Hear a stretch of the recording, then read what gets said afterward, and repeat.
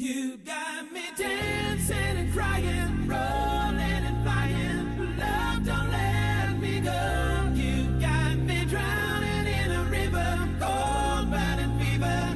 Love, don't let me go. Don't let me go.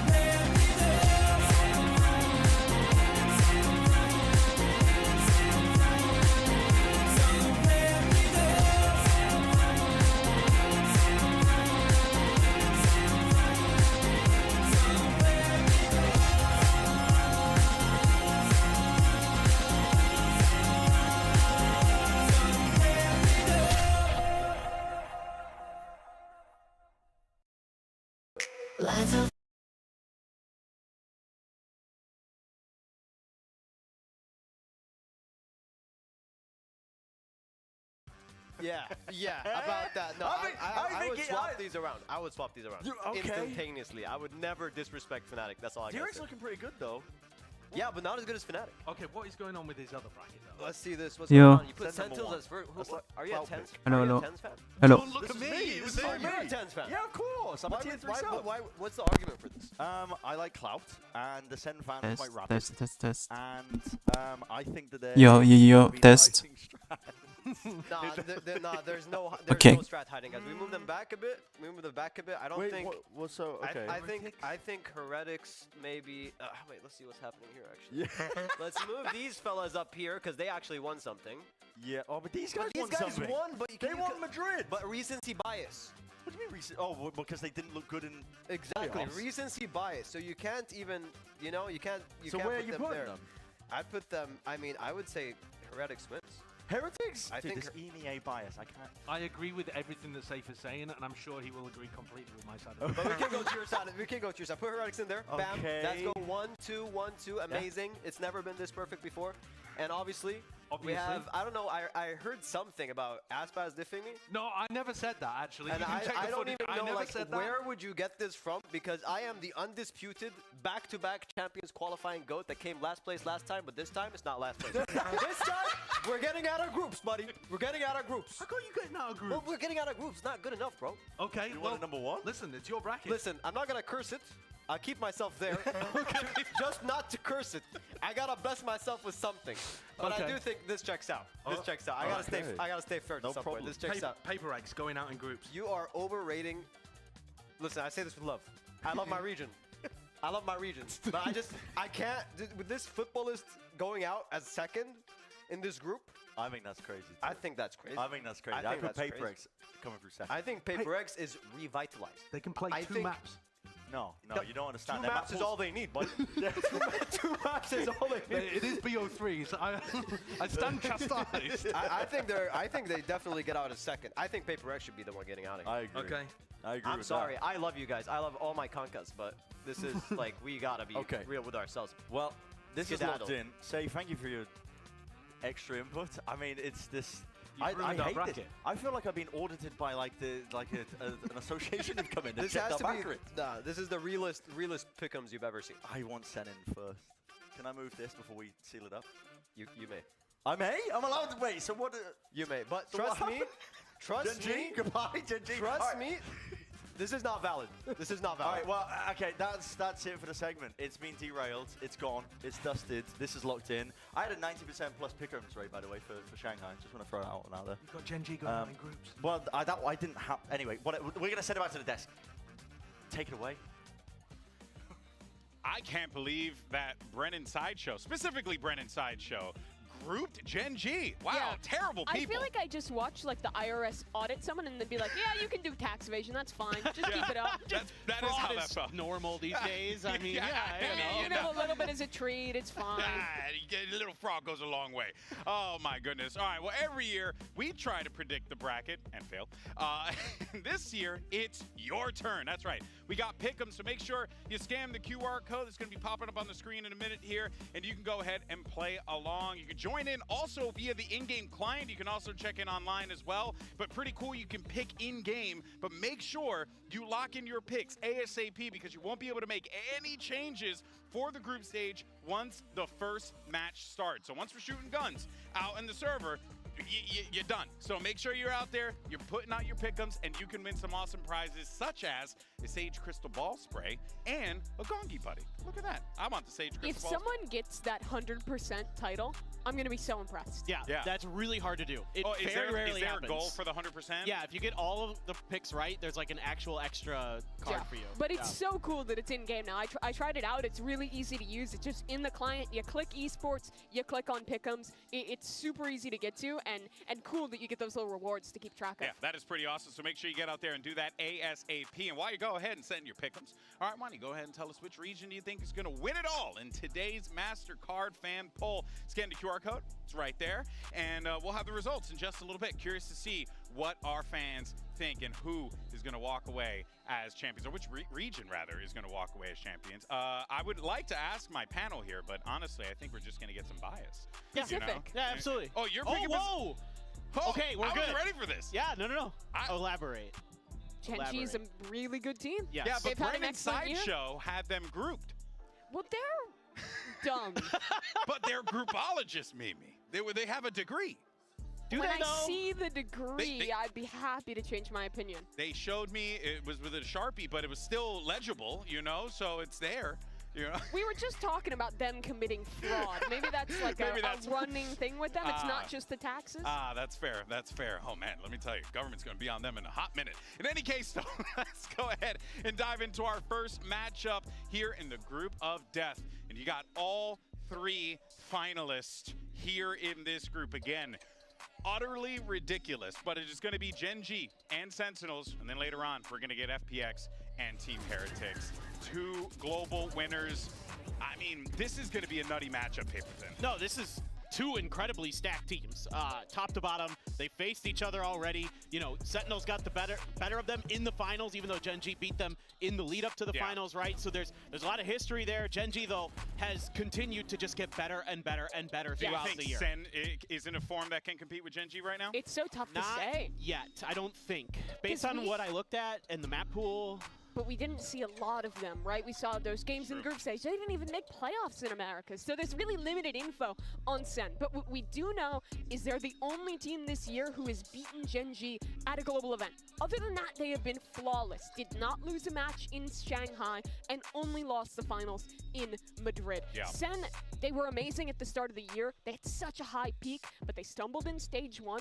And despite starting strong in stage 2, those last 2 matches of groups where it really counted, they couldn't make it happen against G2 and 100 Thieves. And how they're in this really weird position where the expectation has been flipped. Yeah, it's quite bizarre. But honestly, when you look at him, coming into Champions here, it's a great opportunity to kind of reset things a little bit for Sentinels. And here's what Zelsis had to say about this matchup at the Champions Draw Show. Check it out.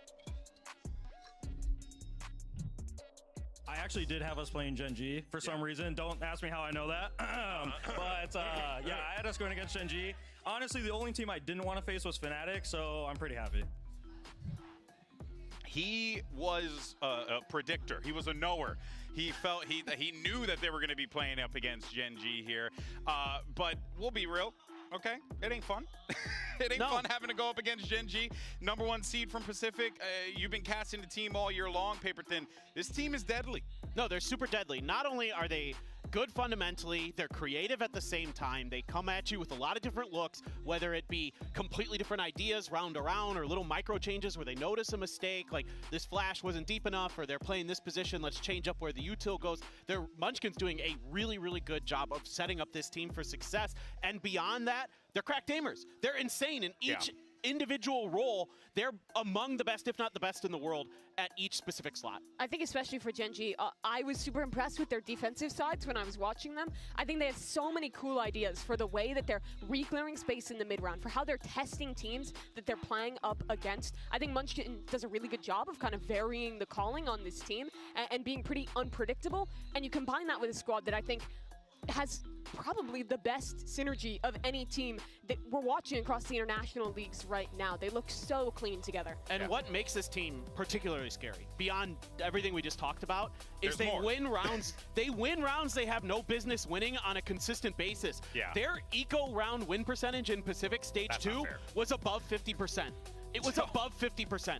That's ridiculous. Nobody else in the world really does that. There's some teams who are close to that level, but they are on another level, and they win a bunch of rounds, like on Lotus against DRX in the finals. They win this 3v5. It looks like DRX has secured the map. They're going to go on. They're maybe going to push Gen G to map 5.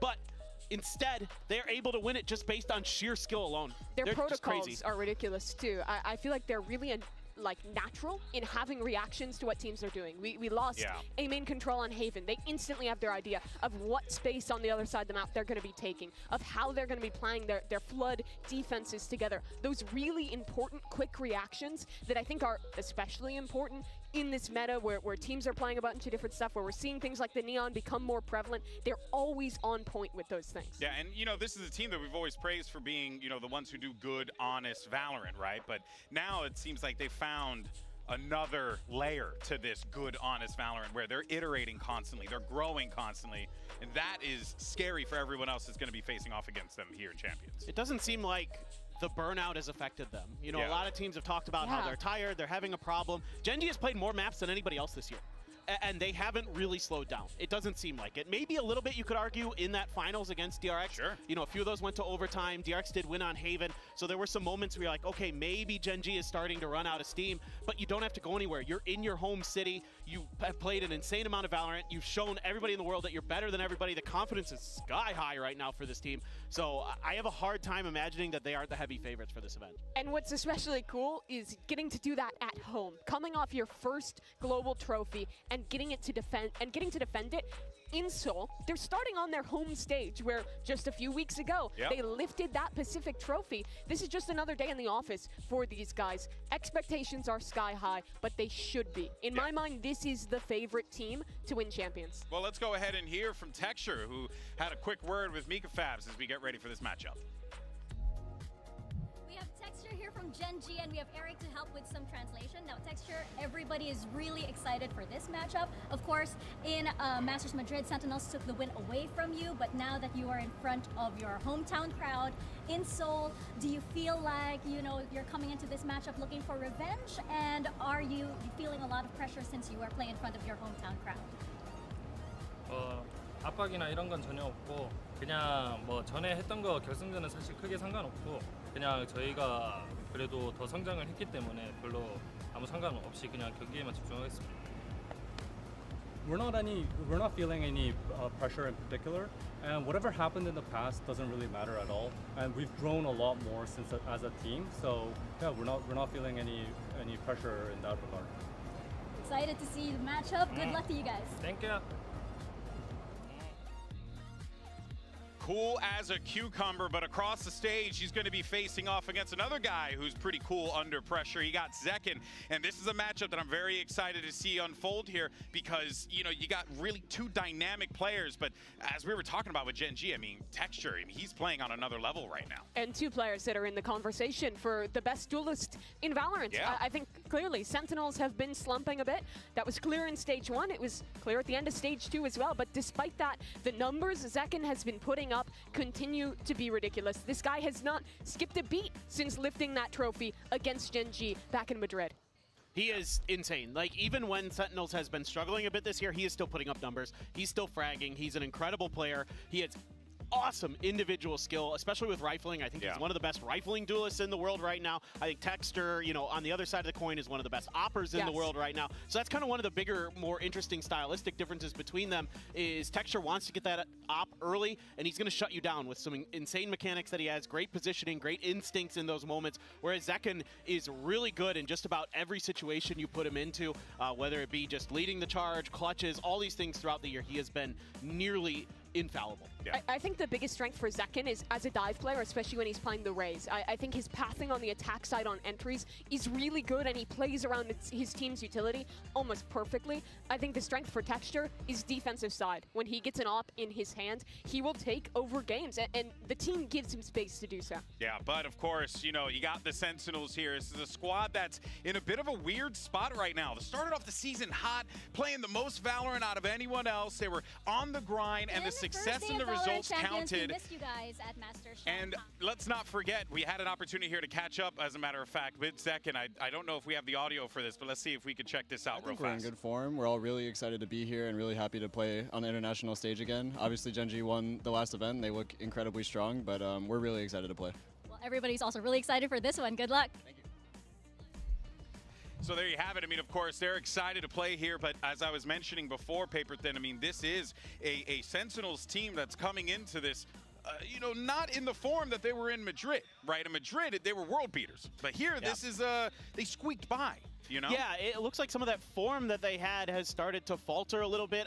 When I watched their tape coming into this, some of the things that kind of stood out to me were they tried to play for some hero plays, especially on the defender side, when I think maybe the better play is to be a little bit more cautious, be a little bit more escape heavy, get out, wait for some reinforcements before you go to try to go for those big duels. But because their players are so good on this team, they can get away with it. Like some of those moments with Saucy on Haven against 100 Thieves, he was just like shutting down that ISO, like shields up and he's just like bang, bang, double headshot, you're dead on the way through. So like things like that, they're still good enough to get over, you know, some of those maybe positional mistakes that I was seeing. Yeah, well, Coach Kaplan actually had some words about this as well. They're saying that they were grateful that they clinched a spot in champs thanks to the early success in the years we had noted before. And of course, our team is best at international events. Can't wait to get there and get grinding. So look, I mean, you got to hype yourself up coming into this one, but without a doubt, I mean, Sentinels know that this is not the same situation that they found themselves in at the start of the season.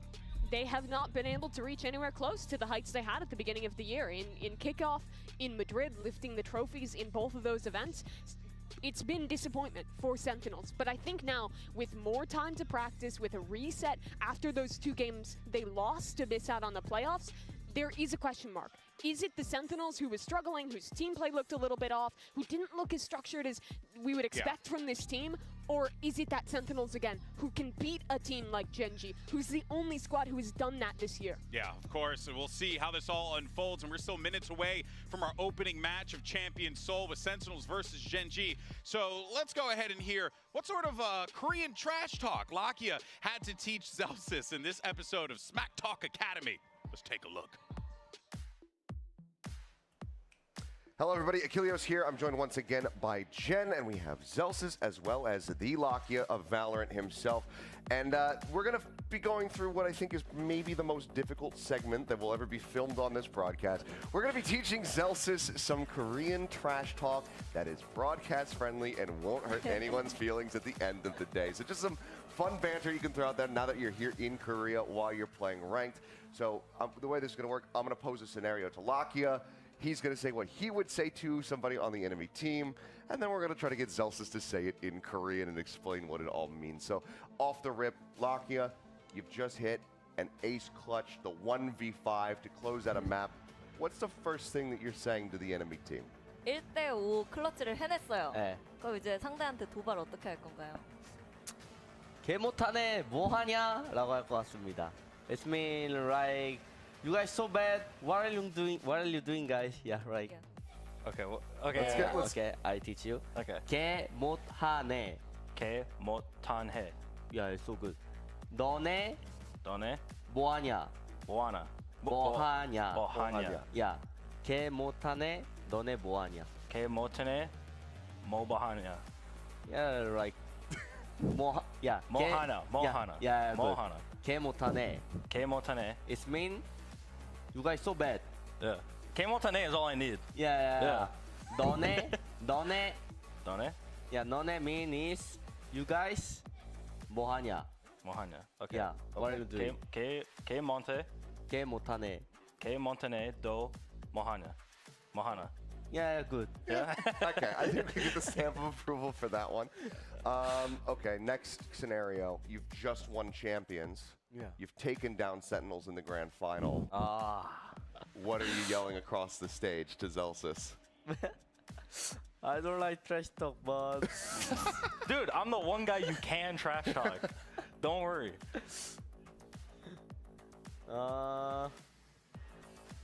너네 쉽다? 너네 쉽다? Yeah, 쉽다. 쉽다. Yeah, 쉽다 mean is easy. Easy? Yeah. Easy? 쉽다. Okay. 쉽다. 쉽다. Gen.G in Madrid was 쉽다. Yeah. 상하이 헤르틱 쉽다. 쉽다. Well, on that note, I think we'll go ahead and call it there before we get into any more trouble than we might already be in. But thank you guys for joining me. Zelsis, I hope that this will be of great use for you while you're in solo queue. And Lakia, thank you for being our instructor and Jen, our translator. That's going to close it out for us. Thank you so much. Well, today we learned something new, but let's go ahead and see what the fan poll results are. And my word, you guys came out for Americas, but I think look, there are a lot of Pacific believers, but no one believing in VCT China. It's 4 in the morning. Yeah. On the East Coast, and the America's voters are showing up. Wait, it's 4 in the morning in the East Coast, which means it's 1 a.m. back in LA, right? Probably. So, oh my word, it's so late. Shout out to you guys, way to go. But here are predictions, and whoa, all right. Well, I also didn't expect this one here, but everyone going for Gen.G except for young Brennan, who's right now raising the roof to me currently. That's clout, whatever. Gen.G's the favorite. Not real. Just clout chasing. What's going on with the FPX voters? Because I would have been on board with that in Shanghai. They look great there, but man, were they rough back in Stage 2 in CN. I would like to defend them. Okay. If I can. You got 10 seconds. Here's the deal. They do weird stuff. It's hard to predict what they're going to do against you. A lot of teams struggle playing against their weird style. And they're playing Heretics. And they're playing Heretics. They pushed them 2-1 the last time. Exactly. Yeah, I mean, honestly, both games are going to be fantastic. This is exactly what you want to see. I mean, it doesn't get any better than this. It's literally a rematch of Madrid. It's all 3 of our finalists in one group from each of these Masters tournaments. Yeah, you couldn't have asked for a better way to kick things off here at Champion Seoul, and we're finally here. So let's go ahead and kick off this bad boy with the biggest event of the year, Gen.G versus Sentinels, FPX versus Heretics. Day 1 of Champions starts right now.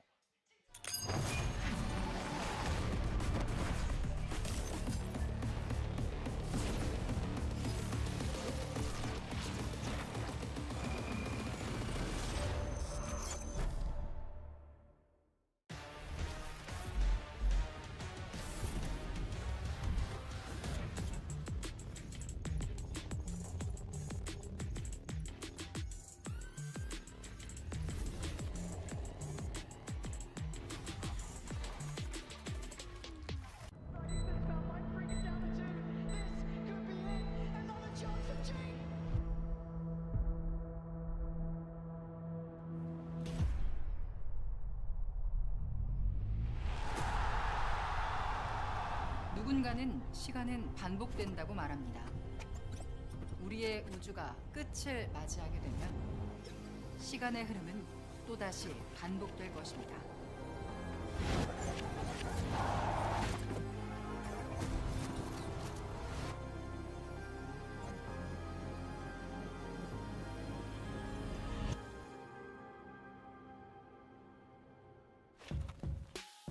제가 기억하는 한 항상 게임을 좋아했어요.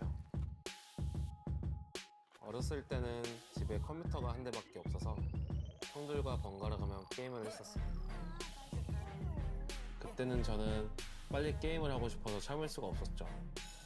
조용히 할게요. 제가 초등학교 1학년 때 선생님이 장래희망을 묻는 종이를 주셨었어요. 장래희망 적을 거예요. 저는 게임을 하고 적었습니다. 매년 질문을 받을 때마다 제 답은 항상 같았습니다. 저는 작은 동네에서 자랐어요.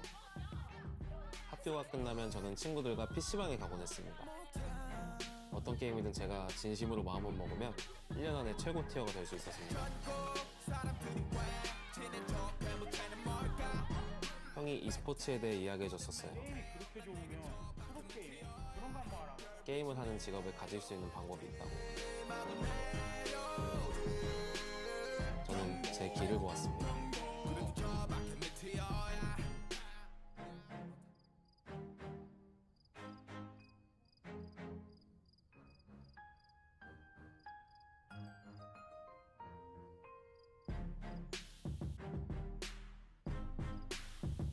제가 챔피언스를 우승하게 된다면 어떤 꿈이든 이룰 수 있다는 걸 모두에게 보여주고 싶습니다.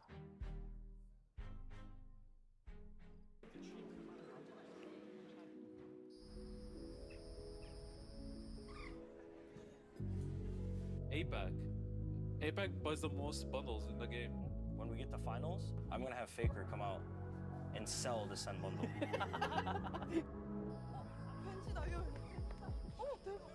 과거와 미래가 교차하는 현재.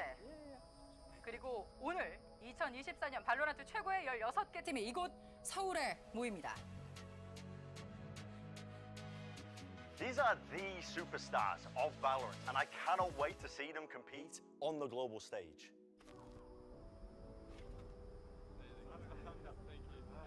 A few years ago I was burnt out, but Valorant gave me a new hope and motivation for myself.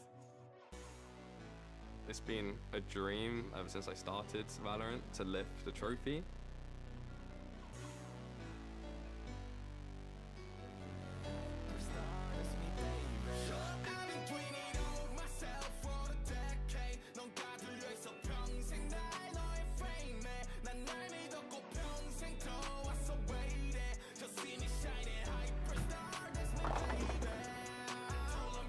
Creo que Crew es un equipo que da mucha sorpresa y esta no va a ser la excepción.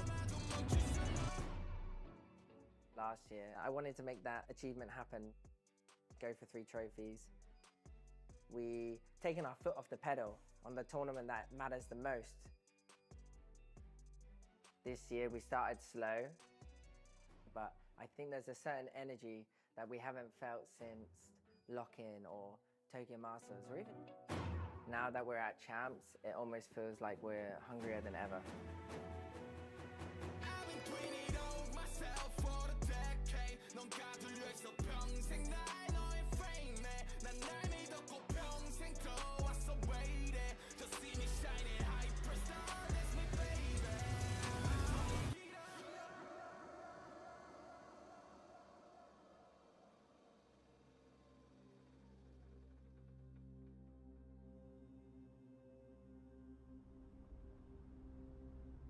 Legacy. People talk about these greats in games. If I'm able to go back to back and achieve the same heights that I did the year before, then that just proves the legacy I'm leaving behind as well. It's painful. I'm so close to getting the trophy. I remember looking at Jinx's face.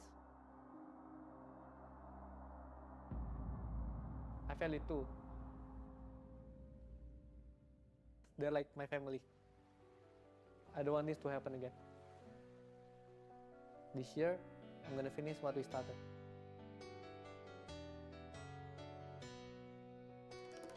Me and Kong already lifted the trophy one time.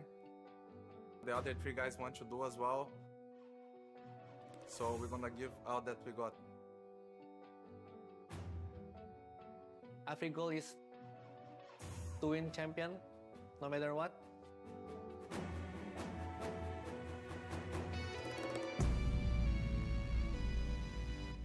이제 e스포츠로서 한국이 얼만큼 위대한 나라인지 전 세계에게 알리고 싶습니다.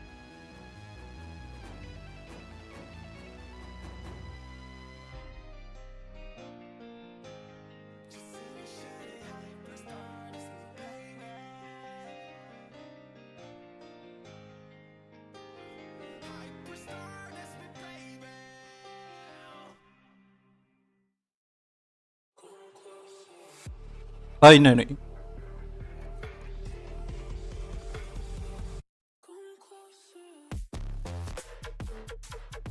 Sentinels.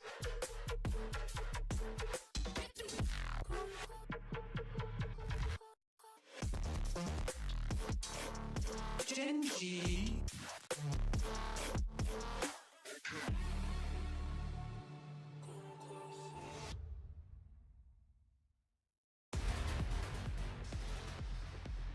It's a juggernaut matchup, a Madrid final rematch. You got Sentinels going up against Genji, the kickoff here at Champions 2024. 2 of our most prolific teams in all of Valorant facing off against one another, and this matchup is going to be awesome. These are the only 2 teams this year that have lifted a global trophy, and now they're up against each other in the first round.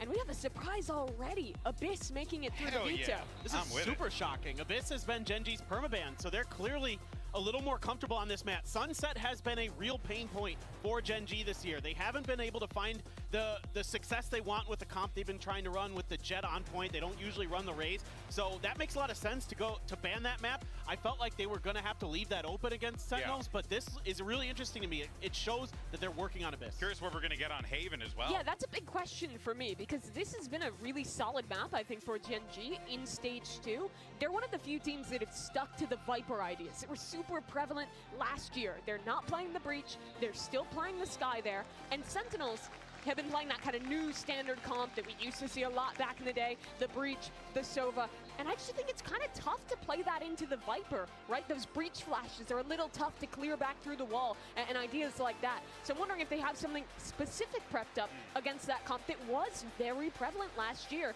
in Americas. Yeah, I mean, I think you have to look to bait out a lot of that utility. That was something DRX was doing really good, with some push and pull at A main to really keep it off balance. So, okay, John QT on the Cypher this time for Sentinels. But yeah, Genji sticking with their comp. They've done it all year. They haven't really changed their comps. Once they settle on something they like, they don't go away from it. Even though DRX did take them down on Haven in the grand finals in the very first map, other than that, they've looked good in the 2 other times they played it. For Genji, I think you should be watching out for how they play their flood defenses with this Viper. Having that orb on the A side, having the wall across B, it gives you a lot of potential to have the anchors moving around on the site, finding gaps in the execute. That can be really punishing if Sentinels isn't ready for it. Yeah, and of course, Sentinels, a lot's going to be leaning on Zekken here to try and get those early engagements going for them. But I am curious to see how the utility is going to shake out here for the Breach, for the Sova, how that's going to play, as you had mentioned before, Mimi, going up against that Viper. Genji is going to really struggle to contest Sentinels on these extremities. The Breach comp is super good for taking a lobby, early space like that. So it's probably going to rely on a lot of retakes here for Genji, but they're great at them.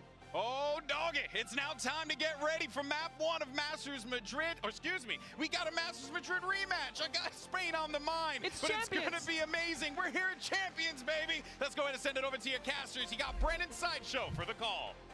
Thank you very much, guys. Yeah, let's get to this one. GB's already teed it up. Listen, it's that Masters Madrid finals, that rematch between these 2 teams, where honestly, both of them peaking at sort of the right times, but drastically different trajectories in terms of where they've landed over the course of 2024. I would totally agree with that. You're looking at the 2 teams that have lifted trophies, but Genji have gone from success to success, while Sentinels had that Super Bowl hangover that we often see from very good teams. I will say, though, when it specifically comes to Haven, Paper Thin, talking about it on the desk. That A lobby control was so important for the one game that Gen.G did end up dropping on this map.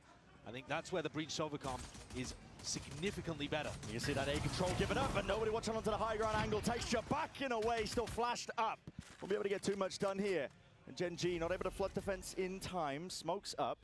Might be looking for a bit of a contact play, but a call for the pause is made by SEN. They're just going to wait this one out for the util. Still holding it down. Go spam it away. Still adjustment from Sassy. It's good. Leaves it just down to Meteor. 1v3 here for our pistol. Can he do it? First obstacle removed. Plenty more where that came from though. Revealed up just in the last few minutes. Reloads off. Turret up. Catches one of the contacts, but Sentinel's not willing to give them too much of a fight here. Sassy's so wide out into the open. 14 HP. Turret still up. Tens us to break this one. The single shot will do it. Oh, Meteor. Damn. Delivers it. Well, there's a reason that this guy was the MVP for Shanghai. What a way to start things out. I was all ready to sell how well Sentinels had played that A exec. The early control, the hit into sight. Gen.G rattled, unable to get that flood retake working. And what did we just witness? The Red Bull clutch comes through in a spot that it should never. Yeah. I think we've got to start there. This is a situation where he should get traded every single time. Yep. Gotta agree with that.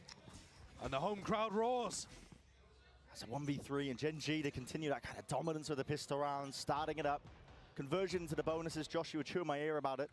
Yeah. Off in the green room, you know, we're talking about how good this Gen.G team is when it comes to just being able to get those early advantages. Yeah, if you want to let me nerd out for a moment there. Gen.G, our third best team when it comes to pistols at Champions, but they're amazing at converting bonuses. So assuming that they win this round, which Meteor is under quite a bit of pressure here. Quite a lot, actually, overwhelming. Damage is being done to them, but it's been flooded in. And should be all good. And it should be, yeah. Sealed up here. Spikes drop down. Zelsis, not much chances for him. He might go around the world to farm up some orbs, but... And so, look, Meteor is going to have enough to buy up a rifle in the next round. They've got 2 Guardians, Bulldog rifle. They're the first... The number 1 team at Champions in terms of converting these bonus rounds. In round 3, round 15, where you've won the pistol and the follow-up. And I think part of that is because they take them so seriously. They have such incredible aimers. If they have a Guardian or a Sheriff in their hands, first bullet accuracy on almost all of these guys on Gen.G is remarkably good. Love seeing that flash there. A little bit of an Easter egg, I think, of things to come. 30 seconds left. I think he's just looking to give away his body at the final moment. I mean, he has nothing really to play for, apart from that extra ult point that he could try to get online. And to be honest, he's not too far away from getting it early on in this map. Yeah, spotted out and finally cleaned up here. So, inevitable here, but now we can start to look forward to this bonus round. Gen.G usually cooking with it. They are, and I'll tell you what, I've been watching a lot of both, well, I've been watching a lot of Gen.G on Haven. I've watched all of Sentinel's Haven, but they haven't played it very much. So that's an interesting dynamic, isn't it? Because SEN are going to read into what they've seen from the VODs from Gen.G. And one of the interesting things is Viper Orb, always going towards C long instead of A. That's an interesting quirk of how Gen.G play this. And they have 2 different Viper walls. This one, the most standard, which is going to throw towards A. And then he has an aggressive one for A lobby, which I thought they might pull out. But here on the bonus, looking to try to punish anybody that takes a peek mid. Bit of spam damage just laid down into the wall here. A lot of presence showcased here by Gen.G. Texture's going walkabouts. Wants to make a go of things. No cam tap. Yep, no cam, no turret to catch that contact. Now the dash is active. They missed the timing. Right behind, no, still. It's a bullet straight to the back. Now, potentially an opening for Sentinels. We'll attempt to slow this one down. They want to try and get rid of most of this util. There's a fault line to try and follow through Zekken. Got a lot in his face here still. Nothing to really shut them down. Meteor dodging the flash, up and away! Looking snappy and magnetic into the moment. Still a TP forward. Sentinels not to be disallowed this, but pushing through the one way. It is chaos incarnate. Down to that 1v2. Munchkin. Upgrade in hand. Now he's going to make the most of this one here. Sentinels cannot afford to throw away these player advantage situations. Not like how the pistol round got started for them. Dart is good. Spots out Munchkin now, but he's got a lot more to do. Molly at the feet. Sassy. Push back and away and wide. Bit of spam and straight bullets away. Gets the reload off, but there's only 6 left to him. He's got to do so much with it. Not able to, not against Sentinels there. In this instance, the discipline finally reigning supreme. So there we go. Gen.G unable to convert the bonus this time around. Still off to a decent start with some good damage done. That's going to knock the Sentinels' economy slightly. But I think more important than that, as we look towards the rest of this half, is how the map control game plays out. You can't really run big C execs against Gen.G. That's the power of the Viper Orb at the top there that they run. But it does make their A-holds weaker, I think. And the way that DRX was able to beat them on this map just recently in Pacific was by taking A-long control very consistently. You've always got John there with the cam to make sure if Gen.G push down mid, it's covered. I think in rounds like this, giving Gen.G full A-lobby control seems like a bit of a map control mistake to me from the side of Sentinels. But maybe they've got something very different in mind. It looks like they're setting up for another one of these garage splits. At least just preemptively trying to get rid of some of the Killjoy util. Turrets up, trying to spam one of the more common locations, but they don't actually know where it is. It's been shifted and moved along, so none of those bullets will be landing. Drone up through C. Makes it feel like there is some presence and pressure being pushed up into it, but a lot of players just now sitting outside through B, wall up in their face again, creating difficulties. And if they do decide to pop B here, Munchkin's going to be there fairly early with a snake bite. They're trying to go back towards garage. Texture. He's trying to play an off angle to get ahead of this util that they might use to clear this, and he is ahead of the full line! 2 removed! Job just like that, pushing through though. John QT quick to equalize. It's a 3v3. Into the moment still with 40 seconds left, there is room to breathe. Bit of a pause is called, Cage falls. Alongside the wall, Munchkin was not ready for that. Ferrari Peak in action here. 30 seconds left. Tap, hoping that the rest of these players are going to come swinging out of the open, and it leaves it once more down to Meteor. 1v3. A miracle round for him on the pistol round that he did convert, but this one is a little bit more, at least tougher to chew through, isn't it? Contact's caught by John, and he will deliver them the round. 2 huge kills there from Sentinels. One from John, the other from Zekken, both in B main. And I think those are the 2 that really turned that in favor of Sen. After Texture got a double kill, most of the time I think that should be Raps. Yeah. And yet, really strong, quick aim coming out from John Cutie and Zekken to be able to pick off players on Gen.G. Both Karen and Munchkin falling in those spots. It just opens up the whole site for them.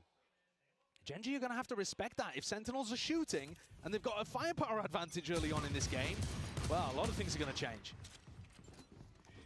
That's knocked Gen.G down to that weaker buy. It's a good time to talk about, you know, the overall feelings heading into this match, because a lot of people would, I think, pen Gen.G as the heavy favorites. That's understandable considering Sentinels was slacking a little bit towards the end of stage 2.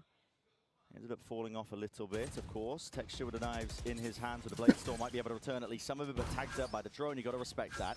Backing away, it's a bait and switch though. Got to make the most of it. Meteor's back in there too, Orb in their face. Not thinking about it, but as it's dropped, Meteor is just out in the open, and this slow, cautious tail is really being told by Sen across the map. It's working dividends. It is, but because they didn't take a long control early on in the round, and they don't have drone, it's going to be tough for them to end A here. So their choices are between B and C, and that's mostly where the Gen.G defense is. There are still opportunities for this to go wrong for Sentinels. They've got time on the clock. I'm not sure that John's going to be able to re-explore this entire area confidently. He's going to give it a go, though. There's a stack of players at Gen.G at least. Waiting for what's the chances you run into the bucket here? I mean, Josh should just be going down every day of the week, and so he does. An upgrade offered up. Handle to them, fault line into the corner as well, but you want to go into this one with a rolling thunder. It is committed, still as an orb and a snake bite in your face. Aftershock, narrowly avoided. Flick of the wrist, dodges the flash. Still, the reinforcements are here. This is the danger zone for Sentinels. You're walking straight into the maw, and it's only firepower. They're going to be able to bail yourself out. Texture. Damn. We do so much with that Sheriff in hand, and the plan has to be stuck down. Bullets spraying and praying away, but Tens ready to lock it all down. Recovered there towards the end for Sentinels, but I'm really not liking the way that they're setting themselves up in some of these situations. Because they're not taking A control early on, they limit themselves so drastically in the late round. Yeah. Yes, they're able to barrel their way through there. And yes, it doesn't matter too much that John goes down to the Bucky in short, but that got close and it had no reason to necessarily. They just found themselves stuck. The importance of that A-lobby control, though, that you were hammering home is going to be all the more here. Texture's got the operator in his hands, and I think this is being tracked by Sentinels now. Got a sight set towards it. It's a drone. Texture's ahead of this though, to fall, and he misses the flick, and there's a dash into his face. How the hell do you avoid this? You don't! It's all supplemented. TP up into heaven, Tens is there for the backstab just in case, but Sassy was the one to clean it all up, and now you're just looking at a save. That's so lovely. I mean, that's a wonderful play over towards Hay there. Adding the Soverall into the back of it too. Texture had an opportunity, but it was a tough flick to be able to get onto Zek, and he does the reverse peek, crossing over the bricks early. He is often good for those. His aim's pretty spectacular with the op, but this time, SEN come out on top, and Zekan's got that killer instinct just to rush him down early. Yeah, they are not scared, are they? I was talking about how, you know, not fully convinced yet at the way that Sentinels are approaching the attack side, despite the fact that they've been good so far with rifles in hand. But if I'm looking at just the teamwork, coordination, their rifle aim, everything's looking very clean right now for SEN. And that A-take inspired a lot of confidence in me. So far, it's Gen G firmly on the back foot here. Yeah. Sentinel's coming out swinging as well. Don't let that 4th seed in Americas fool you. What a finalized finish as well for them in stage 2. They had a 6-map win streak at the start of stage 2. Yeah, it's something that I think people have forgotten because they went out ignominiously from playoffs. And they'd lost to G2 right before the playoffs as well. But they're still a competent team, and if you catch them on a good day, woe betide you. Yeah. You think about this Sentinels team as well. It's all been leading up to this. The big moment here at Champions, the end of the year. They started their year in Korea with the Africa tournament, and now looking to potentially lift even a trophy, but maybe getting ahead of ourselves here. It's only day 1, and it's only the first match. Tens punishing the peak there. At least they all pick up onto Munchkin. McCage up as well, covering the back of Tens. So this is that Viper wall I was talking about. It's designed for A-long control, but they couldn't control the Tens teleports. Very cool anti there, I think, based on where they saw the Viper wall. Karan, he wants to press forwards. He spots the barrel. He knows that there's a kill to be found. Will claim it. Double peak is up, and the trade in sight here for Sentinels. Seekers, considered by Lackey, are now offloaded here just for that extra information, but Sentinels are still working with about a minute on the clock here. They can afford to just slow it all the way down, but Meteor, again, the risks have to be taken. He's the one pushed past and forwards most of his util, and he needs to find a kill from it. Surely he has a free one on Tens. Backs to it. He's watching the wrong angle, but yeah, Tens unaware. That could potentially be crossed up here. Sentinel's going for that quick reaction now. Full speed ahead over towards the C site. And without Munchkin alive, no Viper Orb, C becomes much easier to hit. But there's always going to be that lockdown coming from Garage. How do you... not Garage, coming from... Whoa. What is that kind of placement? Just to make sure that it doesn't get contested? I mean, Sentinel's going to be pushed all the way up onto site here. They can't actually fall back into the long angle flash. Just about dodge here. Second has dropped. This is disjointed here by Sentinels. The aftershock has to get used now. Meteor wrapping behind. And a coordinated attempt. It works to full fruition. Gen G. Beautiful work. Good sub by Gen G. Lockdown as well. Yeah. I can't say that I've really seen too many people popping it down there to go for the C retake. I was also watching Texture's POV. He had to dodge 2 breach flashes and Lakia's flash as well. He's spinning his crosshair left and right just to try to keep his vision intact so that he can help on the retake. But that's the first one with rifles in hand that Gen G get on the board. And it wasn't looking great for them until Meteor made that play walking down mid. When you're in a player disadvantaged spot, sometimes you got to take risks like that. Of course. Yeah, I mean, he's all over the place. So now Texture with op in hand, going to be taking that peek towards B as Sentinels look to take some A lobby control. TTP though, Lakia side by side. Him and Karon not ready for that one, are they? Zekken just catches one to the temple. Forced to back away. Texture's wondering which way to look. You see that Tens went for the same teleport again, so every time the Viper wall's been in this spot, Tens has tried to TP into this cubby. But this time, Munchkin wasn't just sat there in the open picking up an ult orb. They actually fought. Scout destroyed. Slow and steady. This time Gen G not needing to take too many risky plays, wandering forwards here. The pit is going to be dropped at the minute mark. This is lovely. Supplements the defense. But it also stops you getting any further info. I say that, but actually Karan, having gone on top here, is still going to be able to get info down short. So it keeps 2 players A on the defense side, but I think SEN are going to struggle to get through that. They really are. What are your options now? You haven't gone Garage, you haven't broken the Killjoy utility. Well, Meteor, he's going to walkabouts here. Oh my, almost time for the peak there. Yeah, almost there with a punish still. Drone's going to be used to clear through into mid. Sentinels have only got 30 seconds to really work with into this one. Again with that player disadvantage. Tens, TP up top and away. And he spotted these players completely unaware. Gen G still lucky. He's got to get a handle onto most of this one. Caron pressing forward. Smokes watched for. Gen G have toppled. That is an amazing play from Sentinels. Gen G always flood defend and try to pre-take over towards B. Zellsis tapped that knowing it was coming. I mean, he knew with 100% confidence that they were about to push through that smoke. Hard red. There's the advantage of having those VODs to watch from Pacific. Yeah. Munchkin not interested in playing for this one as well. Just wants to keep the op into the next. It's a big tool they're going to be using for their defense rounds. Gives us time as well to talk about, you know, the general feeling heading into this one. It was already kind of mentioned on the desk with the map pool stuff, with Haven being played. It's a map that we haven't seen much of Sentinels at all. No. And there's a reason that they picked it here today. They feel like there's weaknesses to exploit on Gen G's side. I would have to agree. When I was watching, it looked like one of the weaker maps for Gen G, surprisingly. It was my overall hot take coming into the event that felt like the map pool wasn't quite as shored up as people were making out. The weird thing about that, though, is I feel like we've seen Haven so little and from so few teams at an elite level that actually I still feel like Gen G's Haven is up there, top 5, top 3 in the tournament. From what we've seen, yeah. Maybe I'll change my mind after watching more of other teams play, like Sentinels here. But, you know, SEN had only played it once before this, into 100 Thieves, and they lost fairly convincingly. And so it's hard to tell, right? It's really tough to tell. Size, yeah. It's tough to tell who's good on Abyss, obviously, but also Haven at the moment.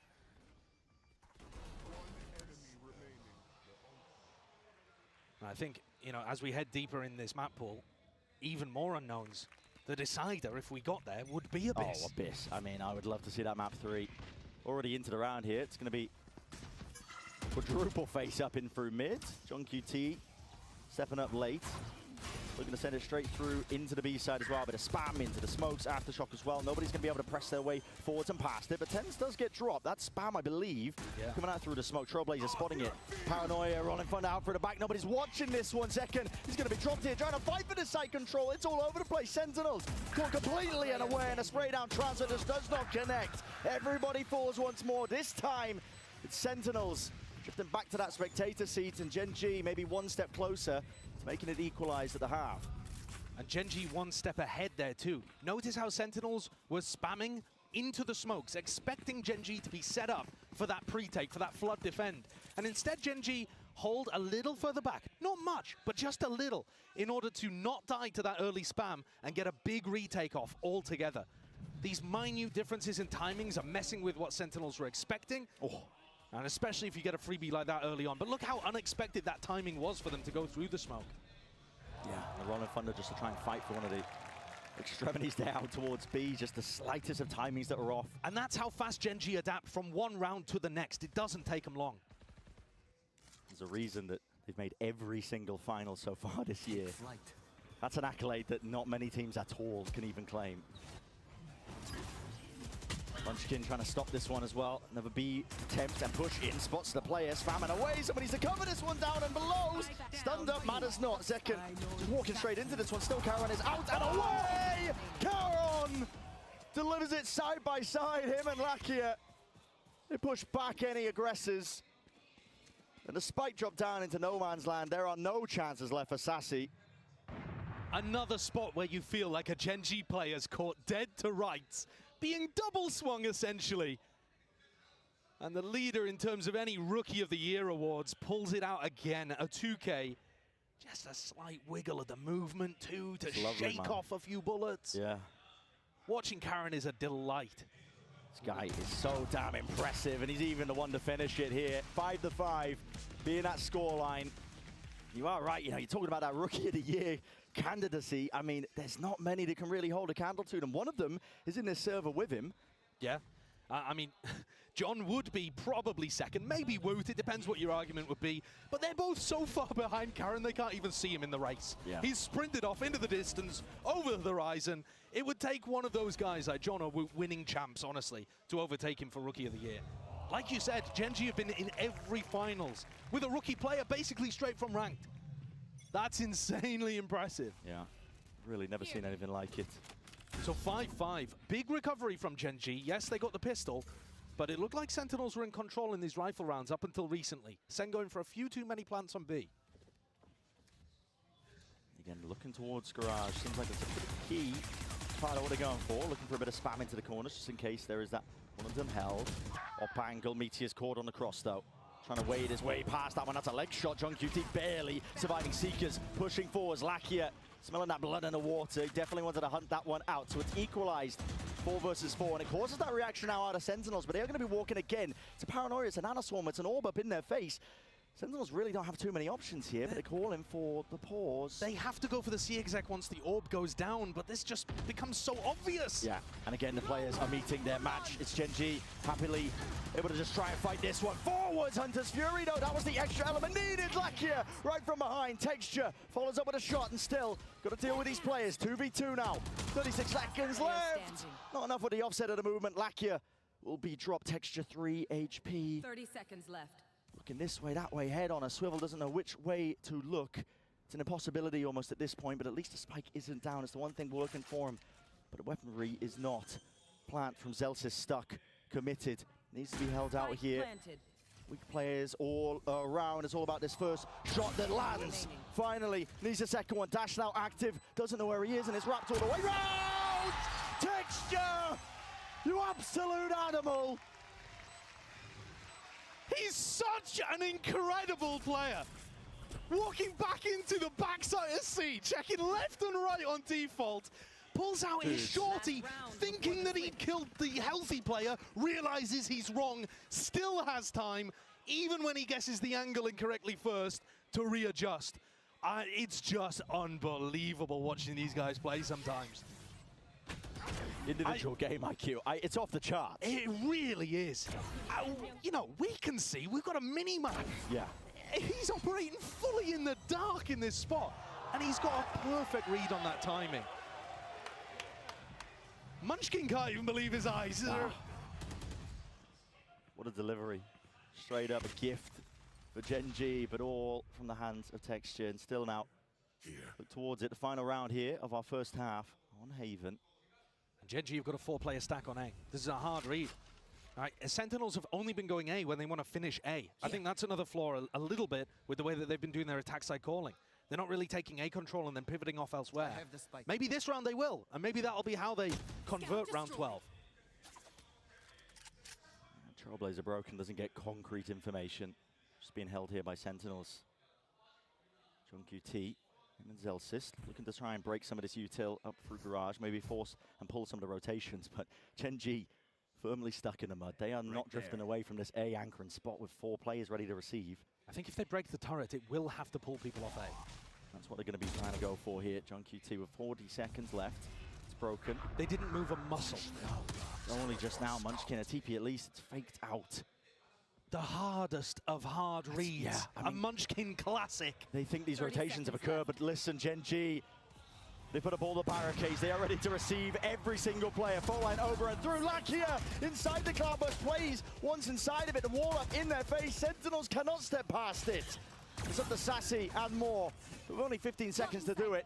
Your options are pretty much entirely ran out. Updraft and away. Fade away with a Blade Storm. It's a flourish to finish, man. And only a few seconds remain before Gen.G take this lead for our first half of Haven. No time on the clock to play with. 7-5 will be what we stare at.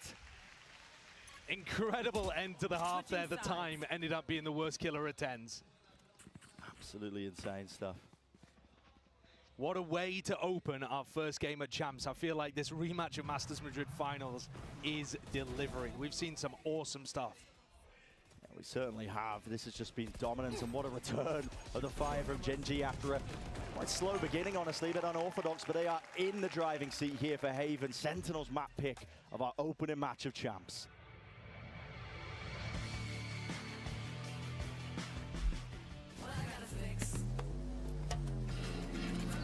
Oh, come on. Trade in any phone in any condition guaranteed and get $800 off the new Galaxy Z Fold 6. Only on Verizon.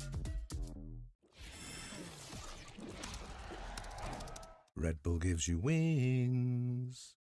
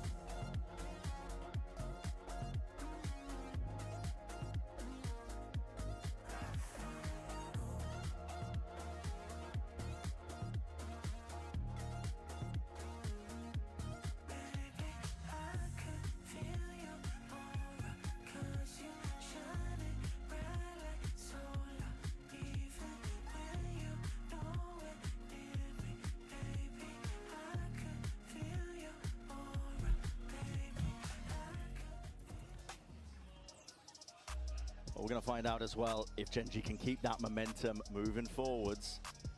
It's going to be potentially a tough ask, honestly. Depends what Sentinels have got prepped up on their defense half. That's the trouble with a team that is coming into a tournament where they haven't really been showcasing much of their maps. I mean, honestly, the case for a lot of teams is, are you okay? Am I being baited? Is that real? I mean, it's looking real. We'll see. We'll see. Going into the next half, whatever's happened down there. Going into the next half, though, again, my focus is going to be on pistols. I feel like Sentinels.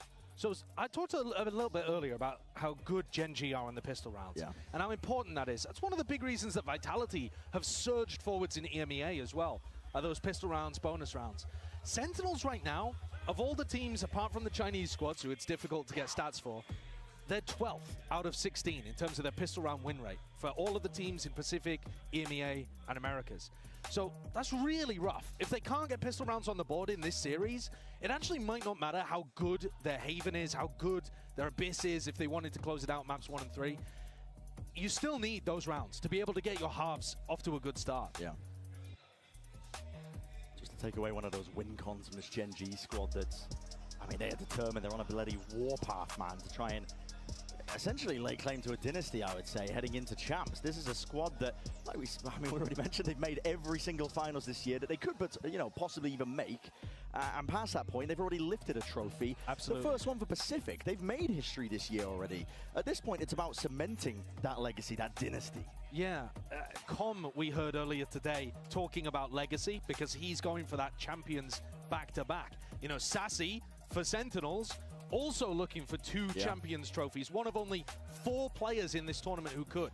But on the side of Gen.G, I think if they win champs, maybe if they even just make the grand finals, they have a very solid claim to being the greatest of all-time team. And that's with Fnatic still in this tournament with a very similar roster to the squad that won back-to-back at Lock-In and Tokyo. I mean, their consistency is just unheard of, especially with how challenging this year has been. It's a very condensed schedule. Makes it difficult to just not feel the burnout over a certain amount of time here, but Gen.G have been looking largely in charge here. The beginning here for our pistol round. And it's all slow for now. Creeping and crawling up through mid, looking to see if they can get any of those early angles, just in case somebody's peeking for info on Sentinel's side. There's a trip in their face. Texture, it's going to be chewed up by that one. A couple of stray shots. Yeah, you flying it away. A tap as well for the reaction. You can see there that Texture was intending to updraft onto the high ground inside that smoke. The trap stopped him. Cam sees a lot of this info, but it's only Zelsis home. Yeah, peeking away. Just can't quite land the one shot that was necessary there. So Zelsis will push back that play that's occurring. The timing that's taken. Munchkin, oh, wide open. Right bit of taking. John QT's dropped. So they tap B, fake C, walk in on A. And it's an open site. Potentially closed case, but still Sentinels, they do have that retake utility in their back pocket, just waiting for it to potentially come online. 17 seconds until the dart. Not too sure for the fault line. Dash still available. See if for Zekin in the back pocket. They're worried about these flanking players as well. Might find it difficult to get through, at least with this orb, but as soon as it goes down, you might see them take that timing. They are so concerned about these mid flanks. Not ready yet. And now the time to strike is here. Texture is way ahead of it, inside the smoke. Any sort of timings the Sentinels were looking to try and take, they've missed it already. Texture still, Sassy. That's 2. They need more than that. And no one from Gen.G is willing to even give him it. Ice cold from them, a tap onto the spike. No one out into the open. He has to stick it for the only win con. Gen.G. Almost inevitable that they claim once more another pistol round here. And that pistol was remarkable. The fake onto B, tapping it after Texture had failed to get onto the high ground, trying to get simultaneous C lurks and A lurks working. I don't think either of them were designed as fakes. It's more just as see which one works, right? If the guy dies over towards C, probably the guy on A is going to be able to find a timing. And my God, what a timing Munchkin found. He also got in position to throw that orb deep towards CT. As soon as the orb goes down, Karen throws a smoke and Texture's inside of it. Every part of that worked beautifully. Yeah. The small details are hammered out so well by Gen.G. They've had a lot of practice, a lot of matches to be played this year. Not willing to throw away that advantage that they've got. Winning that pistol round. taking it nice and slow, hoping that Sentinels will peek into them. The cam from John Cutie was positioned a little further back in the previous round. It's going to be getting them good information on this side of the map. Yeah, Trailblazer, just a check in case there are trips there. Clears the way through most of the side. Not sure if it cleared Zekken off into the corner. They don't like what they saw. Gen.G instead now moving over towards the B site. Flash overhead, no connection there. Karon will stick this one, and the gamble stack of Sentinels does not work out. They got Viper Orb onto the plant.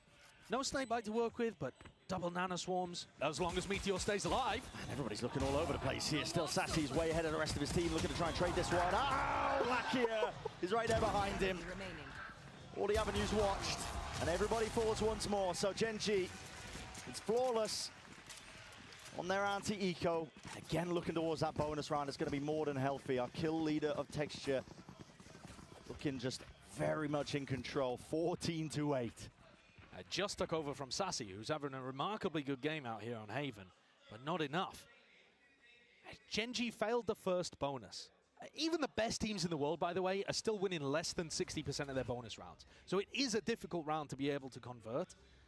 But Gen.G with 2 bites at the apple here on this map and a chance to run away with Haven. Wall up. It's difficult to get the timing here. Zelsis is holding his fault line, but all the players are already way ahead of him. Sassy. That doesn't even stop them contacting. There's no way. Can't believe they didn't give it away there. There's no way. They don't even spam. They're just all the way up, and it's all for free here. Paranoia, Flash, it's all offloaded, concatenated, out and over the top as well. It's down to TenZ to hold it, locking it down. In through the back, the reset is magnanimous. This guy will not be stopped. He denies any attempt to take that A site. Shadows traveling. Gen.G left scrambling. They should have had that. A dash into sight, an amazing flash from Zelsis to actually push them back just a moment. And TenZ recovers after immediately being blinded in the midst of that exec. He's left on the floor in a 2v4. That's what Sentinels needed. They're holding this one steady, giving up most of the A sites. Rifles are swapped around, noise is being made. Plant not even pushed back here, so Karon will be able to get that extension into the round, and got a feel with Gen.G. That's sometimes dangerous. You don't want to give them those options and opportunities. Oh, no. Karon inside the smoke, not being cleared out, dodging, weaving, TPing away, still being watched for Meteor. 1v2. Meteor cannot land it. Damn. The transfer almost intact, but eventually it's Sentinels who paved the way to a victory. And thankfully for Sentinels, all of TenZ's hard work does not get discarded at the final hour. So they bring that gap down to 3. A little bit of damage done, not too bad for the SEN economy, but they're going to take a tactical timeout here. It's the first one of the match. Really beautiful play from TenZ, must be said. Zekken is struggling. I didn't even realize at this point, to be honest with you, because I felt like he was getting into sights fairly well. But he's 5 and 13. Yeah, struggling quite a bit. And Zekken's one of those players that, yeah, from a map-to-map basis, maybe you could argue he's slightly inconsistent. Only slightly. But to be honest, in every major tournament, he's always the highest performing player for SEN. And he's actually gone up in terms of his ACS all year. Just tournament on tournament, from kickoff to Madrid to stage 2, putting up better and better performances. So to see him at the bottom of the scoreboard right now, it's a little concerning, but if he wakes up, it could be the difference maker. I think that's something you've got to be taking a look at here, is whether SEN want to get an op into his hands, and whether they can from an economy perspective too. He's been buying the Outlaw in the last few rounds here, but he hasn't quite been where Gen.G are looking. No. The money's just been slipping quite tight for them in terms of them just trying to get that operator. You can see opting even for the Outlaw here. You know, getting that sniper into the hands of at least your jet player. It's tried and true at this point on Haven. It's got to be a key part of your defensive protocols. But yeah, it's a bit of a bargain bin buy, isn't it? And only the 1/2 armor target of Texture. Yeah, it's unlikely to find too much success. He's also been running at What C. is this power thing that's been pinged out by Gen.G? It's going all the way through garage and through the back of it.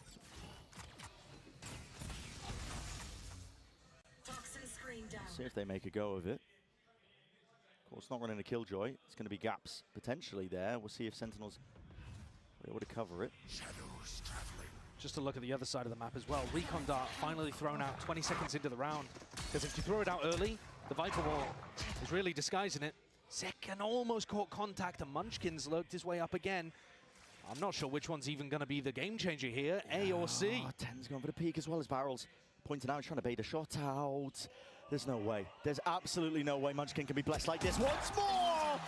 He's working magic over towards the A site. We're watching a bloody repeat. He's opened it up and calls for the TP, immediate pivot. Caron, he's straight there with him. Turret broken down into mid here, but the A site is theirs. Now with Texture removing John. The mid avenue completely opened up.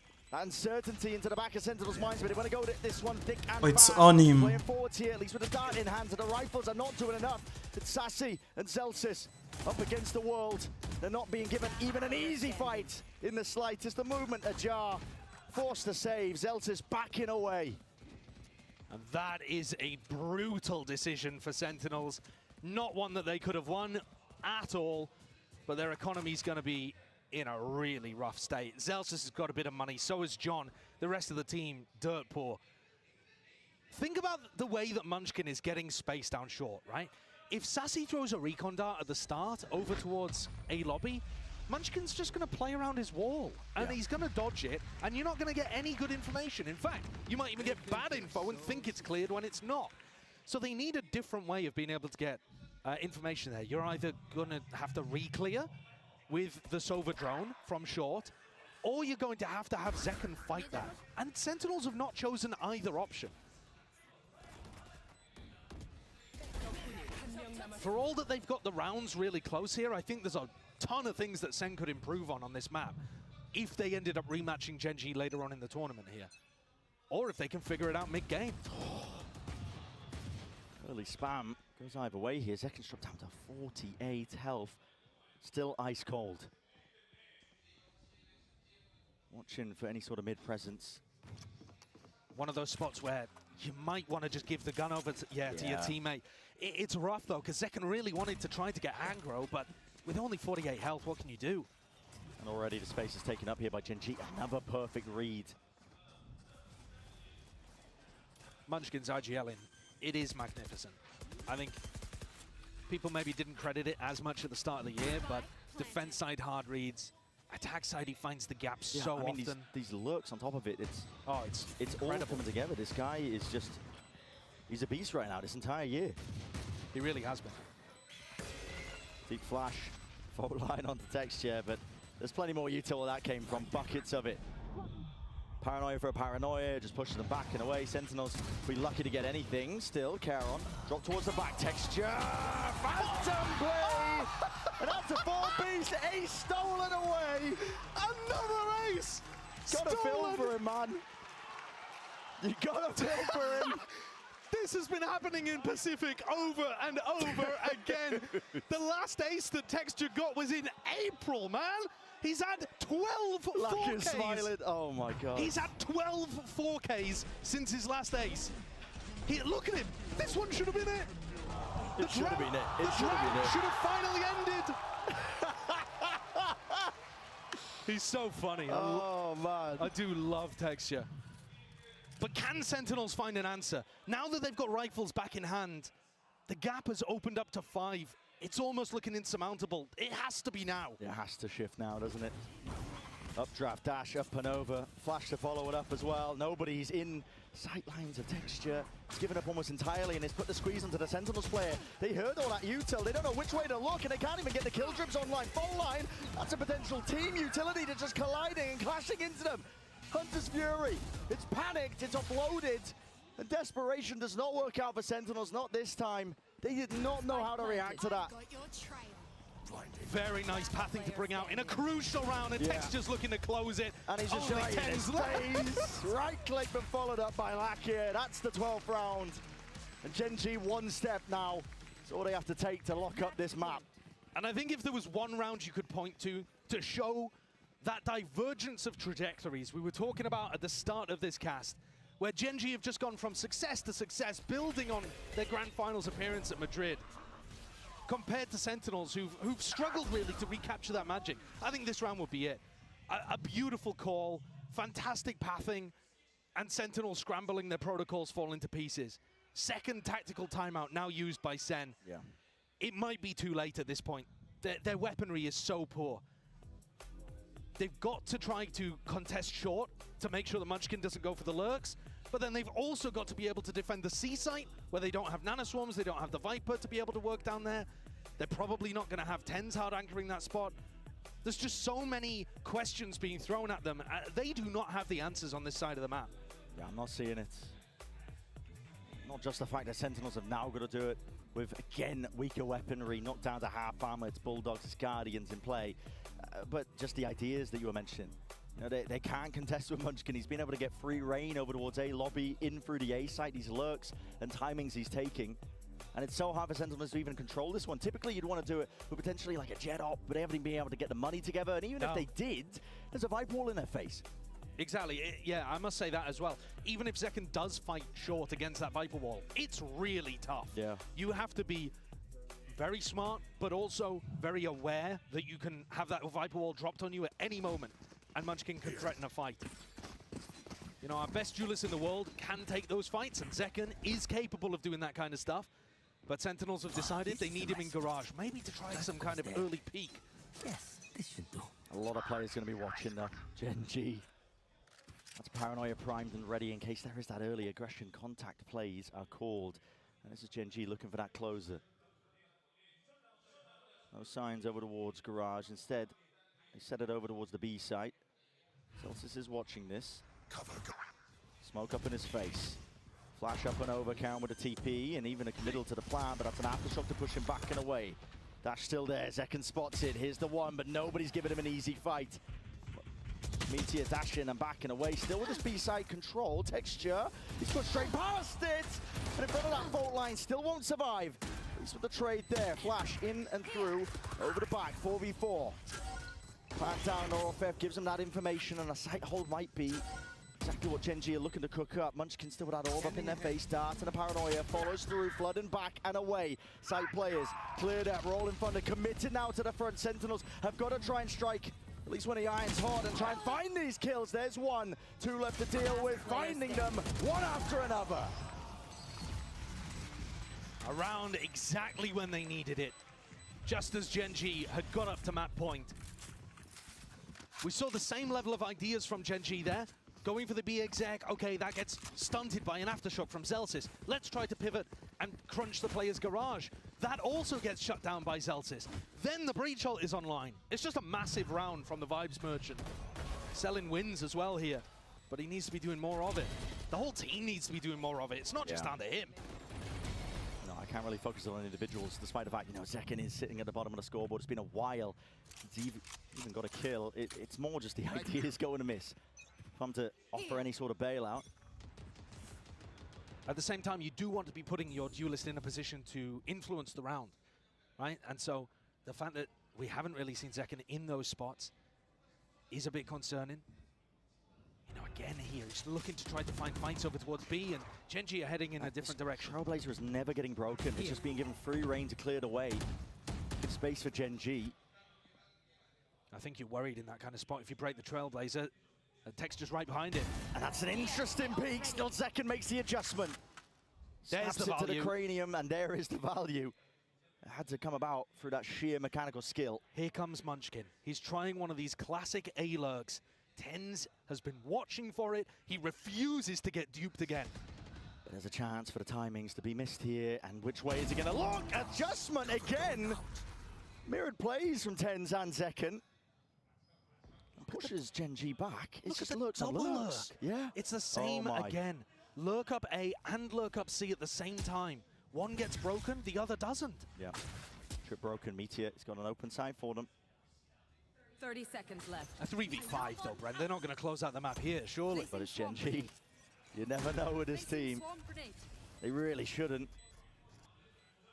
Full breach utility for Zelsis. Sassy's going to have Recon coming back online, but you probably don't want to wait for it. And there's the first Shocky. Preemptive, at least with the debt, so one of the Nanoswarms is off. Meteor finds it, still traded. Charon That's a sweep from behind here now, the backstab, but maybe just pushing back in a way. Lakia needs support and he needs help if this is even going to be doable. Flash in through the box, smoke is up in his face. That's tapping his way, that's a bit of spam to follow up. Keron, and now a lot more to do. Spike being defused, stuck fully, and Ten's there to defend him. Sentinels are still alive in this map. They're not going to be going down one map just yet. 6 chances for Gen.G to close, now down to 4. As Sentinels pick up 2 retakes, both times happy to allow Gen.G to get into the site, but then making sure that they deal with any extraneous threats. I mean, in this situation, they had a big player advantage too. It was a nice shot from Zekken. He's going to now pick up the operator heading into round 21. This is, I think, the first time that we've seen him with an op in hand, right? Yeah. He had 2 outlaws earlier. It's definitely been rough for them to salvage that money together, but he's found many targets. Still a smoke in his face. We'll push him back. Going to be given that early sight line. Texture's even watching just in case he is updraft up onto the box. They don't like what they see. They got to know that the money is available for that operator. It should be at the back of their minds as long as they're looking at the scoreboard. That flash, down A short, and now the Trailblazer indicating that Munchkin did not find an early timing. Sentinels were not sure, but now they should have a good idea that this is actually the pack of Gen.G. How do you anchor it? Locked down, it's unconventional. Doesn't really stretch all the way out towards this A side. Sassy, drone, spots it. They're wondering if this is potentially fake pressure. Tens overstaying it, just about escaping. 50 HP though, and now it's being fully committed. The molly at their feet as well. They are separating these players, picking them apart. Nobody is allowed to anger this site. To set up and execute, the pit drop down, man. And Tens has got to make a play. He's already found it, whipping it around. Meteor, rifle in hand, leaving it to the 2. And only the Blade Storm.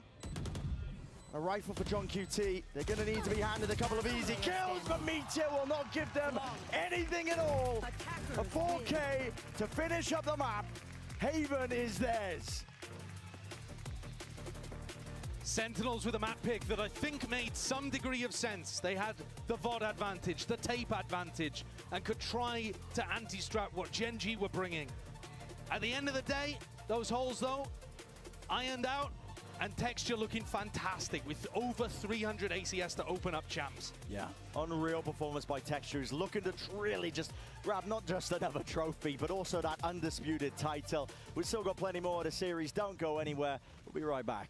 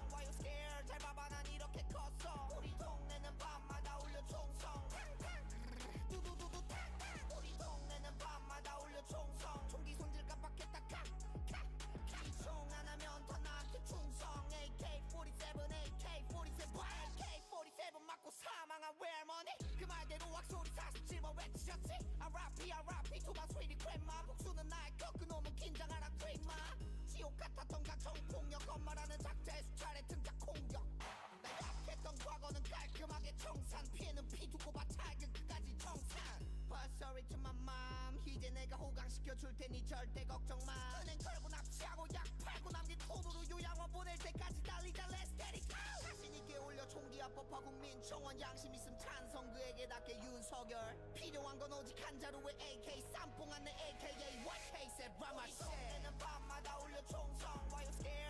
밟아봐 난 이렇게 컸어 우리 동네는 밤마다 울려 총성 두두두두 우리 동네는 밤마다 울려 총성 총기 손질 깜빡했다 총 하나면 더 나한테 충성 AK-47 AK-47 내 다리 사이에 K 진실에서 전쟁해 연발해 날 떠주네 비어지는 게 수화돼 이어진 흘려 피 알답겐 독에 피 상관없지 어차피 귀찮아 MBTI P 내 차에 올라타 내 차내 까미롱 작든지 오래래 까미롱 사고 났지롱 내일 가지롱 가서 합의금 따지몽 내일 하기로 했는데 왜 넌 하는 놈 그 아버지 뭐 하시노 여자 태워 종을 살던 약을 바로 발생 신고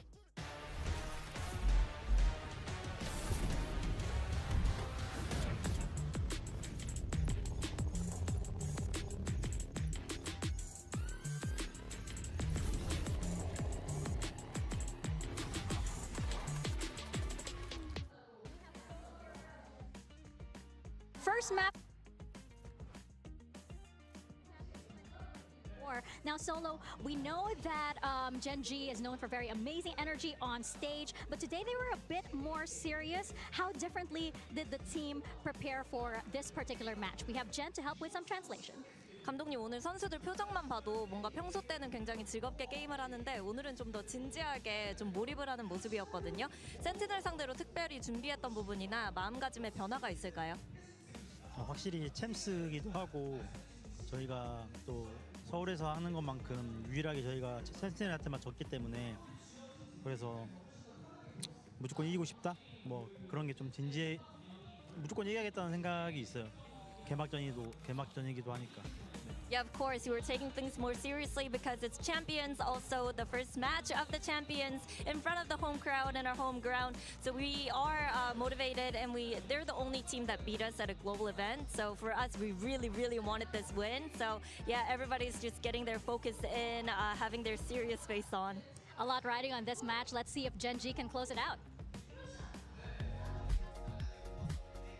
Well, Mika, they're one step closer to being able to do so with that victory on Haven as Sentinels picked that map thinking maybe they had a little bit of a read based on what they saw at the playoffs of Pacific, but instead, exactly what Brennan Sideshow said, they ironed everything out, they managed to plug the holes, and they walk away with the win. And I think we did see those issues to start. I think Sentinels had a lot better solutions to A-lobby control on their attack. They were getting a lot of early advantages because of that, but then it was these Gen G retakes on their defense that I think defined their game with a lot of really fast adaptations, Clint. Yeah, no. They do a really good job of coming up with unique ideas on the fly. There's so many rounds where they're just like coming at you from angles you're not expecting. At the same time sometimes. Yes, exactly. Like they're really good about coordination. One of the best things that Gen G has in their arsenal is that they are extremely patient and they are always trying to work together, always trying to make sure that their retakes are in unison, that the players are swinging together, all those things. That's what it's made them. One of the things that has made them so good. One of many. One of many. The casters were talking about this, but I think they did a really good job of varying the pace at their retakes. We saw a lot of those fast flood defenses that they're known for, but also a lot of slower rounds where they were leaning into those set retakes on B, on C that were also really effective. Sentinels in Madrid was known as a team that was great at disrupting teams' retake attempts, and I think it was really impressive how Gen G was able to shut that down and still find success on these set plays. Yeah, I'll say one thing. When we swapped sides, though, when we were seeing Munchkin with those lurks, I mean, that was devious. That guy gave him no quarter whatsoever, Clinton. Like, is that what we should be expecting as we get ready for Ascent? He doesn't do it as much on Ascent. Okay. It's more like a Lotus, Haven, like some of the maps where he has a little bit more room to maneuver kind of thing, but it's because he does such a good job preparing. He works his absolute butt off studying these teams. Like they talked about it in Shanghai where everybody else is playing ranked and grinding, and he's out there with an iPad just watching teams 16 hours a day, just trying to get reads on them. So that's part of the reason he's able to do some of these lurks. Jeez. And I mean, some of these rounds Gen G were winning were honestly criminal. 3 HP. The pistol round and this texture clutch that we just watched were stolen, quite frankly. But it just shows that, well, Gen G is known for the honest Valorant, the really good setups in team play. Their individuals are ridiculous to pull rounds like that off. If those two clutches didn't come through, this would have been a lot closer a game, and I think would have given a lot more opportunities for Sentinels to build some momentum into this. Yeah. Well, and that goes back to what we talked about in the pre-show, that Gen G wins round, they have absolutely no business winning. Yeah. And this happened in the pistol. It happened in that round with Texture. 3 HP. He's the one peaking those angles with the ops, too. They're holding in one case. Tens is just holding that angle, and Texture still wins that battle. That's how fast he is. And moments like that is what make this team so difficult to go against, because you can be as prepared as you want. You can set up great crossfires. You can do a lot of good things, and Gen.G can still break you. I do think it does bear mentioning, though, that this was kind of something we saw in Americas as a problem for Sentinels. These slow starts. In their 2 matches that they ended up losing, they only won 2 pistol rounds in them. And it was the same here. They're losing out on pistols. They're starting slow. They're not getting the opening picks and setting, I think, Zekken up for those big moments he's known for. And this is a really scary prospect, I think, now going into a map 2 against a team who looks like the best in the world. Well, you know, you mentioned Zekken. I think you saw the, his stats at the bottom there, and I think it wasn't, like bad necessarily from him, but it was what you were saying. I think it was by his standards. He's normally lights out like that. Well, I was going to say that we praised him for his consistency, but something you had noted was he never really had an opportunity to like get going, you know? And I think that again is just another credit to Gen.G for being able to identify that, shut it down, and handle business.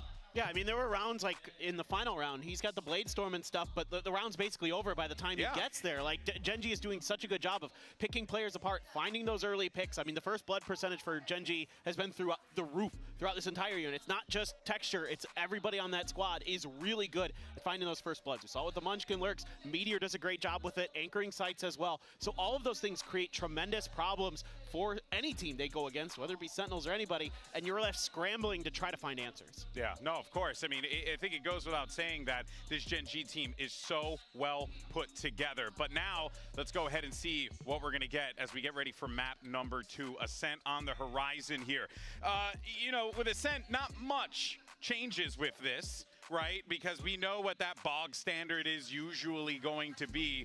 But again, you look at this, you look at Gen.G and the way that they're playing. I mean, this is dangerous territory right now for Sen. It certainly is, but Sen is starting on the defense. I think the biggest win conditions for them to get online here is number 1, getting Zekken back into positions where he's getting opening kills, get that operator online. If he gets into the groove, that's make or break. But the other question is, what comp are they going to be playing here? Because they were experimenting with a lot of the deadlock ideas in Stage 2. Some of it, I think, was better than others, and I felt like this Ascent map needed a little bit more work. You compare him to a team like Leviathan, who is also playing that agent, and I felt like they didn't have the same depth of ideas and strategies built up around it. But they've had a lot of time now to prep if this is the idea they are committing to.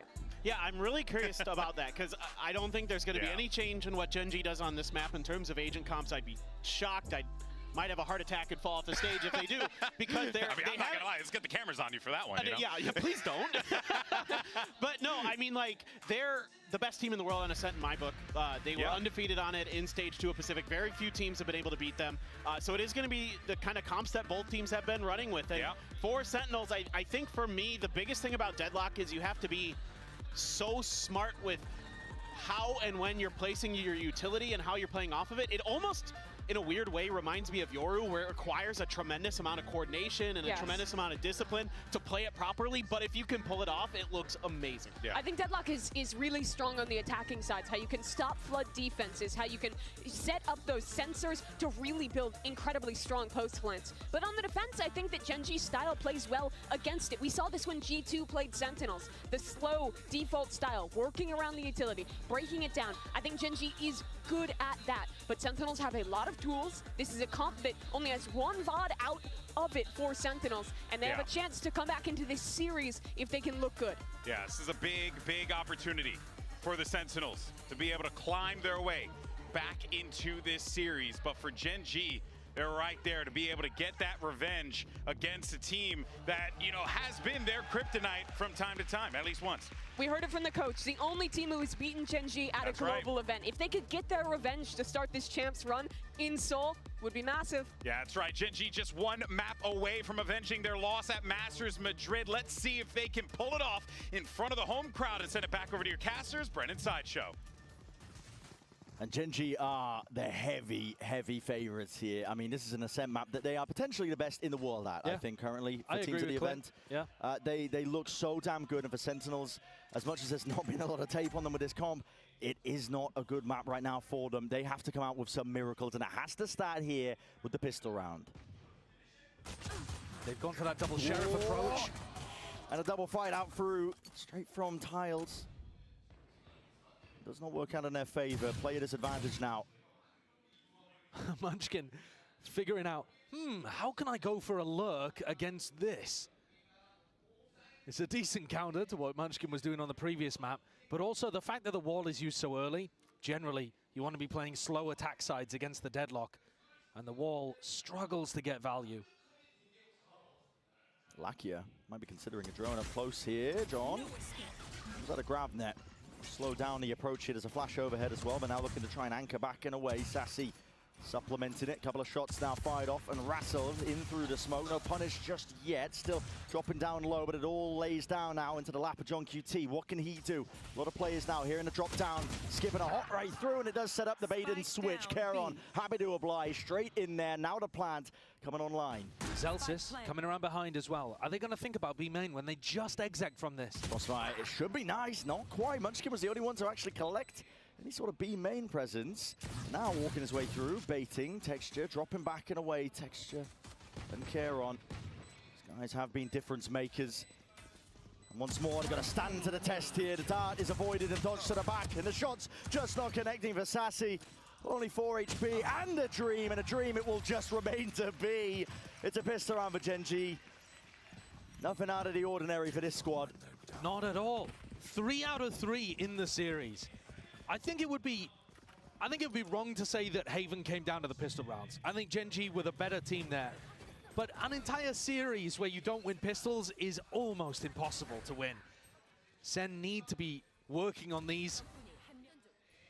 They didn't get a good beginning to it, and Gen G managed to close it out there towards the end as well. Just hitting good shots, double body shots all over the place with those sheriffs. Gamble here by Sentinels. Knife not dodged just by Zelsis, I believe. He's the only one who looks like he is suppressed right now. Hoping that Gen G might just walk into it, but yeah, listen, they weren't born yesterday, but this team are too diligent. It's quite a nice trap play though, because if the cam is found over towards B, you're expecting trap plays to be run off the Cypher cam usually. And this one's off deadlock contact. So I think there's a chance that it gets value, especially considering Munchkin and Karen's positioning. But right now, they're not taking an inch. No. No steps forwards. Waiting it out. Making either team stew, to be honest. It's a series of unknowns going through their heads. And as TenZ takes contact, this whole trap is going to fall to pieces. Paranoia in his hands. He's just jiggling out with the util. Does get a good connection. 3 players going to be pushed back and away, and a TP as well for himself. Just to disengage. Grab that, calling. The play is made. Keron! You got to be joking. Just with that sheriff in hand. Goodness me. Even when the ideas are good, even when they try and go for the preemptive strike, it's still not good enough. I got to see that again. Show it from his POV or something, man. I mean, the amount of 4Ks that we're seeing coming out from Gen G as well, where one player just steps up and takes over the round. Yeah. Karen's got 8 kills already. What on earth are we watching? And that means they've got 3 rifles for the bonus too. I mean, take a look at these shots. Gravnet comes out. Listen, dude, I mean, come on. I know it's against an eco, but still, as a Gravnet, he's locked down in place. Yeah. He's ice cold. Sentinels, Odin comes online for Sassy. He can try to reinforce the B site. It's super difficult to get through right now. A nice shock dart from Lakia as well, getting rid of that sonic sensor. I don't think John pulled it back in time. B looks devastatingly difficult to hit though, especially if Sassy was Odin wallbanging this, but he is rotating off. Timing potentially missed there for Sentinels up through mid. Gen G has the makings of a B split, putting a lot of pressure and asks onto Zelsis. Right, so the cam covers this. Off cam contact, Sassy can spam, but it's not a great spam angle. It's good for damage, not good for kills usually. That tags onto Zelsis. The setup is going to be dropped down and away here, walking through. I say that. Sassy, bit of spam damage just through the choke point. Gen G still going to get easy access though to that B site, so Plant will be online and inside for them. Second, biding his time, hoping that somebody will just open themselves up, but as the doors drop down, Texture! You gotta be joking! You're not allowed to do that! There's no way! Running and gunning inside the Cloudburst. Taking names. 4v4. Too much to clear, surely. Meteor crouched up. This is unorthodox in terms of the angle, and of course it is! Rips them all away! Dismantling all of the trap setups here, taking out the cam early, making sure that Sassy doesn't have that wallbang spot. He goes over, gets a kill in the other side, and then Gen.G are pulling kills out of really unexpected spots. The one from Texture, I'm sorry, that one's illegal. That one is illegal. But Meteor's play as well, it's so nice. They've got Karen ready to back him up if indeed he needed it. Yeah. Texture is also there playing aggro. It's not just a solo play, that. And yet, even if it was a solo play, he still would have won the round for them. That's the power of this Gen.G team. Right here. Each of their players has got such a nice read on the game. And I think we don't remember enough what player development they've done too. Meteor was a bit of an all-aim, no-brain duelist player before he joined this team. Certainly was. Now, all of the aim, and a brain to match. Yeah, and a team as well that's just right there beside him, all on the same page, cooking up plays together. They're aware of just any obstacles that might face them as well. You can see it just the way that they even approach rounds like this.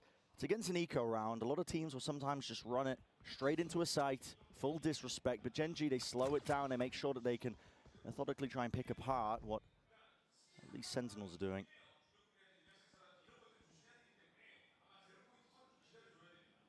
If there were any concerns, I think, about Gen.G potentially being shaky in home soil and a home crowd, listen, that was kind of pushed back at Shanghai when they were literally the villains. All the way through, it's an open side again over towards A. 30 seconds left. Yeah, what incredible range of emotions that they will have experienced in their last two international events. Madrid, a crowd that was neutral towards them. Shanghai, a crowd that disdained them, I think.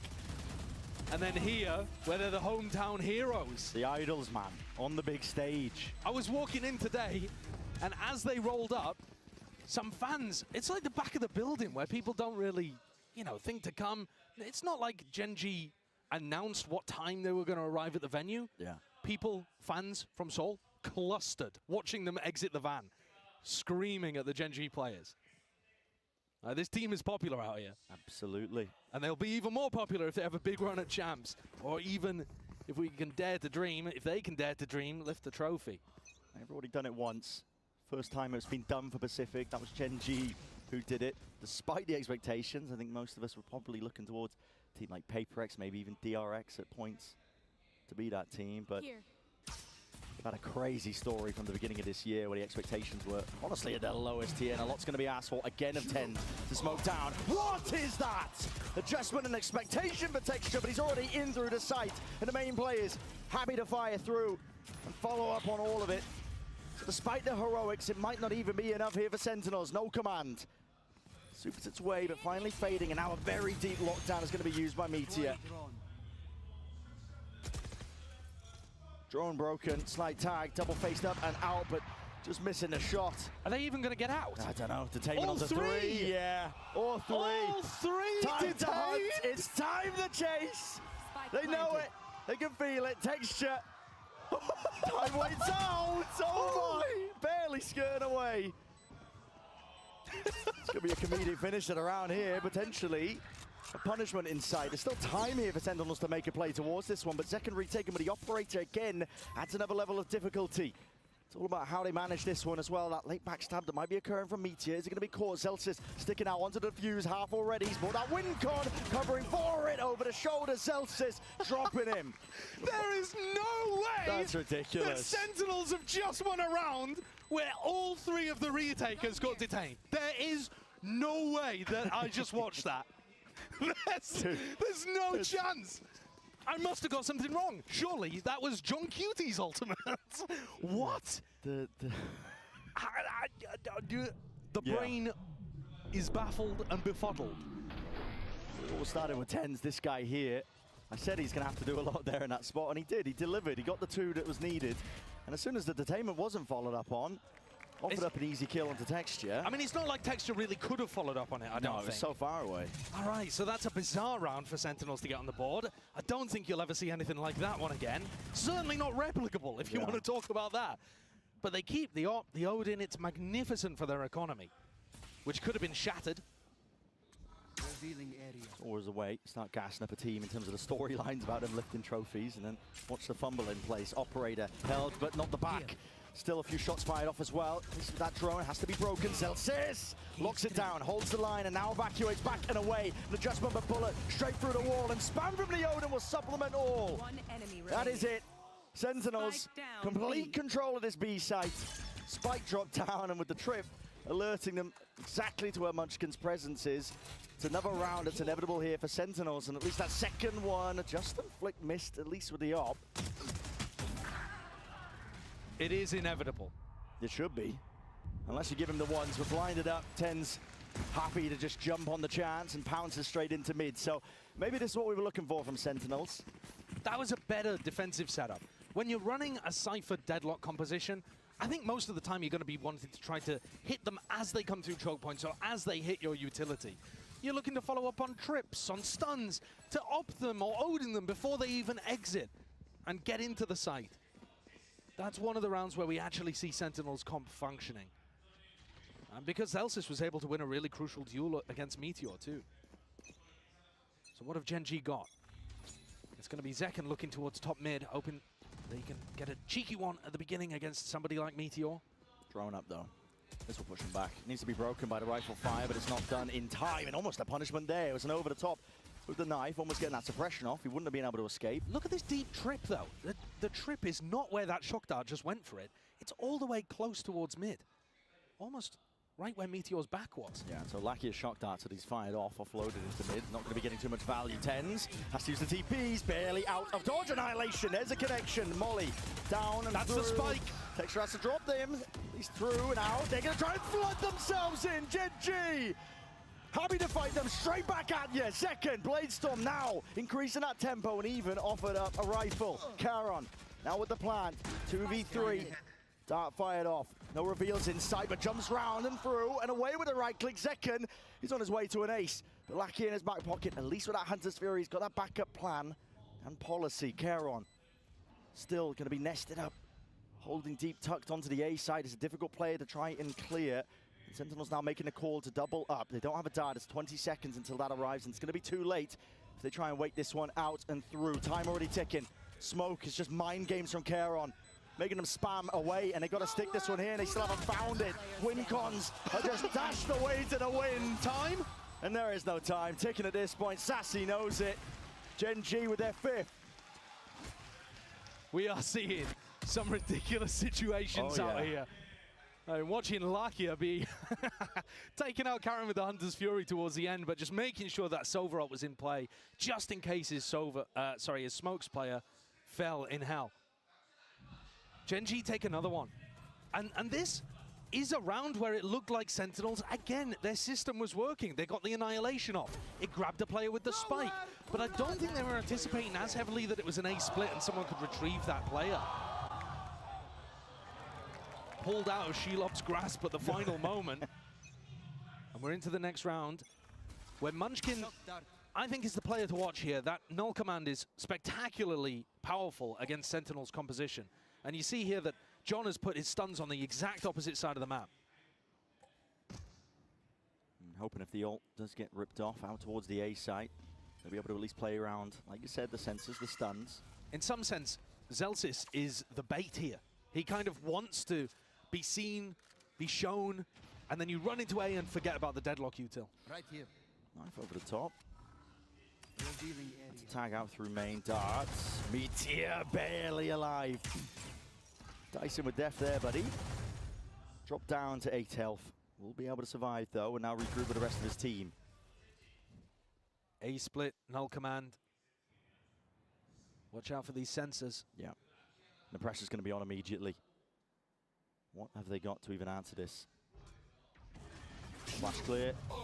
Cam over the top here, no command as well as the dart. Does reveal all, both players in fact.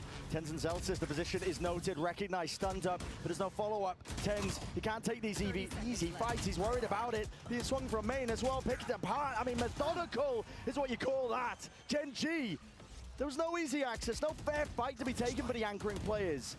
Dodging and weaving the entire way through. The Gen G protocols on the attack, when they hit the A site, they're magnificent. They're always guns out, not scaling too deep into the site, holding, waiting for that peek from the defender, holding heaven, waiting for the backup to arrive.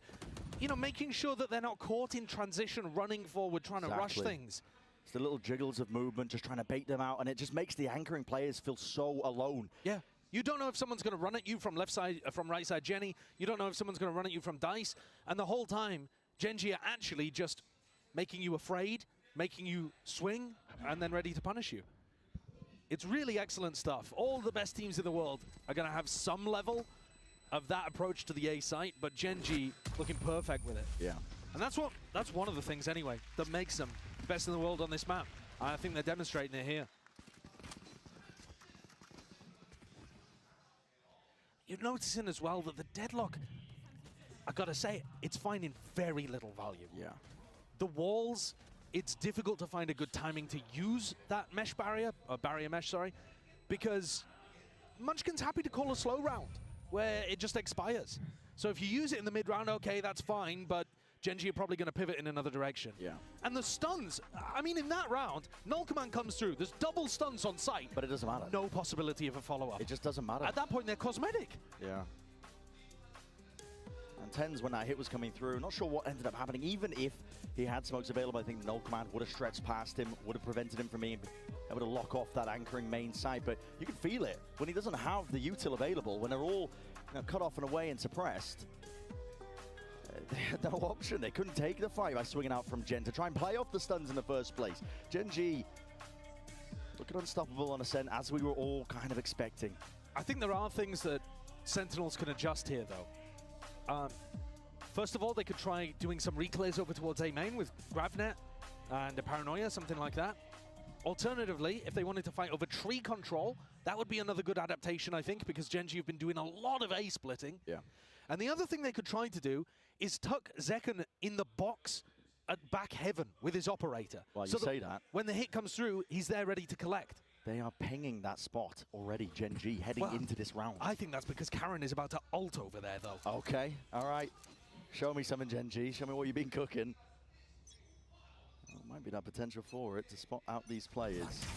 Early Paranoia lets him take that control out towards A. Tens in through Y, and he's in danger, though. Has to dodge and around way. Can't survive it. Karen out the back. John QT. That's a bullet to the brain. With him dropped off now, there's possibilities and options are now opening themselves here for Sentinels. The barrier mesh not to be broken. Doesn't even stop the bullets as well. Still with those sight lines just being set by these Sentinels players. Zekken's got it. Great adaptation from Sen. Surely Gen G There's can't no recover way. it. There's no way. I mean, John is stuck here. They know where he is. There's now no swarm to try and clear him out of that corner. If it hadn't missed, John would be a dead man. And he has called for the reinforcements. Two players ready to at least swing off of his contact. Dart is broken here and through John. Finally delivering the reset from Meteor. Not enough to see he can at least find a way to pave his way to that victory in the round. So Sentinels are still alive. For now, it feels like almost every single round is just on the precipice. It's almost incredibly labored, but they are managing to string them together. Yeah, and I think good, you gotta credit the tactical timeout there. They get Tens into Wine. Could he have been cleared? Absolutely. Should Texture have maybe waited a second for the fragment grenade to come through? Yeah, also. Yeah. But Tens does get the value from his positioning there. And on top of that, there are multiple layers of backup. John is fighting it. Zekken's got the op there too. And now Zekken makes his way over with the operator to Cat. Like I said, this is a spot that Gen G have been walking down. If they feel bold enough to go for something where, you know, they can smoke off tiles and have him peek towards top mid, Zekken could try to get more bold than he is. Problem is, normally you need teammates to help you, and this is quite a passive comp. Yeah. You don't have a KO player or a Killjoy player that really wants to be holding angles for your op. Gen.G just trying to sow a bit of confusion into this round. They've already inserted Charon right at the beginning. He has a main control. And now looking to see if they can break some of this util towards B, farm up the orbs. And if he does farm the orb, he'll have the null command. Are you going to try and fake this one or what? No, Texture's back up towards top mid. Because Munchkin didn't have ult to start the round, Zellsis is not in an anti-KO ult spot. You know, both Sentinels are playing next to their utility, which means null command is used and all of it goes offline. Yeah. So I'm going to have to worry about that one when looking like it's heading towards that A side as well, again being caught. But it's 30 seconds now into the round. It's getting a bit, I think, a little bit tight here in terms of the timing for Gen.G. They have to make a good go of things, and it's all expected. Stack of players are Sentinels. First time the wall's in the right spot. Yeah, and there it is, dropping them off here with an ult command. It's going to be sweeping through now. Dart around to the side. Texture is not watched for. This guy was already just fast up onto the line, and with all the util down, again, you might as well roll out the red carpet. Plant down now. Gen.G are ready. They've got the protocols in place just in case there are signs of that util. Meteor holding it tucked up close as well. There's no follow-up. Again, still up and over. Able to trade it. The door into their face and a full sight defense occurring here by Gen.G. Nobody looking to try and repurpose out through A main. Everybody locked onto the sides here, but the one way they choose to fight this one. They want to hold it down, and again, this retake is getting more and more difficult. Dart immediately dealt with. Time is ticking away. Sentinels running out of those options. Double up, high-low. Gonna try and push them back and away. Lakia, last one left, and he will fall in the end. So, just in time here for Sentinels, I believe. Yeah, only about a second on the clock, though. Whoa. Look at that. Yeah, right on the money. A good round from Sen there in terms of how they squeezed Gen.G. That pressure coming through, double swing over towards Heaven, making sure that they dominate that angle. The Gen.G players in the post plant couldn't hold it, ended up giving that up and tucking into positions like Dice and Hell. At that point, Sen have found their opportunity. Crucial kill. And Gen.G gonna take their first tactical timeout of the match. Wow. Their first tac timeout of champs. Coming in round 11 of map 2. Even if they get a good adjustment out of this, you know, they're not gonna put together a much better attack half on Ascent. 6 rounds is already astonishingly good. Yeah. But it must be said, the Cypher Deadlock comps, they tend to perform counterintuitively better on attack. All the ways to try and fight for that extremity control. You know, you can lay down sensors, much like they're trying to do, at least Sentinels, on their own defense. But yeah, it's a, you know, quite a few unknowns, I think, of how Sentinels might be looking, at least with this composition. Tier 2, North America, has been playing this comp a lot. There's a lot of footage, a lot of playmaking possibilities as well, if John QT has been doing his homework, at least with the Annihilations and whatnot, grab net re-clears. Yeah, and I just want to say for a moment that Zekken has rebounded from bottom of the scoreboard to the top. If you look at him all year long, Zekken has been amazing. Like I said, getting better and better all year. Tens has been consistently at the top, even though they didn't make Shanghai. Zellsis has still been good. It's actually been John who's dropped off in terms of his fragging, his output a little bit, compared to his astonishingly strong Madrid performance, where they lifted that trophy. I'm paying attention to John and how he gets his rifle impact in a lot of these rounds here at Champs. Zekken not caught in the transition there, just trying to exit out of Wine, and there's plenty more players where that came from. Gen.G, we're going to try and go into this one. Fast tempo, increase 10s, taken out. Zekken followed up to trade in sight. Only gets the one down, which was Texture. Dart revealing quite a few of them. Locked down by Meteor. This is unconventional. I like it, though. You know, we saw Sentinels before get 3 detained and still win the round. They're in a 3v4 situation here, though, and this should allow a great plan. I mean, this one also planted for short. If they wanted to send somebody on a wraparound, very heads up. Perhaps Lakia is going to take that option. Right here. Things around here. Drone's going to be used again. Set that stage here. Tag up. Got to remove it. It's the first piece of util for it, but Gen.G, stalwart defense that they've really cooked up here now that they've at least taken control of the site. Look at that. As soon as they hear the footsteps and the util, it's a Dart and Spam out from below, and already the players have repositioned. Spike is ticking away. And Sentinels realize it. Has to be that save, have to back away. How many rounds do Sentinels need, even if they were able to get pistol, their first of the match, and be able to carry some momentum forwards on their attack half? I think anybody that wants to see SEN recover on Ascent here, got to be hoping that they get this round 12. Yeah. It's looking dire without it. An 8-4 half, not unusual on Ascent, but it's usually the other way around, where you get your defenders in the lead. With how dominant Gen G have been on the pistol rounds, you know, if it follows the same course, you're looking at like an 8-4 turning into a 10-4. Yeah, and at that point, it's just curtains. Yeah. There's no recovery there. Zelsis coming into this round with a broken economy, Stinger, Guardian, but they still have those big heavy hitter weapons of the Op and Odin. It's a weird buy. It Bit of a mixture. Second hasn't been able to really walk in front of these smokes, keeps getting pushed back and back, but he is getting the kills. Take flight. Well, the util to clear our mid here. Sassy with the drone, good timing on it, but the question is, do they hear that most of Gen G are already up in through Cat?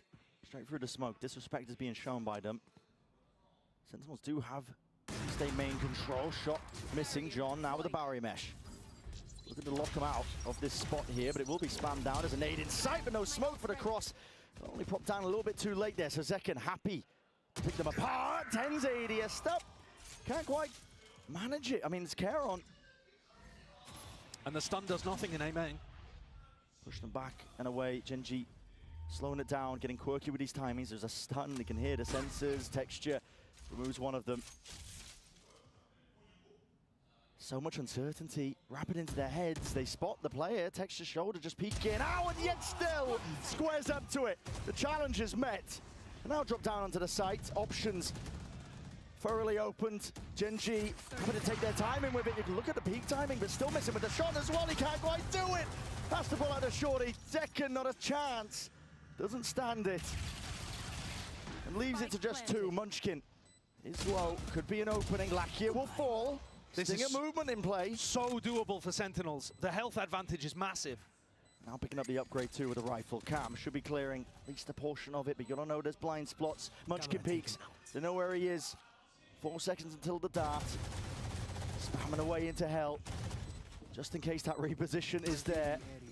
That round towards the back. They spot the main player out. They're all falling low. And again, it has to be Munchkin as that playmaker finds the one.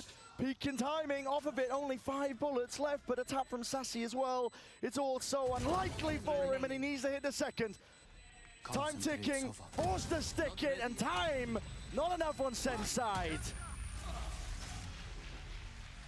It's an 8-4 half where Gen G on the attack side look absolutely dominant.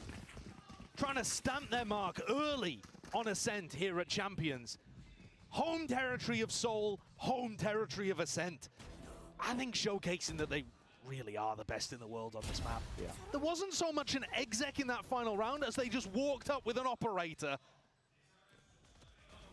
Still found the openings though. I mean, listen, this team is so good at picking apart all sorts of it. And for the pistol round, that's what we're looking towards. Gen G, indomitable so far.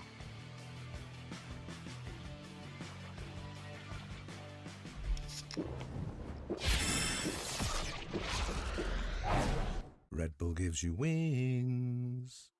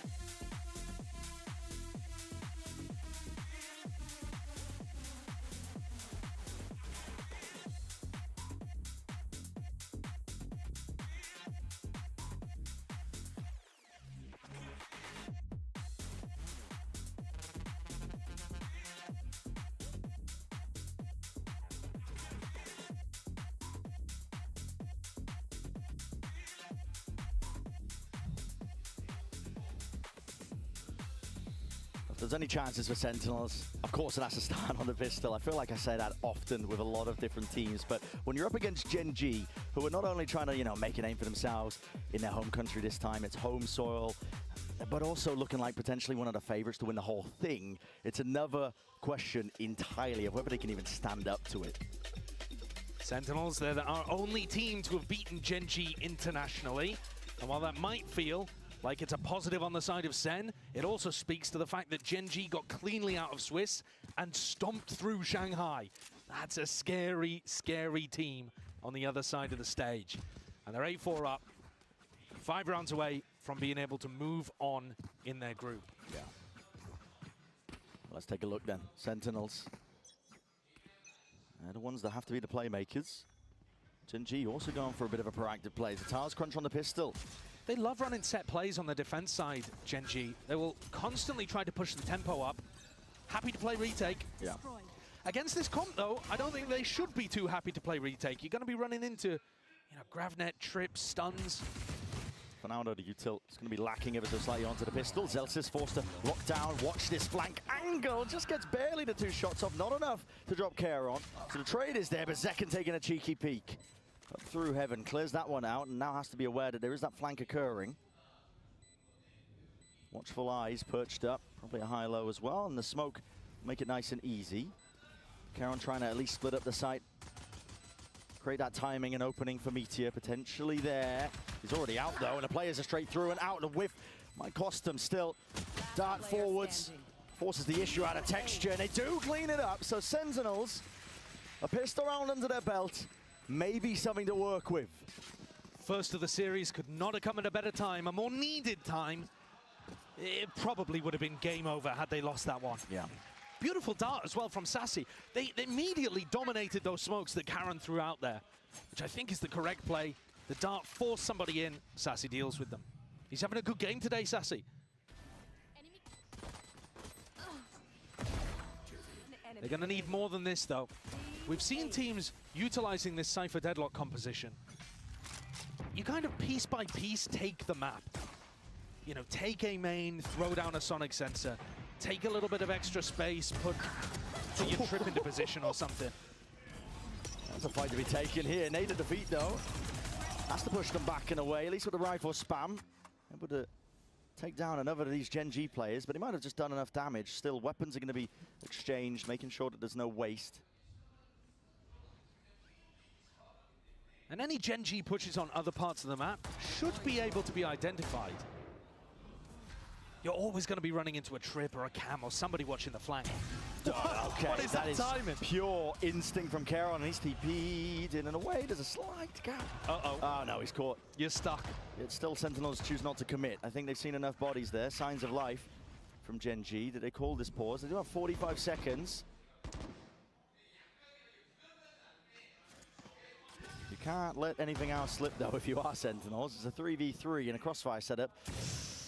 Baiting the shots, Karon's there, Meteor alongside it. Do not lose this one, Sentinels. Your best chance in a bloody long time, and you gotta clean it up. Lakia left alone. 20 seconds, still they don't know where this guy is, but the door's gonna be closing. Nobody stepping past it, just spots the feet. Breaking the door, trying to take the fight. It's a little bit uncertain, man. I mean, okay, they do get the anti-eco, but at the cost of losing 3 of their players, 3 of their guns is not going to be a healthy bonus. I mean, you saw it on the faces there of Zelsis and Sassy. They're both wiping their brow, literally. I know it's hot in here. Golden Boy talked about it before. It is warm in Korea right now. But that one's more of a sign of relief than a sign of the heat. Sen closed the gap to 2, but the bonus is not going to look pretty.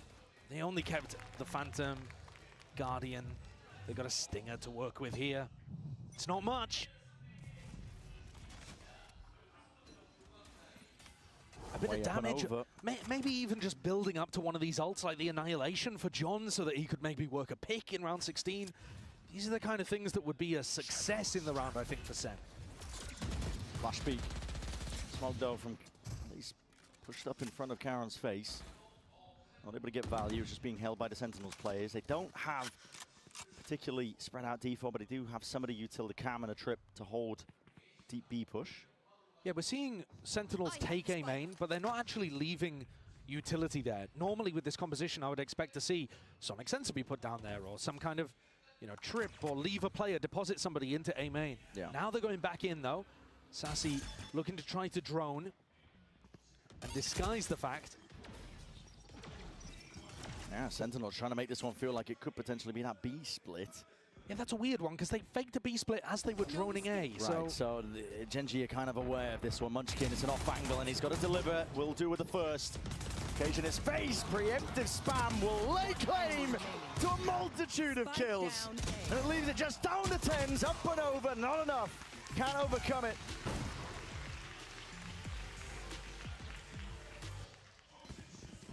That Champions Trophy blinks into and out of existence, floating, tinting, taunting the players.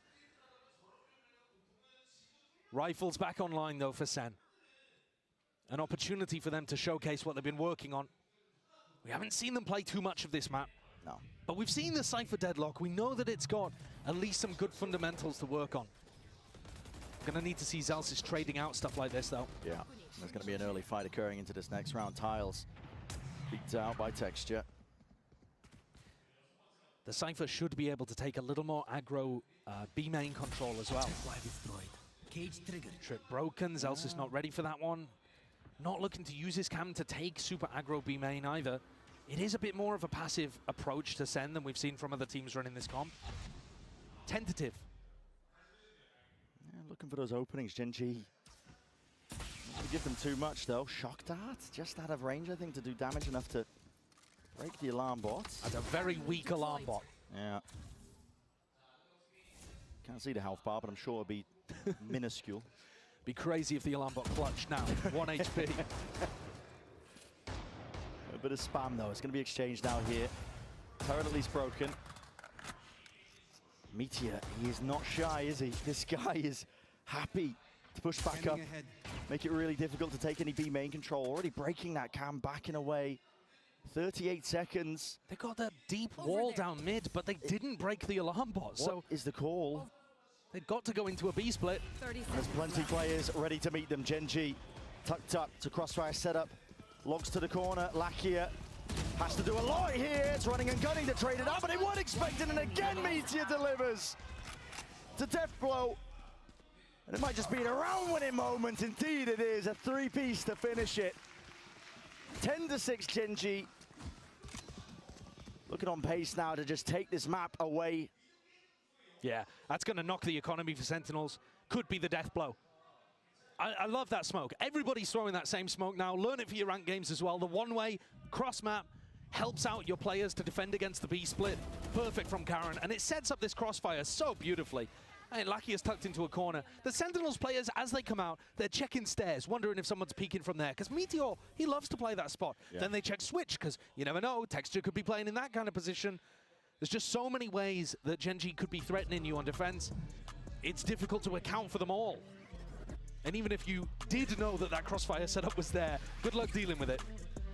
Like I said, that could have been the death blow, and Sentinels are going to take a tactical timeout to try to figure out where they can go from here.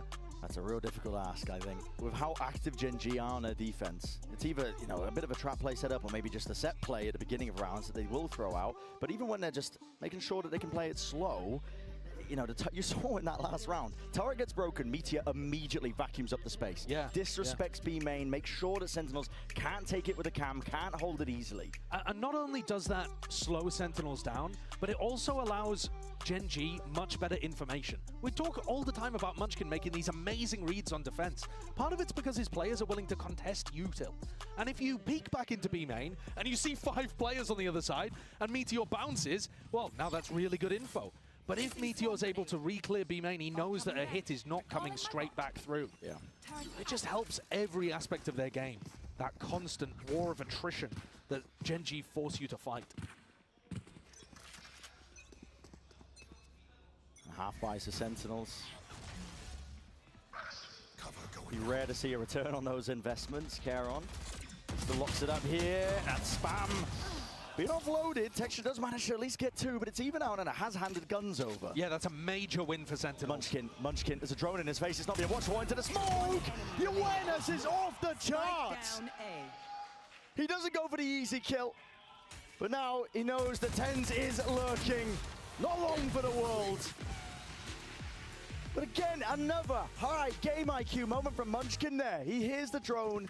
He knows that Sassy is going to be occupied in that moment. Instead, takes the peek to the player with the gun.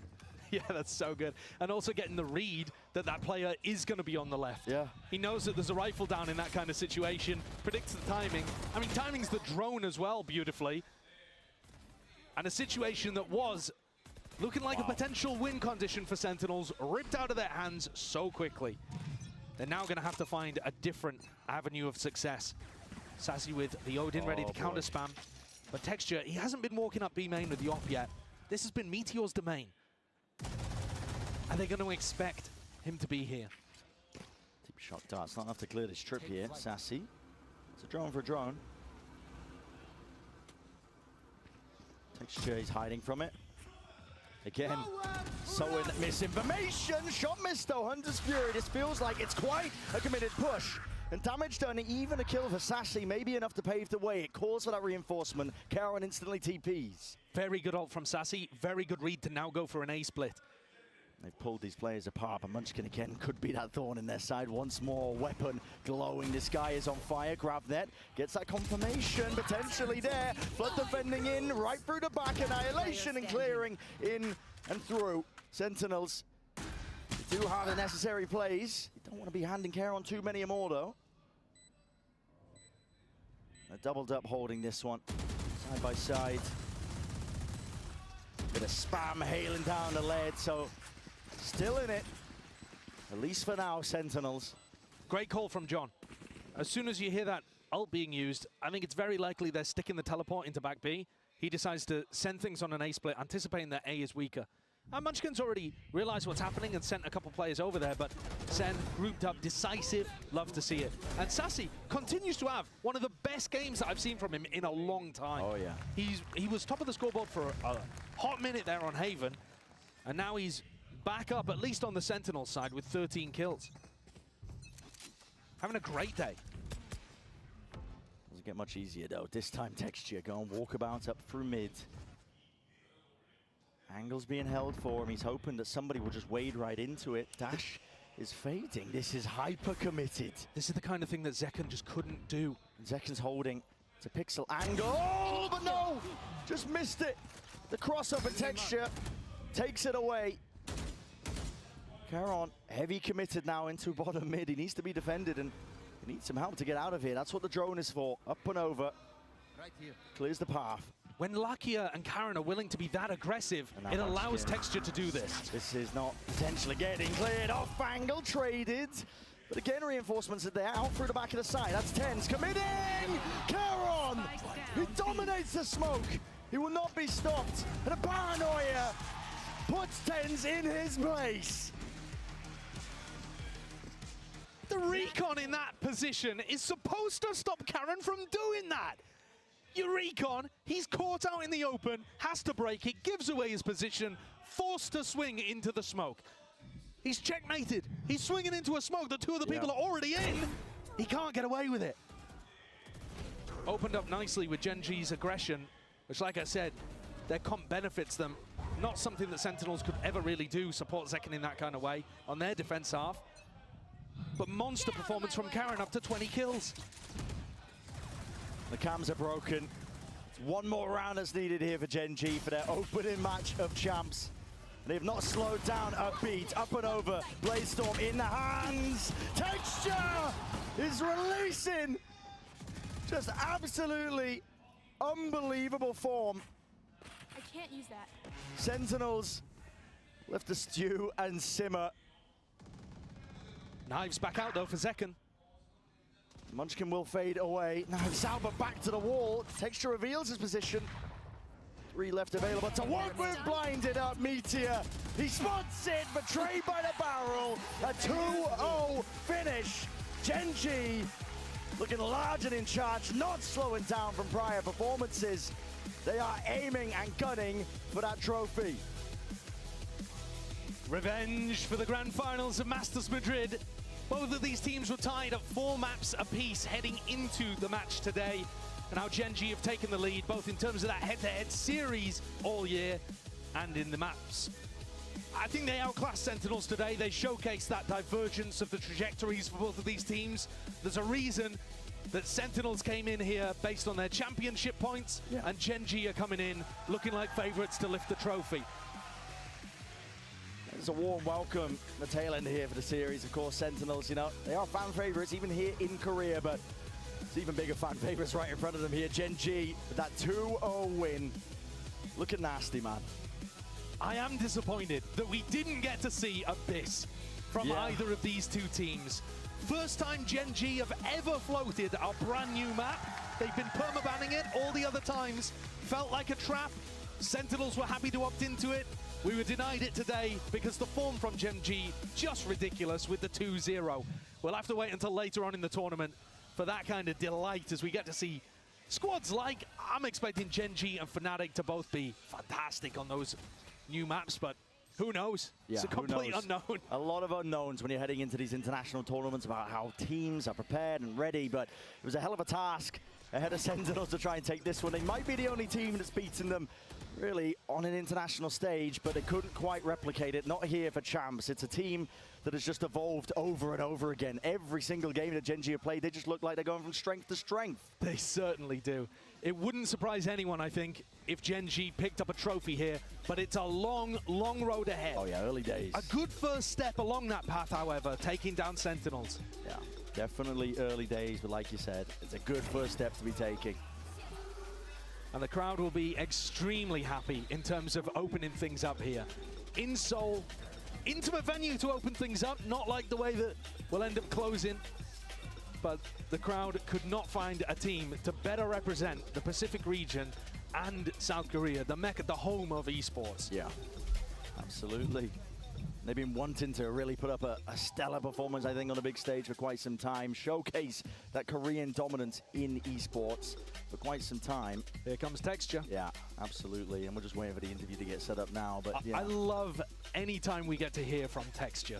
It's so good. You saw his reaction earlier when he failed the ace. Absolutely. Let's send it down to the floor for the interview. Welcome down to the stage, Jen Lee here alongside Texture, of course, after Gen.G takes down Sentinels 2-0 now. Massive congrats, Texture. I feel like you guys had some unfinished business facing Sentinels today. They were the only team that beat you at a global event, and you beat them today, you know, right off the bat. So a great start to champions, right?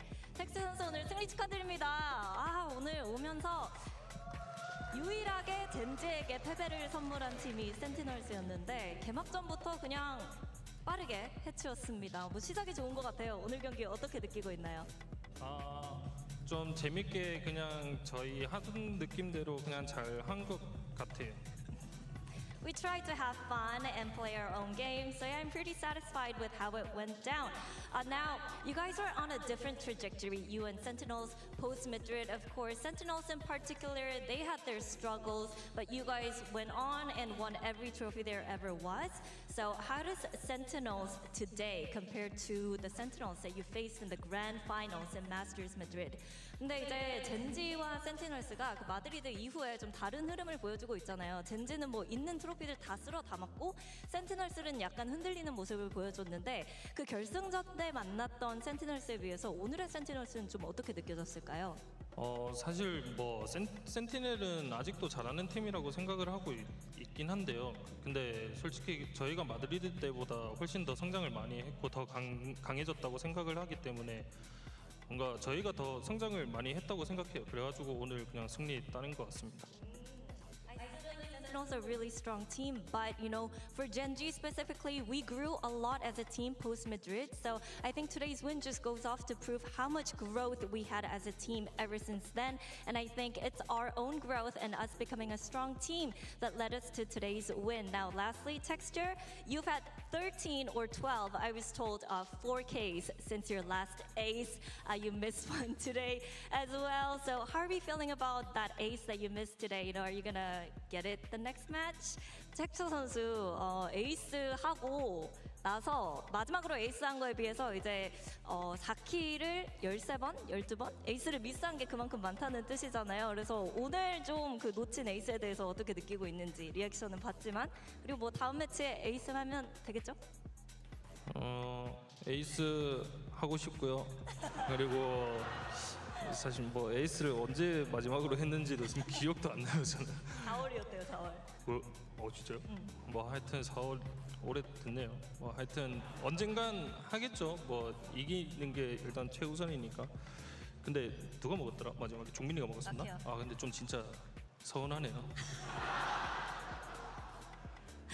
Honestly, I really want another ace, but I don't even remember the last time I had an ace, and I told him it was April, and he said, you know, it's been such a long time, and you know, whatever it takes for my team to win, I will do, but I would like another ace. Maybe I'll get it the next match or in the upcoming matches, but he said, you know, Lakia should apologize to him for stealing his opportunity to get that ace. It's been a while, but thank you, Texture, and congratulations once again. Best of luck.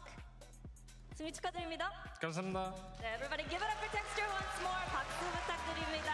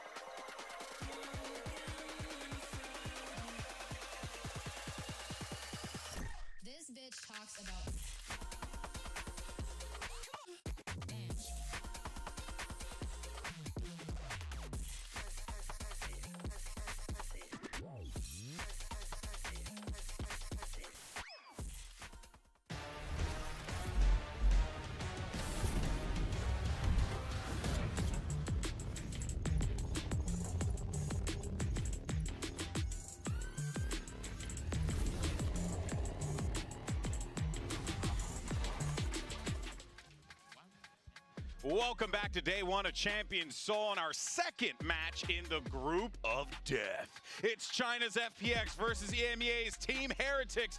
Of course, I'm Golden Boy, currently yelling at you right now on the desk with Mimi and Paperthin. As always, we're going to break everything down and talk about what we saw. But boy, oh boy, that Genji. stream on the screen. Huh? The stream Didn't that you was go on there? the screen. I went Oh, there. it's so really sick. nice. It used to be a highway until 2003. Yep. And now it's a stream again. It's awesome. We got to do some book reading on, Yeah, on it's the a great stream. park. I read a book for an hour there. Yeah, A very popular highly date recommend. spot. Very popular date Oh, spot. really? Yep. Oh, That makes that's cool. sense. It's Yeah. it's lovely for a stroll. Oh, yeah. gorgeous. But we Yeah. have more important things to That's talk true. about. But that being said, though, I want to be very clear here. This city is freaking awesome, okay? And Seoul is genuinely one of the greatest cities in the world. Unbelievable place. But let's go ahead, though, and talk about another city that we were in this year, Madrid, because we're about to see another rematch, except this time it's going to be a Shanghai rematch. Third and I city totally there. messed that one up. So we got 3 cities on this one. Homies all over the place. Shanghai, Chat. another great city. And this match was, it was great to watch, but this was a heartbreaker for FPX because this was the event where FPX was the best we've ever seen them. People had high expectations for this team after watching their first game where they beat Foot, and then they have 2 super close losses. And in this one, it was 17-15. So many overtimes on that last one for them to be eliminated by this Team Heretic squad who went on to the finals. Yeah, and they do really interesting stuff. They use a lot of controllers compared to a lot of other teams. Like, it's not just 2 controllers on some maps. Sometimes it's up to 3, like on Lotus, which we might see here today. Who knows? But they're really creative with how they play around it in terms of wanting to kind of control the map in terms of information. They want to obscure what they're doing. They want to try to bait some util out of you. They want to see if they can get some extra advantages in those regards. But they do struggle against really patient teams. Teams that don't kind of expend their utility unnecessarily, don't give them any information unnecessarily. So that does kind of bite them in the butt in the long run. If your structure can hold up to the insane individuals and the unique ideas, then you can beat this team. But for me, they are the litmus test of how good your structure actually is. Because they're so insanely disruptive. But what's crazy is that after that kind of, I want to say run, but it wasn't really a run in actuality, they went back to Shanghai for VCT CN instead of Masters, and it was a huge dip. They went 2 for 6 in the group stage, and it looked rough. They were losing to teams you would never expect them to lose to. The team honestly looked kind of boomed. They looked so different than the confident, creative team we saw in Shanghai, but they did recover at the right time. Yeah, they got to the finals, right? They played EDG in a best of 5. They lost it in 5 maps. They really started to kind of find their groove again, find their form. Abyss, like we just saw on the screen there, was a really good map for them. Life on that Yoru is really challenging to deal with because he's really creative with where he puts those TPs. Like sometimes, they'll go deep and he'll try to come behind you, things like that, but he'll also put them short just to like cross a 50-50 on you when he's in a post plan or something like that. So he's really difficult to keep track of. Yeah, a lot of really unique ideas that we continuously see from FPX. But to go back to something that Mimi was talking about real fast and how this team really just struggled going into stage 2. Yeah. Very shocking considering how they started this season. Yeah, look at the contrast to stage 1. They were undefeated. The only series they lost in stage 1 of VCT CN was the finals to EDG.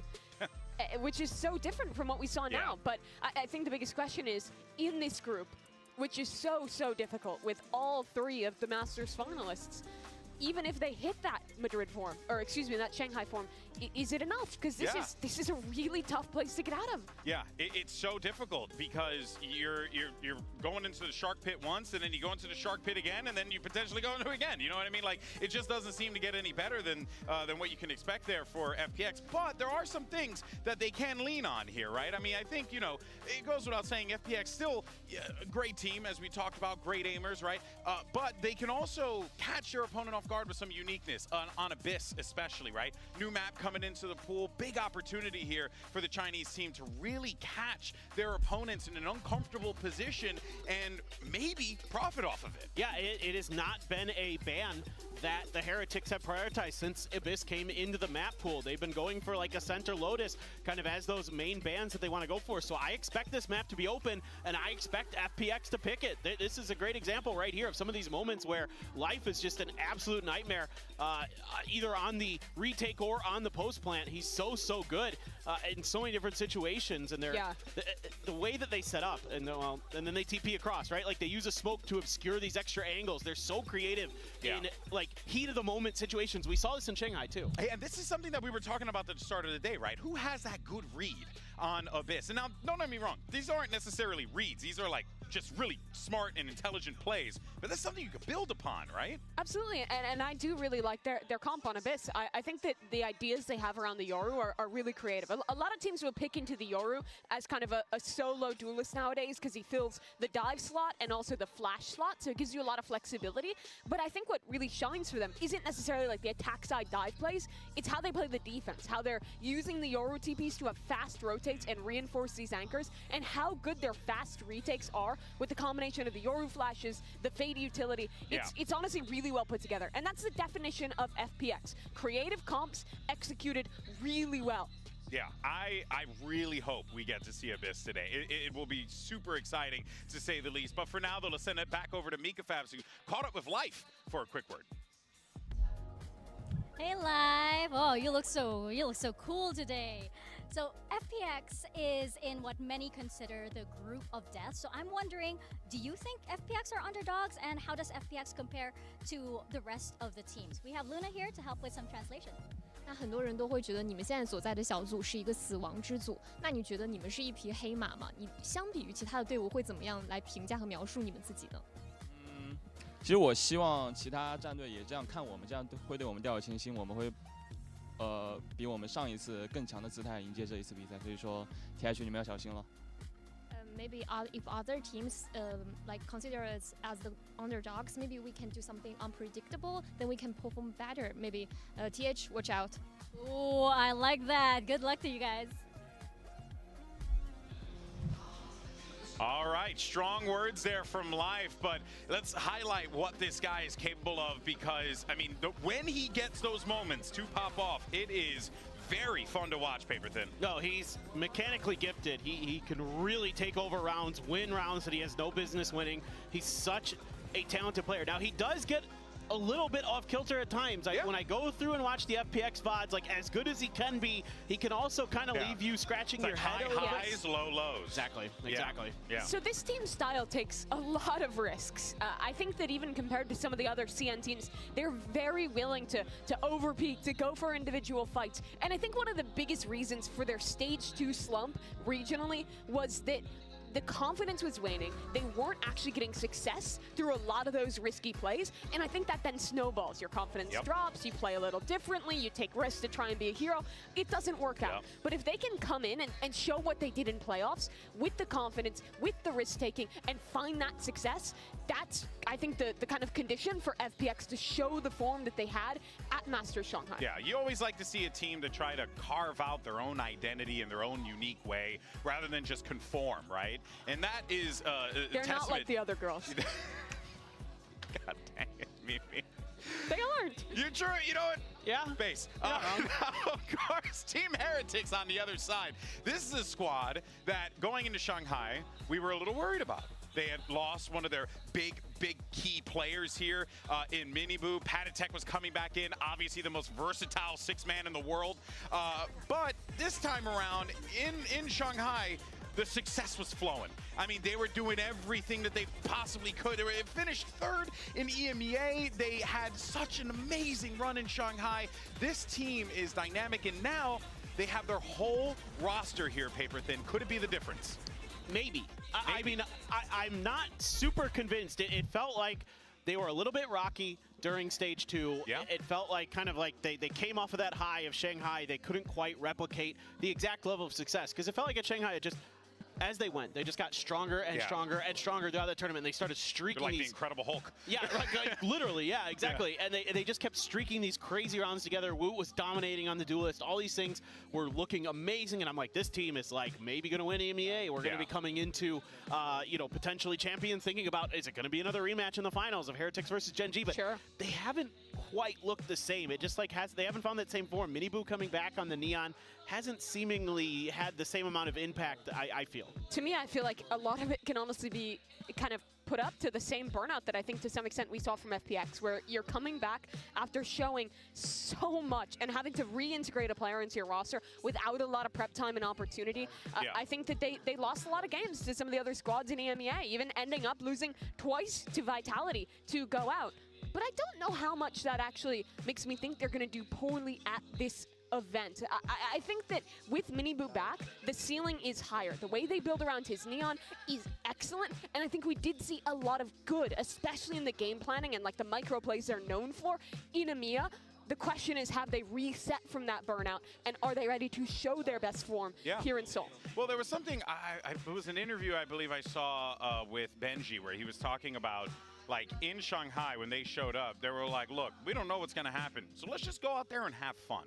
And that's what they did. They had fun. I mean, Wu was having a whale of a time. But, you know, I think it gets now to this point where you're here with your full roster, right? Like, those events are fine, right? Because, hey, you didn't have your full roster. You got something to lean back on. But now this is where I'm like, all right, if Heretics doesn't come out the gate swinging, right, you got to wonder, can they hang at the upper echelons in this tournament? I know they can, but it's a question of whether or not that slump has followed them all the way here to Seoul, you know, which could be devastating. It's a double-edged sword. Yeah. You have this success in Shanghai, and all of a sudden, all eyes are on you. Yeah. You're like maybe going to be... You're like the face of the region. Exactly. With Fnatic, you could be the banner carriers of EMA. You could be this resurgence of this region to come back even stronger, potentially. So the problem became, right, that you had Woot performing out of his mind on the duelist role. You want to keep that guy in somewhere, put him on the initiator. He's still doing very, very well for the most part, other than like one bad game he had against somebody, I can't remember who, he had like minus 17. But other than that, he's been fine.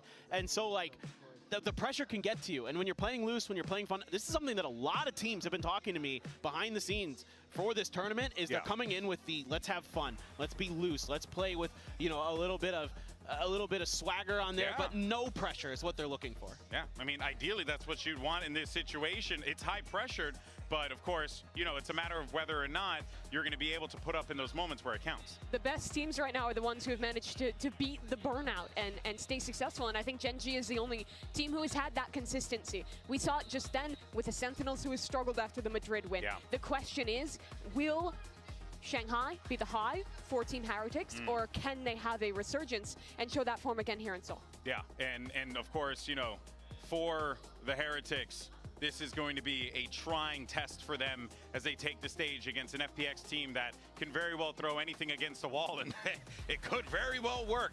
And of course, the vibes have not really been the same over on the Heretics cap. Let's actually go ahead and check out this post-match interview that we did with Miniboo earlier. Before we came to this interview, you said you were a little disappointed. What's going on? Like in my mind, it's like my typical usual stream game on Ranked. I was tilted. I don't know, I couldn't kill anyone. My decisions were worst in my life. I was cold, I was hot, I was not enough. Okay, I'm chilling. Okay. Of course, you know, Miniboo wasn't able to make it to Shanghai, but he is back on this roster, you know, with an opportunity here to hoist a trophy over his head. Talented player through and through, but of course, you know, this is a big opportunity for him, and it's the first time we've been able to really get to see him take the stage like this. Team Heretics with and without Miniboo, I think, are very distinctly different teams. When they're playing with him, I think he is definitely the player that defines this roster. They play more Neon comps than any other team, and it's not even close. And that's because of this guy. And when you watch them play, we've always known them. For the set plays, the little ideas in the mid-round for re-clearing space, those little coordinated pieces. That is kind of, the identity of that is around Miniboo. When you watch him play on this Neon, defensive side, they're going to have re-clears set up all over the map with his utility. They're going to have him being super mobile to always be in the right place to set him up for that success. I think he gets more value out of his stun than any other Neon player I have ever watched, and that is so hard now that there is only one of those relay bolts. And I mean, two things strike me with Miniboo. One, I agree with you fully. He's the best Neon in the world right now. I don't think there's much question about that. It's that one of the things that can give Neon some trouble is you get too far ahead of your squad, right? Yeah. Like, you're so fast, you're just miles ahead. Just sliding in the gunfire. Yeah, and then the other team just throws a smoke or a molly right behind you, and all of a sudden you're cut off from the rest of your team, right? But he's good enough in those moments that he can take over. We're just seeing it in some of these highlights where he's getting these double kills, these triple kills on his own when he's just ahead of the rest of his squad. Yeah. However, Heretics does such a good job being right there with him, right behind him. Like, I think back to like when they played Haven with the ISO, like They work so well in tandem together with that. They're able to come together at the right times, at the right angles. So that's what's so impressive about it, because a lot of teams that try Neon can't keep up with their Neon, and it just makes the pick somewhat it has way less value. They're playing Neon, the Agent, on all but 2 maps, which is absolutely crazy when you compare that to the rest of the field. Well, we literally didn't see Neon the first game of the day. Oh, yeah, Genji doesn't play Neon. People thought Neon was going to define the meta, and she's viable on most of the maps in the pool, but most teams haven't decided to go for it, and Team Heretics is really committed into this read. Yeah, so, I mean, I think it's safe to say, though, that we are going to get a ton of Neon today from Miniboo and from these compositions that are going to be supporting it, correct? I think the interesting contrast here is that Miniboo, when you watch him play, he is a star. He has those crazy moments. He has the pop-off. But I think what defines him is how he plays in the system, how he's using his utility, how on their attacking side they're using him to scale and take different space in the map. Compared to Life, who is a guy who is given so much agency to go off on his own and take risks and make his own plays. You're not going to see Miniboo doing that in the same way. The question is, though, for a bit of a wounded Heretics, can their structure hold up to an FPX that is so disruptive, that can boom you if things start going wrong? Yeah, and I guess what I'm wondering is, like, you know, the pitfalls on each side, right? You had a great pickup there when, you know, talking about how FPX likes to play very unorthodox manner. But how does Heretics try and, well, take advantage of the fact that FPX likes to be a little bit too unorthodox and make too many risky plays? No, I mean, I think you have to stick to what's worked. You have to stick to these fundamentals where you're working with the Neon, where you're playing off of that, you're able to combo the utility well. That's going to give FPX problems with their more individualistic playstyle. All right, folks. Well, our teams are ready to go. So let's go ahead and bring them down to the stage and get the show on the road.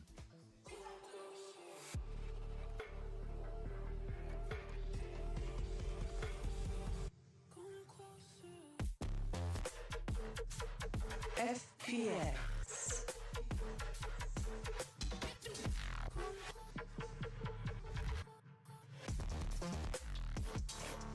Team Heretics.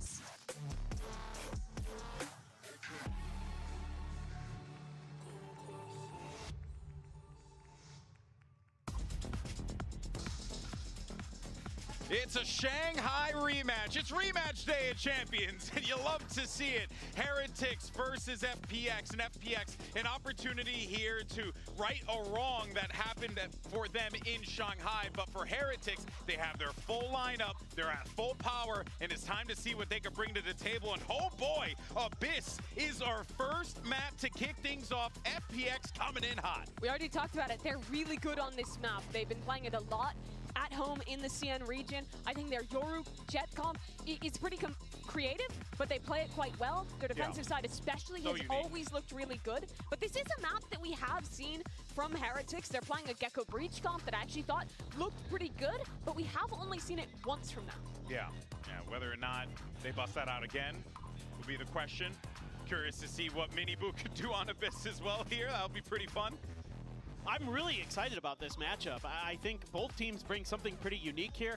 The Astra is one of the things I really look at with Heretics that a lot of teams aren't really leaning into on this map. The ability to control some of those tight angles and the post plants and things like that to maybe even drag people pretty far away, you know, from the angles that they need to hold. Stuff like that is really important on this map because there's a lot of cubbies that you can hide in, and there's a lot of smokes that you can utilize with the Astra as well. Really, really cool stuff. But on the other side, I mean, I think my eyes are going to be on Life's Yoru. That has been really impactful, really devastating to the opponents that they've faced on Abyss so far. They're 2-0 on Abyss. They beat Trace Esports. They beat EDG on it. This is definitely also kind of a must-win for FPX, it feels like. This has been their map. This is their map pick.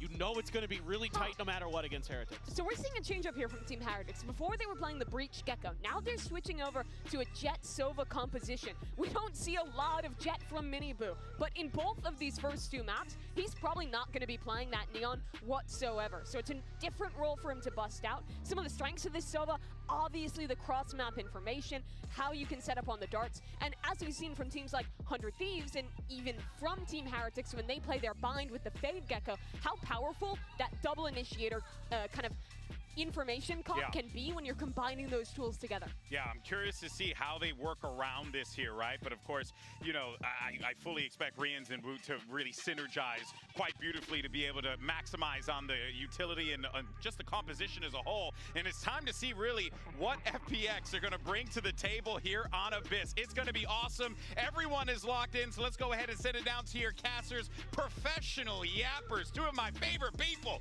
Mitch and Tom, baby. Thank you so much, Golden Boy, and our wonderful analyst desk. I went to Waffle University. It's a place down the road. I saw that the other day. Yeah, you're back where you went to uni. It's good to see.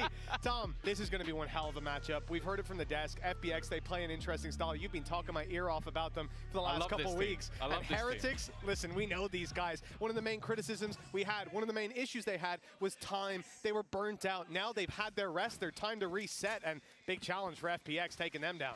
Yeah, they've also switched things up a little bit in terms of their composition. Miniboo going to be over to the Jet and bringing in the Sova. I'm interested to see, because they were setting up around the breach quite a bit, but now that's gone. It's definitely going to be a different look. The look that's there for the side of FPX is one I'm always excited for. I think Berlin has to be a highlight. He is a nutcase. He's going to try weird stuff that you haven't seen before, unless you've been watching the Chinese region, in which case maybe you have. For now, though, a very aggressive defensive push all the way through A, looking to try and catch them on the flank, but I believe Life has spotted it. He did. He was ready for that. Only peeked up the top, gave the info to Lysaurus. Good for one. The Sheriff, though, running low on ammo. Flash comes through. He won't dodge it. Now they're right on top of him. Easy trade for Heretics, but the site is claimed. FPX knew the ground they'd given up. Life up top looks to take it all the way onto Boo. And now they've got a foothold, an aggressive one that Heretics will have to fight for. And they win their first duel. Aya's still up there, though. They might not expect a second, but they're playing as a unit, moving as a pack. Leaving Berlin, who hasn't actually been spotted in the corner, but Wu lands the shot anyway. Leaving Autumn to try and hold on. Utility expended, needs to land the shots first, doesn't go his way, and well, he's not going to get a second chance. Pistol goes the way of Heretics. Yeah, you really see them sticking as a blob, whether it's the A-main push to start this off on the defensive side. They get up, they get the information, and then there's no splitting. There's no sending a player out to die by themselves. Instead, just using the numbers to their advantage in the pistol. It works out, and the few little extra plays that FPX tried, they don't manage anything. So 1-0 we start, rifles coming through, and I'm excited by what I'm seeing. There's still 15 seconds left. They could easily decide to sell some of these weapons. You're going to talk about what am I going to say? Goddamn right. It's an outlaw on Miniboo, the Jet. I'm excited to see what he can do. No shields on the other side, so this could be a big farming round for him. Bring him closer to that ultimate, but he's only got one orb on the board, so it'll be a while before that's it comes one of the most fun things about this map is what you can do with the Bladestorm. Like, you can literally jump off the map and go for kills. Yeah. That's some of the crazy stuff we've seen. I think Smoggy was doing that over on EDG. For now, though, Miniboo's just looking for those early fights. It seems more spread from the attack side. Maybe an attempt to just collect some orbs, potentially look for a plant. You can't really have too many expectations from a round like this, and they're playing it very safe. But I do think that dimensional drift is a huge part of what they're going to be going for. Site control, a big part of their game plan, but also it just allows Life to go crazy, and that's something that genuinely, he's one of the most terrifying duelists in the whole tournament because he is, as said, just a little bit insane. I wonder if we'll see this continue. Much more passive hold over B. It was the same in the pistol for Boo, but his teammates were pushing A that time. Now, well, he has actually shifted into a slightly more aggressive position. He could be in trouble. Smoke used, though, to back out, concede the space, and with that, FPX will find themselves a plant. Again, the idea from Heretics isn't to stop them in their tracks, it's to wait and retake it as a unit. Already finding one with the Outlaw. The players on backside might have a chance with the Classics catching them off guard. Decent damage to Benji. How much they can get in terms of the kills, though. Not really playing alongside each other. A little bit further back for Autumn, and it makes this training quite a bit easier. One kill at least, make things that a little bit more costly, but you can see Rian's only having a pistol that is not really going to force any rebuys for the next round, other than the player who was already going to purchase anyway. I mean, there was a decent amount of damage done, but yeah, just too spread across the players. So no kills converted, bar that one. No weapons dropped and left for the Ether. FPX will be facing off against a decent buy coming into the next. One investment from Team Heretics gets them a Vandal. Everything else is definitely in fighting form. The Bulldogs sort of backed up by the fact that you've got an Outlaw. You could be facing 10 HP or just tag him once and let Miniboo do the cleanup for FPX. Rifles come out and dimensional drift for life. That's the big one. That's going to get them into a site. Yeah, and you can already see, not messing about. All of the players are up over on the left side of the map, getting ready, pinging over onto the B site. It does seem, though, that Heretics have a decent idea. A very passive hold. Benji sitting back. Now, he should be able to clear at least some of the trips. Make sure that they're not going to be able to hold on to that ground. Although saying that, it seems like they're both still standing. Yeah, there was a clear idea from Heretics to change their setup. Boo goes to the A site this round. Traps are here to try to catch these players as they make their way in or out of the site. But now the traps are down. Benji has been blitzed on, and with this FPX, able to fall back, playing a lot of players in main. They've lost their mid control, but that's not that big of a stress this late in the round. Main thing is keeping life on the site and having the support to cover him as they cross. Even the TPUs to get out of there, and now standard post plants on a long range angle down an alleyway. Already finding Miniboo, and even if they smoke this one off, it's going to be hard to get this stuck all the way with a big swing. Gravwell keeps them back a moment, buys them time, but not quite enough. Yeah, it definitely came close. Aya tagged life as well, so there was potential for them to try and bring that back, but the Gravwell couldn't quite hold them long enough, unfortunately, for the Nice side try, of though. Heretics. I like the idea. Yeah, definitely not a bad idea. And you can see that, again, I think this was a map that FPX are using against a lot of teams because they're not going to be massively well prepped. But it seems like for Heretics, they have a decent idea of what they're going to be doing. They're playing this map because they're comfortable enough on it, at least, even if they haven't had a massive break. I know a lot of the players said that they sort of went home, had some time, maybe with family or friends, just to try and counter the bigger problem, which was the burnout. For now, though, it seems like FPX are going to go straight for that middle control. Now, we've seen teams using, well, even them, using the Viper wall for the same purpose, but instead already both smokes utilized early in the round just to try and take this space. Oh, Life is really committing to this. Decoy sent through a flash to start, and they're trying to catch a fight. Unfortunately, they have. It was Benji Fishy to take down Life and slow this push completely. The squad now trapped in by Ult coming in from Woot. Big play from Boo. He's caught Autumn off guard. Barely any ground to hold on to for FPX, and now down to nothing. Berlin, he's made it to the site. His sneak up through B main is successful. Unfortunately, he's got 4 opponents to take down and a reveal that's going to make him give it away. The steps definitely shown Heretics where he is, and well, I don't think he's getting away with this one. The crash finally gets him. Boo is nice. Boo is a nice person. He gets detained, he decides, you know what, I'm actually just going to finish him off before anything else can happen, and even get himself the extra ultimate orb, which gets him that little bit closer. The problem for FPX is financially a bit of a weird one. You've got yourself Aya with a bit of extra cash. The same can be said for Life, which, hey, again, you put him in the right position and things can definitely go their way. I feel like the problem with this round, though, was they wanted to try and go for mid-control, but it was very telegraphed. Like, you're using both smokes, like, unless you're going for some crazy fake play, I don't think it's going to fool anyone, and the main person that could have been caught was Benji. Yeah, and he hit his shot. Simple as that. Miniboo, free kill, God, and he's dashed right out. That dart caught everyone. It caught everyone. That dart caught Life as well. A shock dart sent through, picking off one, damage done. Berlin down to 62. FPX don't have a lot to work with here. Obviously, still the rifle on Aya, but the rest of the squad just with pistols. And well, they are going to need a big performance to make this one. It's not about winning it. It's about keeping that economy managed on the Team Heretic side. They can't have all 5 players carrying rifles through to the next round, and at least there's the first to fall. Miniboo with Woot and Rien super low. This could still be an okay round in terms of economy damage for the attackers. It does revolve. Maybe on a sneaky play from Autumn. He's making his way down mid. The problem is if his teammate falls, it would mean that they eventually start looking back in the other direction while the cam's going to do that anyway. Even still, the aggressive position of Boo means that a plant is going to be tough. And even still, they're going to walk back into a trip. So there really is just going to be so much information. Boo is just waiting for a mistake to be made. Utility trying to be cleared from Aya, but he is dead. Like, unless Boo makes a massive mistake, I don't think there's any way that Aya's going to survive. No, of course not. It's not an angle you will usually clear, and not one that you can from the position he was in. Free for Boo. Even at the information with the trap being broken earlier, and obviously the steps were loud as can be. Autumn with a chance. There's one, and low HP on Rienz if he can isolate the fight, but he wants the rifle, and Benji's guarding it. 4-1, a solid start to this defensive side. Heretics lose their third round, one that they're kind of expected to, where they had the weaker weapons, but since rifles come out, doesn't look like they're breaking much of a sweat. That last round wasn't a big one from FPX, though. This is where the investment comes through for the attacking side. I think the scary prospect, though, is just bear in mind that Bind is up next. A map that there was a 6-win streak for the side of Heretics until that was ended in OT by Vitality. That was the way that they managed to actually qualify for champions in the first place. So I wouldn't say that Bind is going to be a weak map, and it's one that I don't think is the best for FPX. So and maybe they've changed things, maybe they got something new to throw in, but I think their sort of like hidden gem was this map. Not many teams are, I would say, at the top level, like at a good position. Like, a lot of teams are trying different things. I don't think a meta has necessarily been set.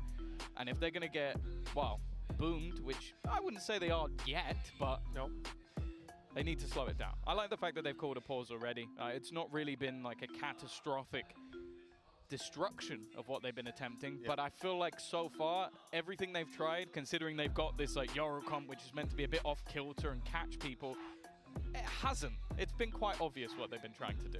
Yeah, Heretics have seemed ready for it every step of the way, and I think even the mid push you talked about, as you said, telegraphed with smokes, then the decoy goes through, they let it pass, take the fight immediately. It was Benji dropping life after the flash, after the decoy had gone through. Just avoiding the utility and dealing with the man himself. And I think that's a problem that FPX are going to look to solve by, as you said, slowing down this round, looking for a bit more global control instead of isolating just one angle and pushing down there, and then sending late lurks out that Heretics are ready for because they've often got the advantages. Like you said, they're not getting boomed just yet. 4-1, it's an acceptable early scoreline, but we need to see this attacking side find the solutions pretty soon. And now, this is the best time for it. A bunch of ultimates online, albeit Lysor and Berlin's not high impact, but the rifle's coming out. They've tried to do the same again, like throw a couple of early smokes, but this is just a ruse. It's trying to sell the idea that they're going for the same play. The problem is there's been a change up from Heretics as well. They've now got the operator roaming in mid, so nobody else has moved. The orb being taken is definitely going to be heard as well. So again, like the idea was to try and sell some sort of fake, sell some sort of lurk, but thus far, that hasn't happened. No success in that front whatsoever. Team Heretics with, you know, we mentioned the change-up in setup that we saw a few rounds ago where Benji came in to prevent this B-site push. You've not just got Benji, but Boo here as well. Both of these players, we've seen anchoring sites now committed to holding the angles. Decoy is the one that's sent through. It's not even going to be touched. They allow it to fade into insignificance. Trap, luckily, not going to catch anyone. Aya is able to destroy it in time, and they've claimed the space. Now the rotations come in from Heretics. Now they look to defend that B site or even to retake it, but little do they know the spike is going elsewhere. All they have to do on this site is buy time, and Aya's done a good job of that. Autumn might not be able to get out of here, but look at Lysor's position, sneaking up through mid, cutting this defense apart, and Autumn's even picked another. It's a double dip, almost a triple dip. They sell an initial fake, throw it into it, what seems like a take of the B site, and then throw it back over to A again. That was really nice. Incredibly complicated. It's something that you do feel like at any stage, if Heretics managed to catch on, it could have gone completely wrong, but I like it. Like, you're throwing in the double smokes early again. You're then going to be using an ultimate and then and even sending a couple of players into that site and then going back in the other direction with, what, 20 seconds left on the clock? I think the main point of that round, though, was Lysor. Just having him still in middle, leaving Autumn as the secondary lurk, it makes it so difficult for anybody to actually move on Heretics without being caught or being put in a 1v1. Well, early on, there's a big fight for A main. Just like the pistol, Heretics want to triple push up. They've spotted the operator already, and the dash actually caught on the wall. That's going to cost Miniboo his life. The flash stopped him from being able to see exactly where he was dashing to. Well, a terrific start for FPX, and I think this was a response from Heretics to the last round. They played it blind, tried to rotate, assuming FPX were going to be as one-dimensional as they were a few rounds ago, and instead, they now go for the push to get the early info, walk straight into the op, pick is found, and FPX can now go back to that 2D play because, well, they've got the advantage. You're not going to have as many players rotating in. They're pushing into what is almost at this stage a double sentinel. It's a bit of a gamble keeping both players here, even having a rotation out from the side of Wu as well, who has been hitting his shot so far. Wu even going to just be waiting behind, but it's almost just a peek out straight behind the utility. Wu goes down, Benji is still here, looking to try and fight on top of it. He almost gets two. The second player so desperately low, even knows that he's still on this corner. Just waiting for someone to try and swing around that corner. I think he's got him dead to rights, a second to his name. But that wraparound, they're waiting for it, they're trying to watch for it. And almost getting that information might just give the game away. Berlin still managing to fight back with another. Putting thing into a 2 versus 2, but that time has been ticking all the way along. Benji looking to try and get things to half. He's succeeded, but with his teammate going down, it's now left all onto him, surrounded in the end. And FPX, well, it got a little bit dicey, but they get it over the line. Yeah, well, listen, you told me that Life does some crazy stuff, and I'm waiting for the TPs and so on. There he fake TPs, pushes through a smoke with an op. Hey, that's not a conventional play. It's not one I'd recommend you try at home, but my goodness, it most certainly has worked. And again, that early aggression towards A, the fact that Heretics try to take the space to find a solution to the problems they had last time, well, it hasn't worked out. And now from the Heretics side, you know that if you play it slow and rotate in off what is clearly an execute, FPX might fake it. If you go for the early aggression to grab control so that you know where the hit's coming through, FPX might be waiting. This is a very good resurgence. A team that was 4-1 down with no answers, they've certainly started to fill in that worksheet. And the bigger problem now is the economy. I will say there's a lot of ults that are either online or very close. Miniboo 1 away, Rian's 1 away. This round on paper seems easy, but if I've learned anything from Heretics is that Benji plays better with the Sheriff. Mark, who's to doubt the other players on this squad? Again, I feel like the darts from Rians have pinged up the entire team multiple times. I feel like FPX might have to go to the workshop and try and shoot those before they go off. Again though, FPX just taking things slow. They know that a round like this is likely to have weaknesses, likely to have pieces missing, so they don't really need to overface. All they have to do is get towards this side as well. They have the pit if things start to go wrong, but unlikely to be used in a round where there's mostly weaker weapons. Instead, this ultimate, the dimensional drift is used. Get into the site, root out all these players, grab the info, go for a very aggressive peek. The flash even thrown through by Woot gets nothing, and the control swinging clearly in favor of FPX. A 5 versus 2. There'll be no pit used this round, I'll guarantee you of that. With a plant on the bridge, this round has become very difficult for Heretics to even find anything in. You're talking about economy damage at this point, and it's one man. Make that no man. Aya's had a hell of a round. Yeah, no, he just goes running in, takes the battles. Obviously, the space was taken initially by Life. Just, I don't mind committing an ult like that in a round where ultimately you're in a position to spare a few here and there and just make sure that you're not going to lose to pistols. As said, the opponents can be incredibly dangerous on the side of Heretics with those pistols in hand, and he was able to make sure there at least wasn't a direct stack on the side. Although there was 3 players around, and Aya, well, he kind of dealt with those very easily indeed. We've had a Team Heretics pause called 4-1 in the lead, and now tied up neck and neck, with FPX seemingly having an answer for every problem they're presented with. And this is a big round for Heretics. Last time, they had the pistols, like we said. Now, they've got rifles and an operator. Ultimates ×4. FPX still have that Viper's Pit to fall back on. Aya's picked up the Nightfall as well. I think the things that worry me again is Miniboo. He's getting off to a bit of a quiet start, and we know that he is someone that very self-critical, very hard on himself, and also someone that I think the highs are very high and the lows are very low.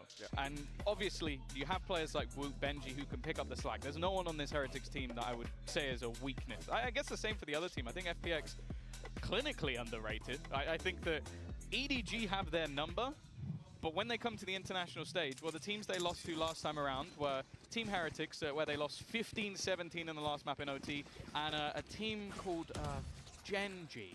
So, yeah, right, I heard. And they took a map off both. So this is a team that I think, again, maybe if you're a Sentinels fan, you're thinking, it's fine, we'll have FPX in the lower bracket. I would not breathe easy just yet. Well, they took a map off Genji, Sentinels didn't. Just earlier on. Sure.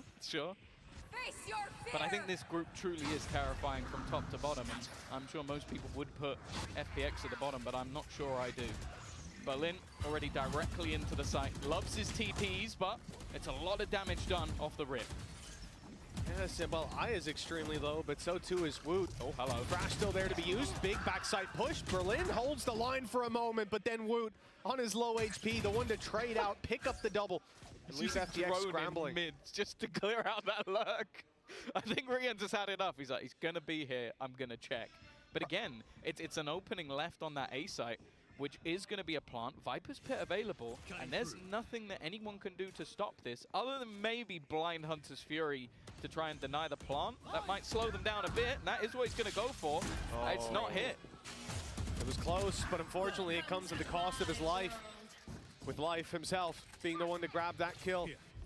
Blade Storm, we just heard it activated by Miniboo. They're going to commit to this. And going through that Viper's Pit with a Blade Storm might be an advantage. Find him, drop the right click, and get it done. Flash out a little early. Life's going to get ahead of the Thrash, but not destroy it. Luckily, it's gone too deep. It's inside the ultimate itself. You're not going to be able to recover that, certainly not with any form of ease. Miniboo, I almost expected him to go up top. Instead, he's just running it through, finding one, but it's not the Viper. Now you're down to the Operator. That's not the right weapon for the job. The spray's good to drop the diffuser, and although Autumn falls, the time already too far gone, and they can't deal with Life. FPX, this started out abysmal for him, but they've taken the lead. Yeah, I've heard the phrase, life comes at you fast, but I've never heard life clutches it out, because that's what, he seems to be everywhere. And that's the thing. Like, Aya's been having a great game, but life is up there as well, normally as the tip of the spear and somehow even surviving to the late game as well. And this round again was just, the mid-round calling has been exceptional. Like, we have seen different moments where they start one side of the map, they go for these opening picks, and by the time you even notice it, they're back on the other side, they've cleared everything out, and even losing the lurk. Like, that was a moment you think, okay, the round's done. Well, they had 2 lurks. Yeah, and then they go hunting. Life again was the guy who got the kill on Rian. Oh, no! Oh, no. No, no, look away. Look away. When you talk about Miniboo being self-critical, I hope he can let that one go. That's a rough one. I hope other people can let that one go as well. I think that's going to be in a montage or two. They only have pistols. At least they only have pistols this round. Right. It's not as bad as it could have been. That's rough, man. That is very rough. Yeah. FPX. GB loves the phrase "from the top rope." I don't think that's what he meant. From the mid rope, right down to the bottom. Well, 5-4, and it's a 5v4.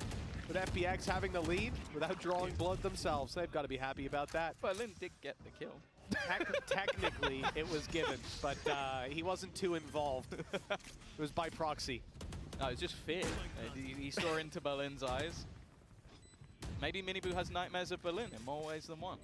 Oh, wow. Here we go. 4 players to try and find anything again. I feel like we've been saying this a lot. Just an attempt to do damage. And, wow, Woot's going to get one for free. That's not too bad. Trade eventually there from Aya. Keeping them honest. No ultimates if they needed them, but I don't think they will. This is now falling perfectly into place for the side of FPX. 6-4 from what was, correct me if I'm wrong, 4-1. They have now managed to streak themselves 5 rounds in a row. There you go. Well, you can see it on your screen. Don't need my help. Yeah. It's been a very impressive resurgence. It just, that's the... Oh, you can see it in the player cam. Oh. The thing is, it's the worst player for it to happen to as well, because I feel like if Benji has, like, he's going to be giggling, he's going to be having a laugh. Laughing away. I think Woot as well. The silly little goose. But Miniboo, after having a rough start, I feel like that might get to him. And he's going to go aggro. I think wanted to try and rectify things, but hey, FPX are meeting him. They absolutely are. Look, with a guy like Life, we've seen this a couple of times. He's willing to play a little bit loose, a little bit crazy. Setting out the late lurk for Berlin. He's going to be covering the back lines where the traps from Cypher don't. And for Team Heretics, same old thing. Group up, play this as a blob, move together. Smoke's online for Boo fairly soon. He's popping down his stars as we speak. But the time here is a big problem. They've had it for a while. They could section things off. There you go. Space taken, but they have to deal with Life. They also have to be quick because Berlin's on the way up behind. And if he finds that space before they've claimed the site, this could be an absolute disaster. Problem is, denying this defuse is very difficult. Oh, the run through is good. And the shorty comes out for more. A gorgeous play from Autumn. I thought that was going to be a close round, if anything, a guaranteed for Heretics back on the board, but, well, FPX just doing FPX things. The funny thing is, if Benji stood a little bit further forward, he dies to full damage. He pushes him Like, off. It literally would have fallen off, but I guess it's a risk. It would be a big risk just to play that far forward, but yeah, the fact he jumps in, sprays ones down, and then gets the second with the shorty, like, and the Cosmic Divide was great, but again, when you're up against a team like this who have no fear, they don't mind playing through your utility, you have to basically body check them into not playing confidently, and I don't think anybody's managed to do that ever. And well, speaking of confidence, Autumn's coming into this round with the Viper attack side op. Actually, in fact, so is Aya. Yeah, I mean, they've got extra credits. I have to assume there's a weapon on the floor in case things start to spiral out. This is the last round of the half, remember, and well, Berlin's got enough credits to buy them a few spare rifles, so does Lysor. For FPX, well, 6 rounds in a row. No surprise to see them playing confident, and even in the last round, I feel like they had that hero play, but they also had Berlin coming up behind. If the play was slightly slower from Heretics, throwing out a lot of opportunities for themselves in the late round. Now it's going to be the same thing. Read again. Lysor mid lurk, play to B site, but again, Heretics, all the utils here, and they've got Rians this time. That's it. His darts have been impressive, and he's got it online now. Trying to get that information, and it is eventually going to be denied. In fact, not catching anybody this time. The one time it would have been almost instant death for the side of this attack. They're taking the space, jumping up. Benji's found the first. Holding that line, but it's not clean. It's not pretty. Oh, Aya's managed to take him down. Timer ticking and the spike still in an awkward spot. But again, he's always there, always behind. The timing's going to be everything, though, as Rians drops another. He's heard the steps of Minibu coming behind him. He's trying to catch this guy off guard instead, and now looks to switch back. That plant is just about going to be coming in time. And they've still got to worry about that flank. Yeah, it's made its way up top now, and well, it doesn't look like the flank's the main problem. Berlin's holding strong. Autumn's here to support, although he's lost his head. Now the flank going to be dealt with, but ammo is the main concern. 8-4 as we close out this half, and FPX, they were 4-1 down. Yeah. This was looking bad. They needed an answer, and by golly, they found it. Yeah, no, this was just an impressive dismantling. I've really enjoyed the way that we've seen mid-round switch-ups, more direct takes. As I said, I think the calling, honestly, from the side of FPX has been utterly sublime. And then just those individual plays, like Lysor, bottom of the board, has been an irritant for them the entirety of this half. Well, nothing but problems for the side of Team Heretics after round 5. There's been no success. They'll get a moment to recoup ahead of the next half. We'll be back in just a little bit.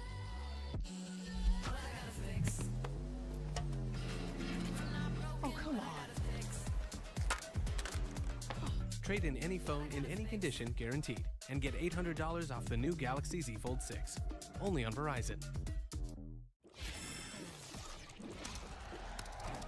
Red Bull gives you wings.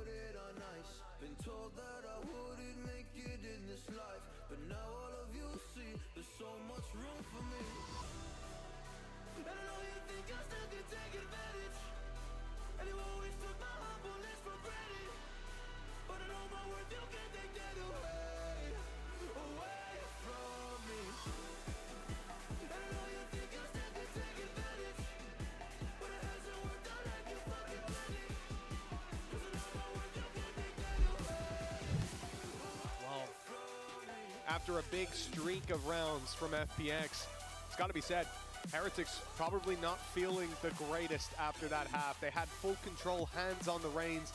Now they've been left out in the cold. For FPX, everything's going right. Every call they make is coming to fruition, and I think for Heretics, this pistol will be essential. We've got Miniboo 3 and 10. He fell off the map as well. I mean, as far as confidence builders go, this has been a disaster of a start. Oh yeah, for sure. Yeah, it doesn't get much worse. And just look at already what's being attempted. You got the Viper screen down in case they needed to cover mid, but instead they've just TP'd right into it. Benji though has managed to catch the first player. I want to point out there was more than one. Berlin is still going, but it seems like Boo is very aware of the potential of further aggression. They are holding for this FPX squad. Yep, making some pressure on A, but I'm not even sure if they're looking to commit. For FPX, though, it seems quite clear that there's about to be a hit on that side of the map. The steps, the noise, the utility is now over there. 3 players now stacked up, with Berlin left with the responsibility of hearing the steps if the rotations come through. And considering they killed Young on mid, they might start to go quite quickly around. There's a lot of pings here, though. Pings that certainly indicate they're suspicious of a player being around here, and they've caught Berlin. Okay, the snake in the grass dealt with, and Heretics, I think, are going to move into the B site. Yes, they are, and it's wide open. Yeah, they've been methodical this round. I think they were very ready for that mid push, something that is attempted by FPX, and a fair few rounds. 30 seconds left. Watching it from multiple angles, and while now for the defense, they are going to need themselves a bit of a hero play. Wingman will be sent through. A little obstacle course for him to make it onto the site, but defense are already here.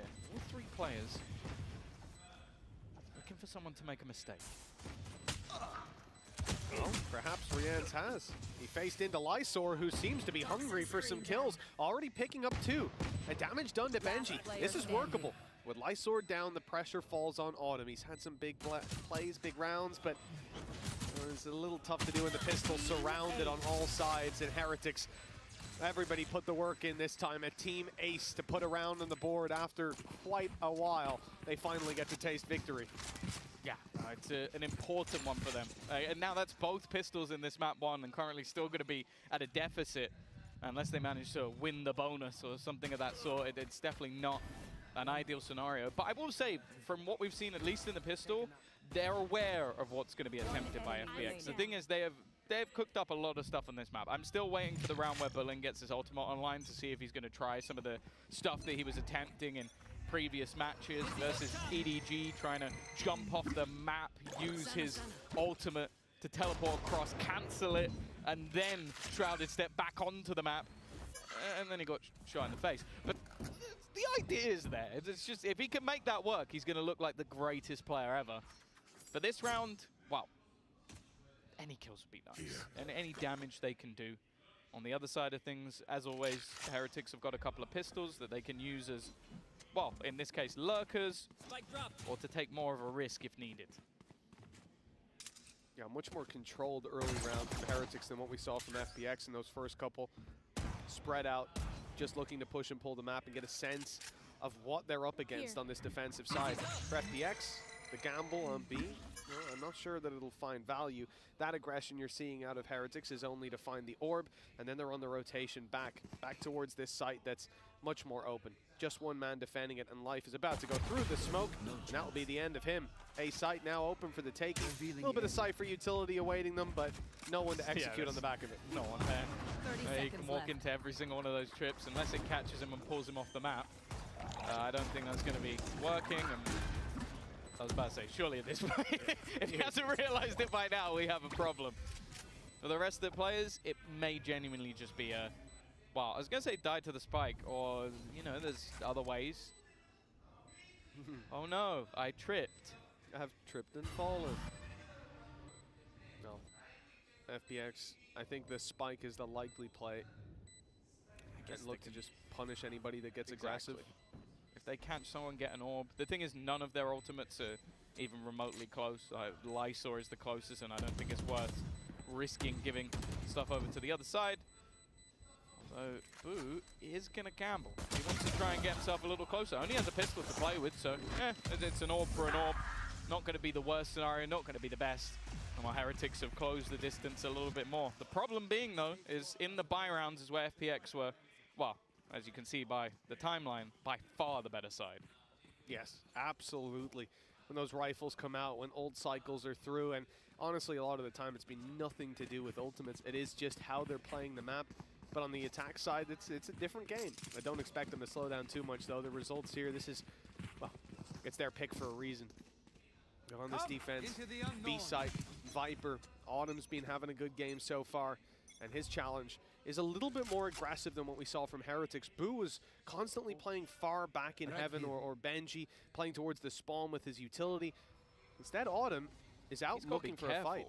Because they've got Thrash online. If he's not put into a better position, or if he's caught out, he is the only defender of this site, so that definitely could be an issue. I think also just playing on this side when there's a Gecko, because that is the normal route to send through Wingman to get you into the after plant. It's the common post plant that we see from a lot of teams. And I guess with Berlin now alongside him, it isn't so much of a risk. I think we've also seen a bit of utility on the other side of the map, so I think FPX at this point have a pretty decent idea. That doesn't necessarily mean that Heretics are going to stick to this. In fact, no, they're doubling back. Some of these rounds are going to hinge on that mid lurk, and we've seen Benji sitting around this position, but only holding for the aggression, not looking to get up in their faces, opening the door at least to cause some paranoia, but, well, FPX know there's nothing going on. Life has committed himself to holding down middle. FPX have a lot of utility on A. We saw this in the last round. The traps were there awaiting them. Although we'll have Thrash going through first, you've still got to avoid those traps. That's exactly what Miniboo does. Updraft dash takes heaven control, but no punish just yet there. Lysor eventually falls from the jump up. Miniboo looks to be a thorn in their side up in heaven, not just by himself, but with two players, make that nobody. Woot dies, and the fallback from Boo now leaves Miniboo alone. They've seen him. It seems like it. Lots of utility being expended, and he's isolated, and the aggression elsewhere hasn't succeeded either. Boo falls, puts the advantage with the defense. Rians and Benji. A little bit of an angle over the top, which might just give the game away. A nice shot from Rians, puts things back into a 2 versus 2. And for a moment, it looked like Ayung was going to try and jump around, but he's thought better of it. That time continuing to tick, Rians continuing to land every shot. 4 kills for him in this round. That Sova switch seems to just work for him. An agent he thrives under, but well, maybe the Guardian's working just a little bit better. Well, everything else went wrong for them there, but Rian's went right. Unbelievable. The fact that Miniboo's isolated, either expected or spotted up in heaven, dealt with the utility thrown down and him forced out of position, and that Woot got caught going up. You know, the idea was to have 3 players there to take a fight, to maybe even flash through the smoke and get super aggressive. But once Woot falls, Boo's in no man's land and quickly swept up. It's the Turkish Olympian. He doesn't need any of that high-tech mumbo-jumbo. No. Put a gun in his hand, and wow, they'll be hoping this time it's not the silver medal. Either way, that has wrecked the economy of FPX. Yeah. Ayung is going to be in the same position, trying to make that Guardian work. To be fair, when he's had a hero rifle, there has been extra damage caused. There's no doubt about it. The rest left just onto pistols. I guess in that case, I'd probably be watching Lysor, because his shower is fairly nasty. For the other side, though, you got Hunter's Fury, 1 away as well from a Cosmic Divide, which for the most part, it's not normally the most impactful, but when you're up against pistols, being able to section off an angle, if there's a stack, could be high priority. Instead, though, Heretics, again, they fall into this passive default. They are expecting aggression. They're expecting pushes, and to be fair, other than the mid-push, no one's really moving. Yeah, it's a slow play. And with 40 seconds left, that's when Heretics start to look somewhere else, start to move, and abandon those lurk catches. Well, if Berlin hadn't walked in with his back turned, I think that could have been a different fight. Instead, Miniboo grabs the opening. It does spur them onto the B side where everyone's waiting, and it's Ayung taking 2 headshots at that with the Guardian. And they're in a bit of trouble jumping across that bridge because Ayung's still waiting. His 4th kill locked in already. And Benji Fishy left in an impossible situation. 3 players and Ayung looking for the ace. He's got it locked in. Another round for FPX, and what a way to do it. Well, 2 rounds, 9 Guardian kills. I don't think you're going to find that too often in the history of Valorant. two players that could both hit the headshots, but Ayong just doing it a little bit better. The first two was so disgustingly clean, but let's be real. I think there was about one, maybe two missed bullets in the entirety of this round for him. FPX showing the depth of skill. He is 19 and 10 right now on the scoreboard. Nobody even close. Yeah, and again, I hate to harp on it, but we opened this up by talking about it, and even we finished the EMEA Stage 2 by talking about Mini Boost State. This is a guy that relies on confidence and hasn't had it recently. Bottom of the board, 5 and 12. They got to kill that round. He did, great, fantastic. But I mean, the problem is, when you look at FPX now, they have the exact opposite problem. Confidence has got to be sky high. They had a streak of rounds in the last half. Now they've put one on the board here in the defense in that kind of fashion. The only thing is, Heretics are still in an okay position to buy up. But if they lose this round, that's the first domino knocked over. For FPX, they're getting into the home stretch. I think that the thing for them in this series, though, is, again, it's what I said when they were 4-1 up. I'll say it now that they're down. This is the map that if FPX are going to compete, they have to win. Like, I think going into Bind, Heretics are going to feel more comfortable. Yeah. It's a map they've got a lot more reps on. In officials, at Masters, you name it, they've played it. So I don't think they're going to be too worried. But, of course, coming into this tournament, you want to start you want to start as clean as possible, because you know if you win this one, you've got your grand final again. Yeah. We've already seen one grand final rematch. I think most people were expecting a second. This group truly is terrifying. Life, though, well, that's just absurd. He just tried something so risky, and he has walked into... Yep, that's the whole Heretics team. That is everybody.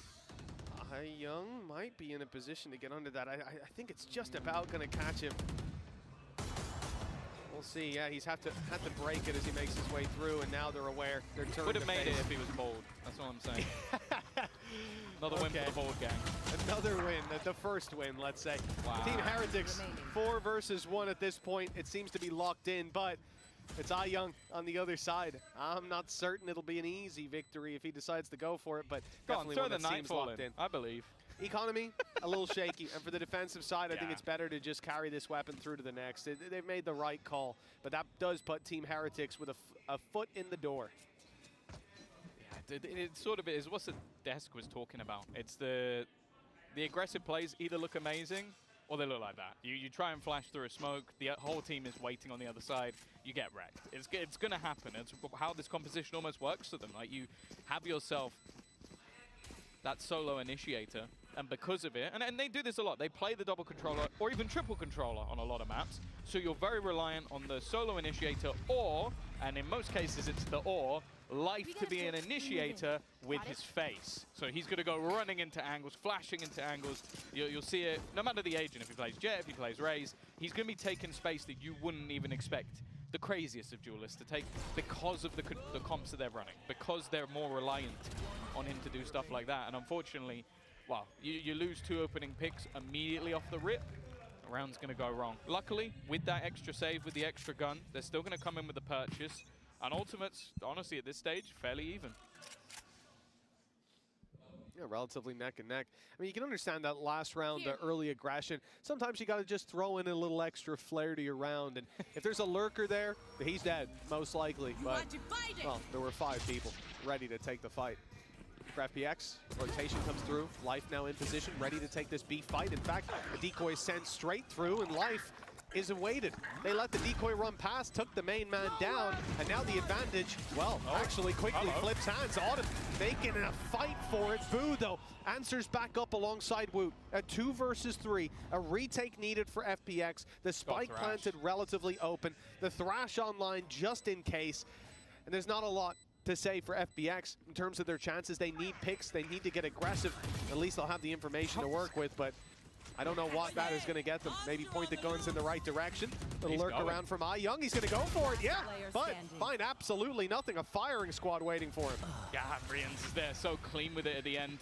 Scoreline equalized. Another round on the board for Heretics. And again, I think some more just solid utility. We saw the initial flashes that I think the Gecko flash caught like everybody who was on that site. Like every POV we switched to, I'm sure of the observers, like, get one that isn't blind. Just try and find them as they go. But It was rough on the way in, and I also think the dart, yeah, you could just see the combination of utility. You had the dart, the immediate Hunter's Fury, and then the Dizzy that just left everybody within that site without being able to see and being revealed. And I think there was even a counter ultimate of a Nightfall that was thrown in by the defense, but it didn't matter because, well, you might not be able to hear anything, but you can see exactly where they are because of Rien's. Well, that one round from Young, his 4 kills on the Guardian, we thought that might have spurred them on, put them into the home stretch with just one more round. It put Heretics' economy in a pretty tough spot, but now they've bounced back neck and neck with the attack side certainly getting the grips with their bank accounts, their credits rolling high. Even after buying, they could buy for the next round already. And if they receive nothing, and for FPX, definitely not in the same boat. They're left down to pistols, and although at least they're not at that 9-7 gap or 10-7 gap facing an eco. But taking it here means Heretics likely push up to double digits, and if damage isn't done in this round, they'll have a lot of safety net to fall back on.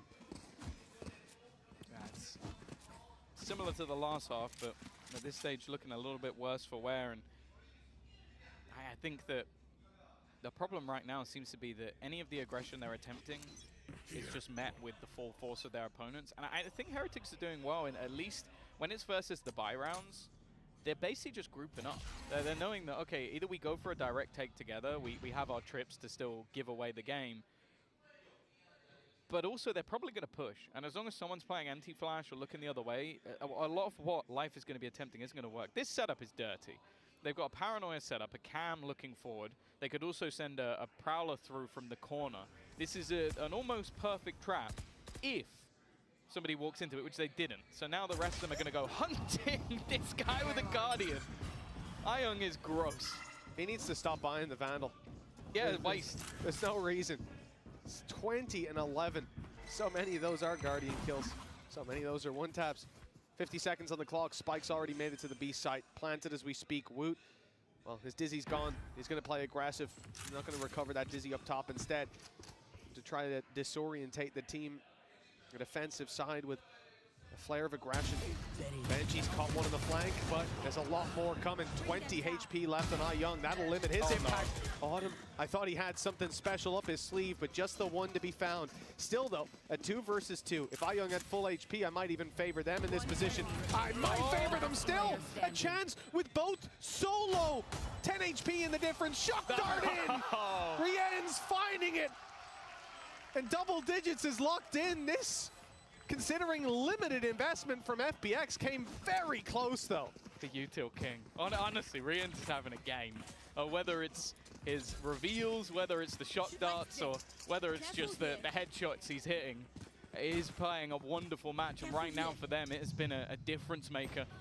They haven't been able to really do too much to deal with him. Again, though, it's a low buy round that just gets so dangerous. Young with that Guardian, another couple of kills. In fact, I think the last kills he got before that were also with the Guardian when he got that 4K. That was when we last saw something from him. Viper's Pit immediately put into play, trip alongside it, and it means that they're going to try and gamble elsewhere. Have 3 players towards the B site. Middle control will be held by Lysor, but once again, and no surprise, Heretics are taking their time. Yeah, Lysor's going to be pretty passive. Extremely passive, in fact, because you've got the trap sitting inside that Viper's Pit on A. You have 3 kill if they decide to push up.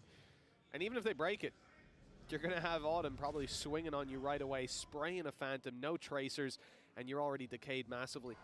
It's a huge bit of control to play with for this defensive side, allowing them to stack that B site. The only real concern is mid, and if pressure gets applied there, TP from Life, he's there to fight alongside Lysor, and they can take their duels.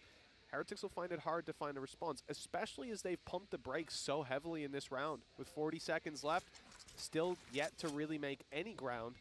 Rien's considering the drone through A, making it look like this is where the play is coming in, and the hope being that the rotations do come through. Life is TP'd off B at least, so they found it an easier job on that side of the map.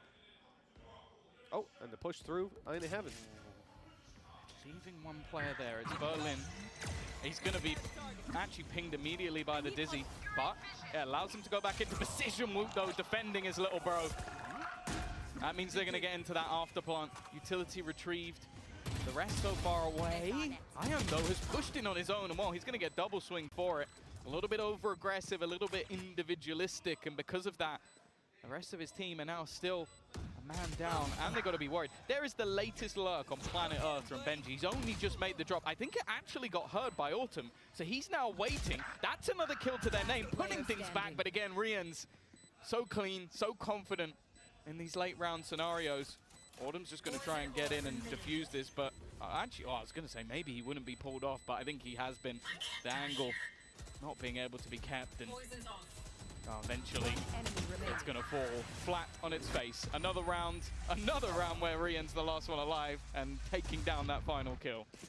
You know, this round, it makes sense why Benji took so long to get back out, because they made this the most telegraphed A push, A split of all time. The drone goes through the Viper's pit, it catches the tag, immediately on middle, Benji's breaking open the vents, running through to the A site, and letting them know, hey, we tagged you, we're coming to kill you, we're gonna drop that pit, take the site.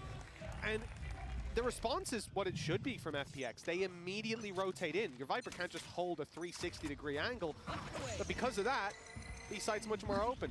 Isolated fight onto Berlin, site secured, plant in, time on their side, and Benji, yeah, he plays it super, super late, but that was what needed to happen. Otherwise, he just runs back out on mid. They obviously know he's there. They kill him. One less guy to deal with. The danger now, 4 ultimates online for Heretics in a round that if they win, wow, it will put the economy of FPX in an awkward position. Their ultimates, some close, 1 or 2 online, but this is looking like a spot where Heretics might be able to just run away with it. And as said, this is a map that is pretty important for FPX to take. Heading into Bind up next. Miniboo, space taken. He's got the Thrash actually going in behind him. That will clear the back of the site and give them all the space they need. Should even be able to get back over to recover that, but Woot, picking up the kill onto Young. I don't think he's going to be going for Thrash. Instead, holding onto that control. Up close is Miniboo. Ready to take the fight. No one there to support him anymore, though Heretics fall back into much more passive positions. Miniboo's on his own to slow them down, to make it costly for FPX. Now there could be some trouble. The ult forces him out of position. He knows he was about to be revealed, but Lysor gets the kill. Now the aggression from Life. Flash. Should have another. There it is. Popped and ult completed. Not able to find anything. Sending the decoy through. Just buying the space. Keeping them back in the choke point as the defuse starts. Now he'll body block. Look to absorb those bullets for his teammate. They've killed Life. And now they need the diffuser. Looks like they'll get him just in time. With it ticking away, all they have to do is deny that defuse with the man advantage to their back. And the classic kills to close it out. That's 12-9 FPX left in a really difficult spot now. Economy down low, and 3 in a row needed to stay alive. That's the thing. If you're in a late round and you see Rienz is alive, just run. Just run. Like, it's a little bit unlucky, like the smoke fading just revealed Berlin to everybody at the end. The body block from Life was a nice idea, but that smoke just, it wasn't quite there, just not long enough. And while the final push from Rienz, him and Woot, the Turkish duo, up there at the top of the board. And I think the smoke faded because when they put it up, I could be wrong, but I think they took a second to get towards it because they were cautious of any traps being there. With such a passive hold as well, like I saw them crouch walking into the smoke. An unfortunate one. The 12-9 on the board. Heretics on the cusp of victory. In the map they were 4-1 up in and then lost a streak of rounds, but Rienz is pulling them, kicking and screaming back into this series. Yeah, it's going to sound harsh, but when you have initiators putting up this many numbers, sometimes your duelist can have a bad game. Like, it really just, it's so ridiculous how talented these 2 Turkish players can be. Get out of my way! And let's say it's been needed. FPX have at no point looked out of this map. In fact, it looks like it was going to go dominantly in their favor at a stage, but the second they got onto this defense, it's been a round won by Ayung. And other than that, not a lot to write home about. Blade Storm in. Ayung also has the ult available, and Berlin's gone pushing. So is Autumn. Yeah, they got all the control. They know it's an A-hit that's coming through. The thing is, Benji, he doesn't react in time. The player on the side of his screen, Autumn's picked him up, and now the flank comes underway, or the quicker rotation through the vents. Young able to grab one, and it's Lysor's double. At least giving them a chance in this with low HP, the decay fading, but Boo still on 54. He'll have a tough time in closing this one out. Still stars to play with. Has his grab well, and that is going to be the port of call to start this one off, buying him a little bit more time. A lucky spam could even the odds. And indeed, they baited out immediately, aware that he's going to be trying something nasty like that. He needs to start spraying. He knows this could be being diffused, and they're waiting for just that. He's seen both. Now he knows it's not even half just yet. He's got a bit more time to play with 4 bullets, and not enough to take them down. The defuse will go across the line for FPX. They'll reach double digits, but they still need 2 more. Yeah, I think he was incredibly wary of the flank initially just because those were the players that pushed mid to kill off Benji.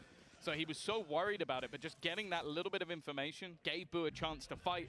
But with the low HP already on the board, wasn't to be. And again, a lot of this comes down to just the initiative. This was something that in a lot of the games we saw from FPX where they were successful on the defense, they had a lot of cool ideas, a lot of aggressive pushes, but I think with how Heretics have been playing around mid, they've been deterred. They haven't been able to get away with a lot on this portion of the map and had to go for something quite a bit later. 2 rounds the difference. 2 rounds is all they've had. But as we've seen, they're very good at streaking rounds together. With these weaker weapons, I'm not expecting much. Woot, though, has the rifle and is able to grab himself at least the trade to start this one off. Moving towards the site, we'll see the plant come in from the wingman. Already mostly through. The spray's not quite landing, so they're able to fall back now. 2 rifles, 3. Well, make that 2 again. It's Boo and Benji Fishy holding the chances of this squad in their hands. They only have 2 chances to close this out, and this one, well, it's not quite their best opportunity with Boo tagged up, or well, decayed down by the nightfall. The defuse already underway. Here comes the shock dart lineup, though. Grabwell already used to start this one off. Flank spotted as well. Lysor won't get a free kill, but with Boo falling, the numbers thin out. They've dealt with flank, but they haven't dealt with the defuse, and the Hunter's Fury way too late. They'll get a tag, but that's all, and an ult expended for little to no impact. Yeah, they might be able to hold on to their weapons and again make things a little bit more costly, but FPX are not going to mind. They managed to drag this back at the depths to look to try and take this to OT. And again, like for what was invested, not a bad round from Heretics, but just throwing in that ult at the end, thinking that, okay, maybe they've got it half, maybe they've got it close, but it was a lot further along than I think anybody over on the Heretic side had thought. Yeah, it was basically done. It was only if he was incredibly low HP that would have made a difference. 12 to 11, still having a Thrash available.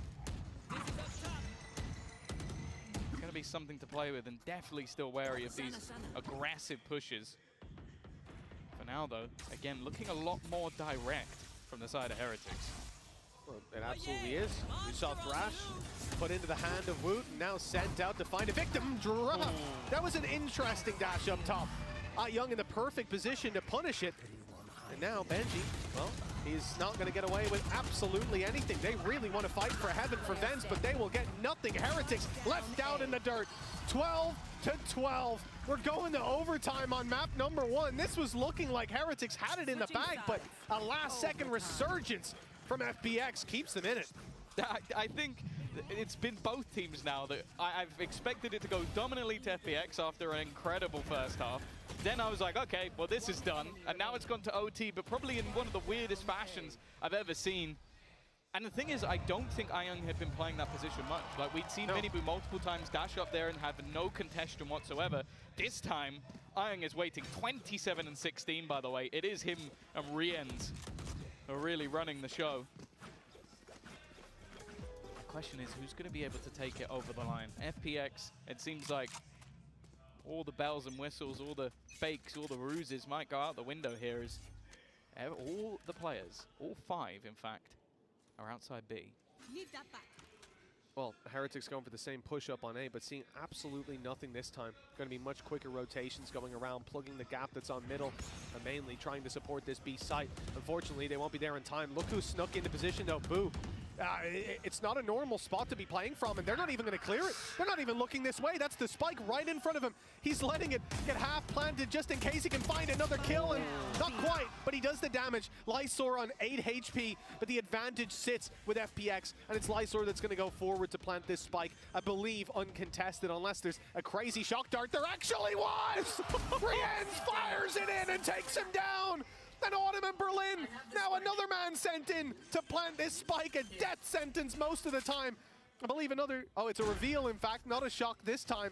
It was sent through, and it's caught the information. They know where FPX are holding this from. Autumn needs a big play, and only the one to be found. Berlin, 1 versus 2. And they're all going to be diffusing in that narrow little alleyway. If there is a chance, the spray might just work out, but they're trying to bait him into a fight. He sees they're not diffusing. He'll buy this time just a little bit further.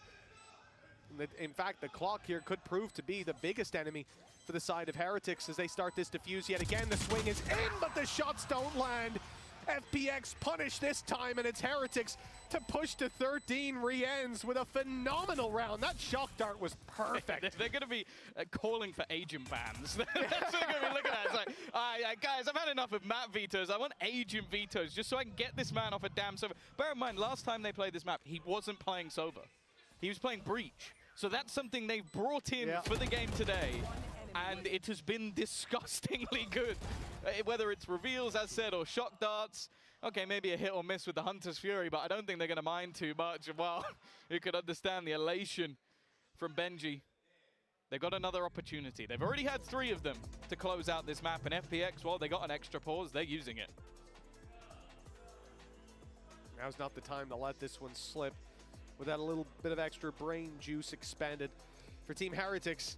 They've got to be feeling fantastic. I will just quickly note that Boo currently has an Odin. I don't think he's going to commit to that, but attack side, they might have post-plant setups with Rien's reveals and Benji's traps on B side. Does. It could be nasty. So there is a, I think I showed you this when it came down to their B side hold. Nest. Yeah, he has a Nest wallbang that he uses for a specific post-spawn. So if he is pulling this in, I would be very surprised if they're not going B, because he has an exact post-spawn for this. You know, you showed me that, and I used it in my next rank game. And let me tell you, the things that were written in chat, I'm pretty sure some people got banned. But it's good fun, and I think pulling it out at a time like this will be unexpected for FPX as well. Like, they haven't used it at all. The only thing I'll say is that FPX have been tremendously cautious about trap wires. I saw it on the A site retake. I've seen it a couple of times where they're going into a site and they're looking everywhere to find those traps. If they make the mistake of not clearing them this time, they will be punished quite heavily. But also, he just knows his lineup for the post plant. So if the traps might not even be an issue, really. It's just going to be if they can get into a post plant, which, hey, if you're running a Gecko, I feel like you should be able to do that, and they have been able to do that. Autumn already spotted. Boo already in position, ready with his lineups, just to try and be an absolute rat at the back of the site. And while this is maybe the scariest post plant FPX are going to ever have to face into. They might not even know what they're facing just yet. That's the scariest part. You see the stars down on the spike. The Gravwell to deny. Benji's been in this position quite a few times, more than a handful of times. But this time they're not checking it in time. Luckily, Lysor reacts, finds the kill. The defuse started, at least that's as far as Heretics know. Some kills come through, though. They reclaim the space. The Odin takes Lysor. The drop from Berlin is good. Able to at least find the one, and Rien's is incredibly low. Boo's caught up top. That's a big mistake. All he has to do now is root out Rien's and deal with Woot, but that's a big task halfway when Rien swings in to close it out. 14-12. They push them to the limit, but Team Heretics take it across the line. No, incredible performance from them in the end. It was a back and forth all the way through a map that we favored for FPX. A map that, as said, they looked incredibly good on, but ultimately the hero plays from the likes of Rien's Woot were fantastic. Either way, still more to come. Bind up next after the break.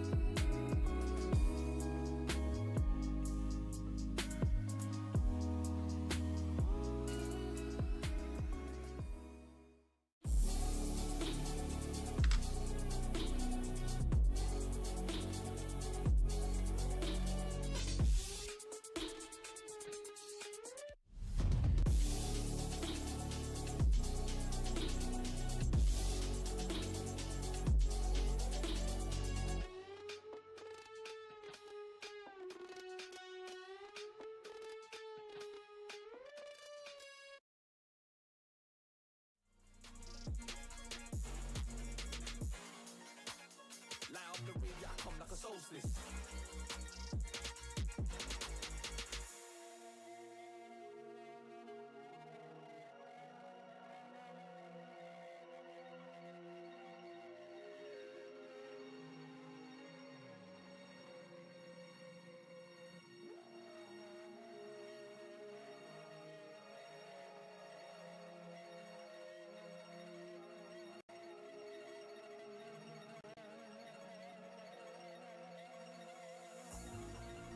It's like how many times can I say no games? Your favorite artist telling me Jay's cold, but still I won't say no names. So far ahead, left them in stone age. I am the king, this is my domain. Spit so much things I can't breathe propane. I take that served up like a hostess. Everything that we do is real, no hocus pocus. We're not the same, but you already know this. Been around for a while, but I still bring heat like a solstice. I'm about to they better take notice.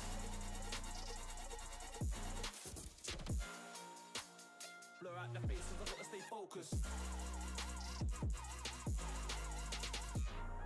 They want me to fall off, that's why I keep it loaded.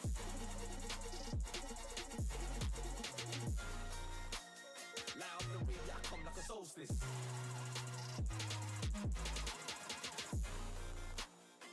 I'm about to they better take notice.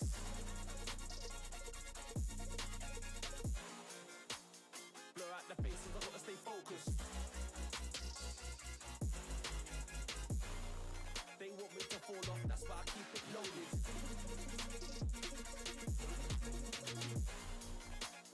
Light up the way, I come like a solstice.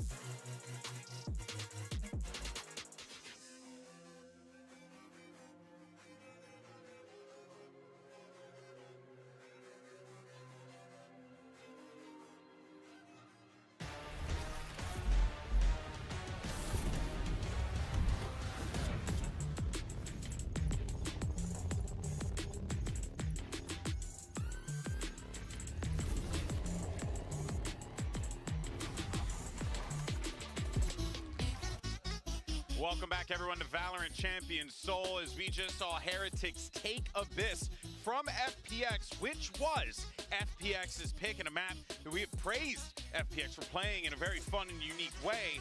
But today, in OT, it belonged to Heretics. And Paperton, I know that there is a lot of conversation about what are the win conditions here for FPX. This Abyss map was one of those for the series. If they wanted to have give themselves a bit of a leg up in this one, Abyss was something they needed to pull through. Yeah, I totally agree. It really does feel like this was a must-win map for them, and it looked pretty good coming into half. 8-4, you're like, okay, yeah, they've got this. They started to really roll some rounds together there. They got a good read on Heretics' defender side and how they want to play it, but then Heretics come into their attacker side and they look like fire. They have great ideas with this Sova, some great timings with the recon, some great shock darts. Rian's just some phenomenal shooting as well. Yeah. So all of a sudden, they were able to flip the script, and with a different comp that kind of caught a lot of us off guard for Team Heretics, it ended up getting them over the line. Yeah, I mean, Woot in particular was absolutely excellent in this first map of the series. He had a couple moments where I think he wasn't quite the superstar he was at Shanghai playing in EMEA, but he's immediately back in global event form here, showing up and winning some crucial rounds, because quite honestly, I thought that was going to slip away for Team Heretics.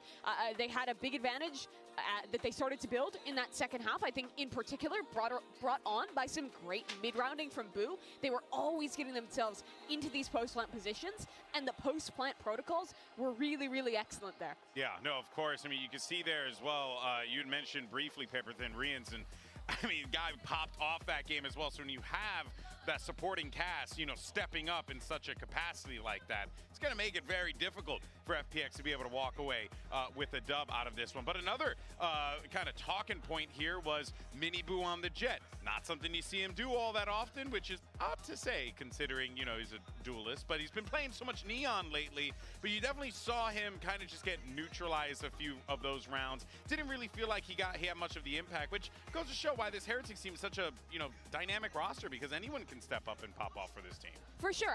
I was a little bit surprised by the roster change that the comp change we saw coming out from this team. I thought that the Raze especially was really strong. I kind of got bringing in the Sova instead of the Breach there, having that information, some of the ideas they had around the shock darts, especially in their post plant, I thought were really solid. But again, the Jet from Miniboot just does not look as comfortable as his other roles, and I think it did show in that game. But luckily, this is a team with a lot of depth in players that can step up in the late rounds to keep them in these games, and they don't just have to rely on one guy to be that superstar. Yeah, no, couldn't agree more with that one there. But of course, it's time for our HyperX Reflex moment.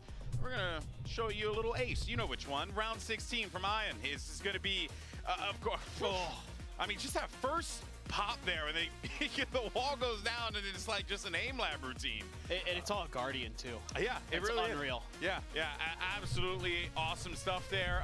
Unfortunately, FPX weren't able to pull through, but it took, Heretic squad climbing their way back and then pulling it out in OT. Tough one for sure for FPX to lose. They really had to claw back for sure to Heretics. I mean, it felt like to me all of a sudden I was like, okay, you've got to read now here on how some of these Astra maneuvers are going to occur, what the Jet's trying to do, where the lurks are going to be coming from Benji Fishy. Those were actually really well accounted for by FPX. However, when it came to some of their decision-making and retakes and things like that, they just weren't quite up to snuff. They weren't quite at the same level. Heretics do a great job setting up the post plant. The Astra is really annoying as well. We saw that come into play a couple times. So all those things kind of put together just made it really hard for FPX to come away with some wins on their defender side. Yeah, I felt like on the defensive side, a lot of these rounds, FPX site anchors were dying way too early into things, and then when FPX was trying to play the Flood retakes, it ended up being more of kind of like a stumble, one player at a time,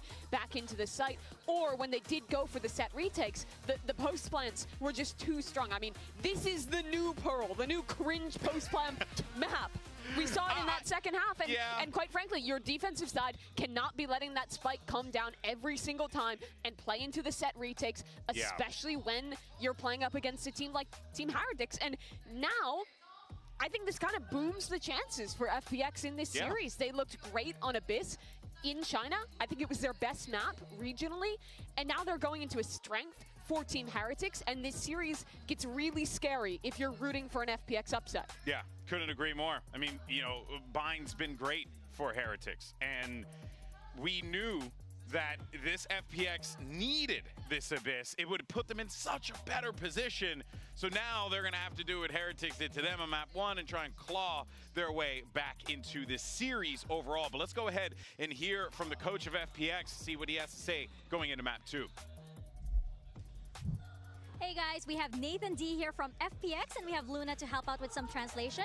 That was a very exciting map on Abyss. We're just curious, you guys were able to bring it to an overtime, but why weren't you able to close it out? Can you enlighten us as to what struggles the players were going through?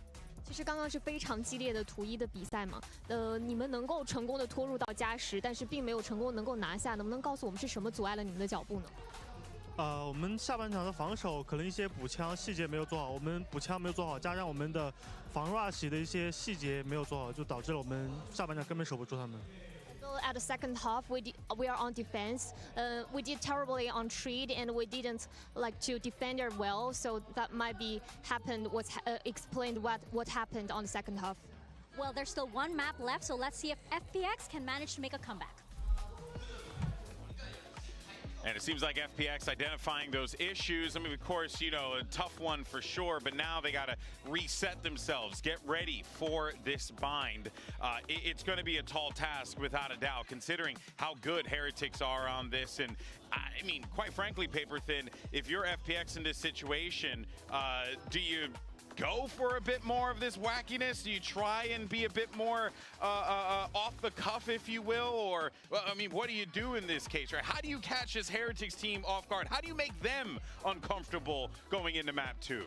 For me, I think I'd like to see a different comp than what FPX normally runs on Bind. They normally run the Jet Sova, almost exactly the same comp that we just saw from Heretics, actually, except they use a Brim as their smoke. So I'd like to see something different. Raze, yes, I think is borderline necessary on Bind. So I know, and that's what's weird to me, is Life is really good at Raze. He's actually got better stats in Stage 2 on Raze than he does on Jet, but they've been leaning into Jet.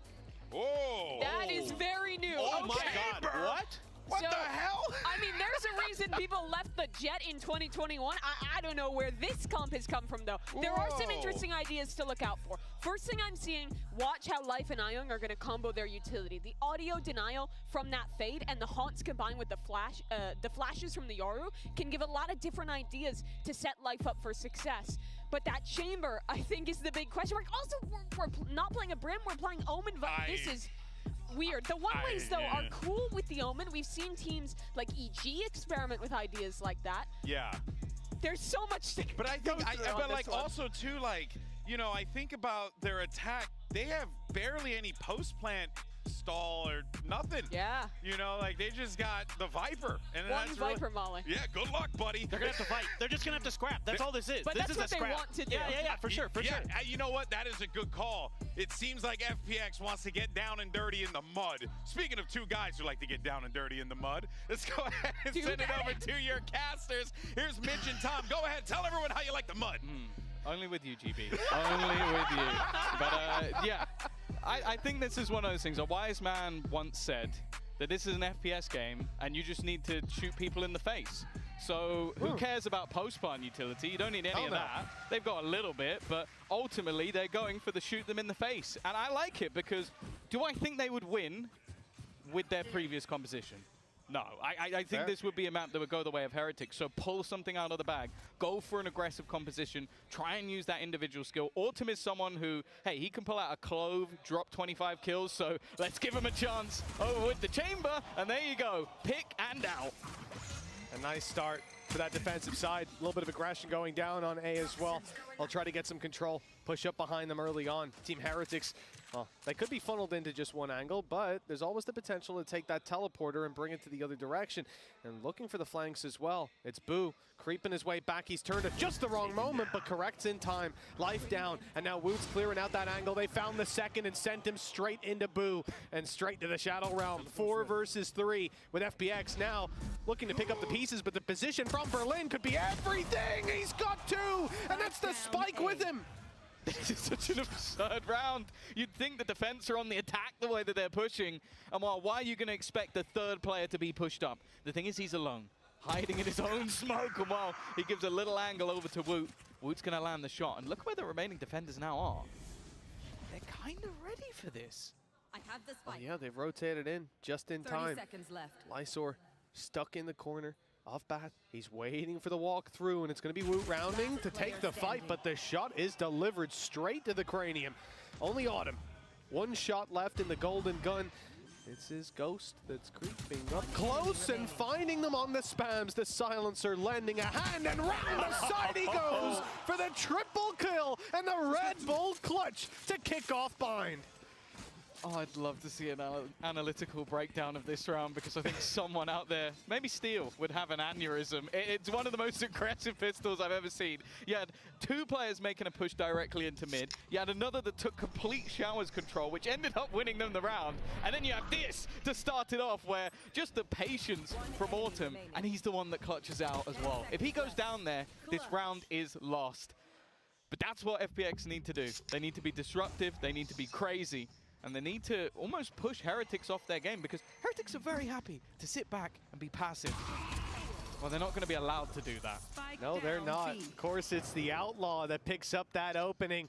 A strong weapon, by all accounts. And IYoung... He couldn't have done that with a Marshal against unarmored players. Nope, not possible, Tom. No. You know, he wouldn't have had the confidence, and that's what it's all about, just in case they bought shields. The last round. Yeah, you know, very shy player, I think it's fair to say. But no, for FPX... Yeah, Australians are known for being very shy. Yeah, right? Reserved, quiet. Yeah, that's... just like MacMate. He's incredibly shy. Quiet bloke. Yeah, you'd miss him in a room, a quiet room. Well, FPX, they found themselves a strong advantage to play with. Heretics have next to nothing to work with, and even the Ghost is doing work. This is just a chance for, well, I was gonna say, IYoung to farm. But actually Life stole that last kill away. A great start for FPX. Bear in mind, the last map was incredibly close. They lost both pistols. So they were in a rough spot pretty much from the beginning of both. Being able to get off to a great start here. That Outlaw carried through, a Judge for Berlin as well. But this is where the rifles come up. Heretics pretty much always win their attack. Even in matches they lose. When they lost to Vitality, they won their attack.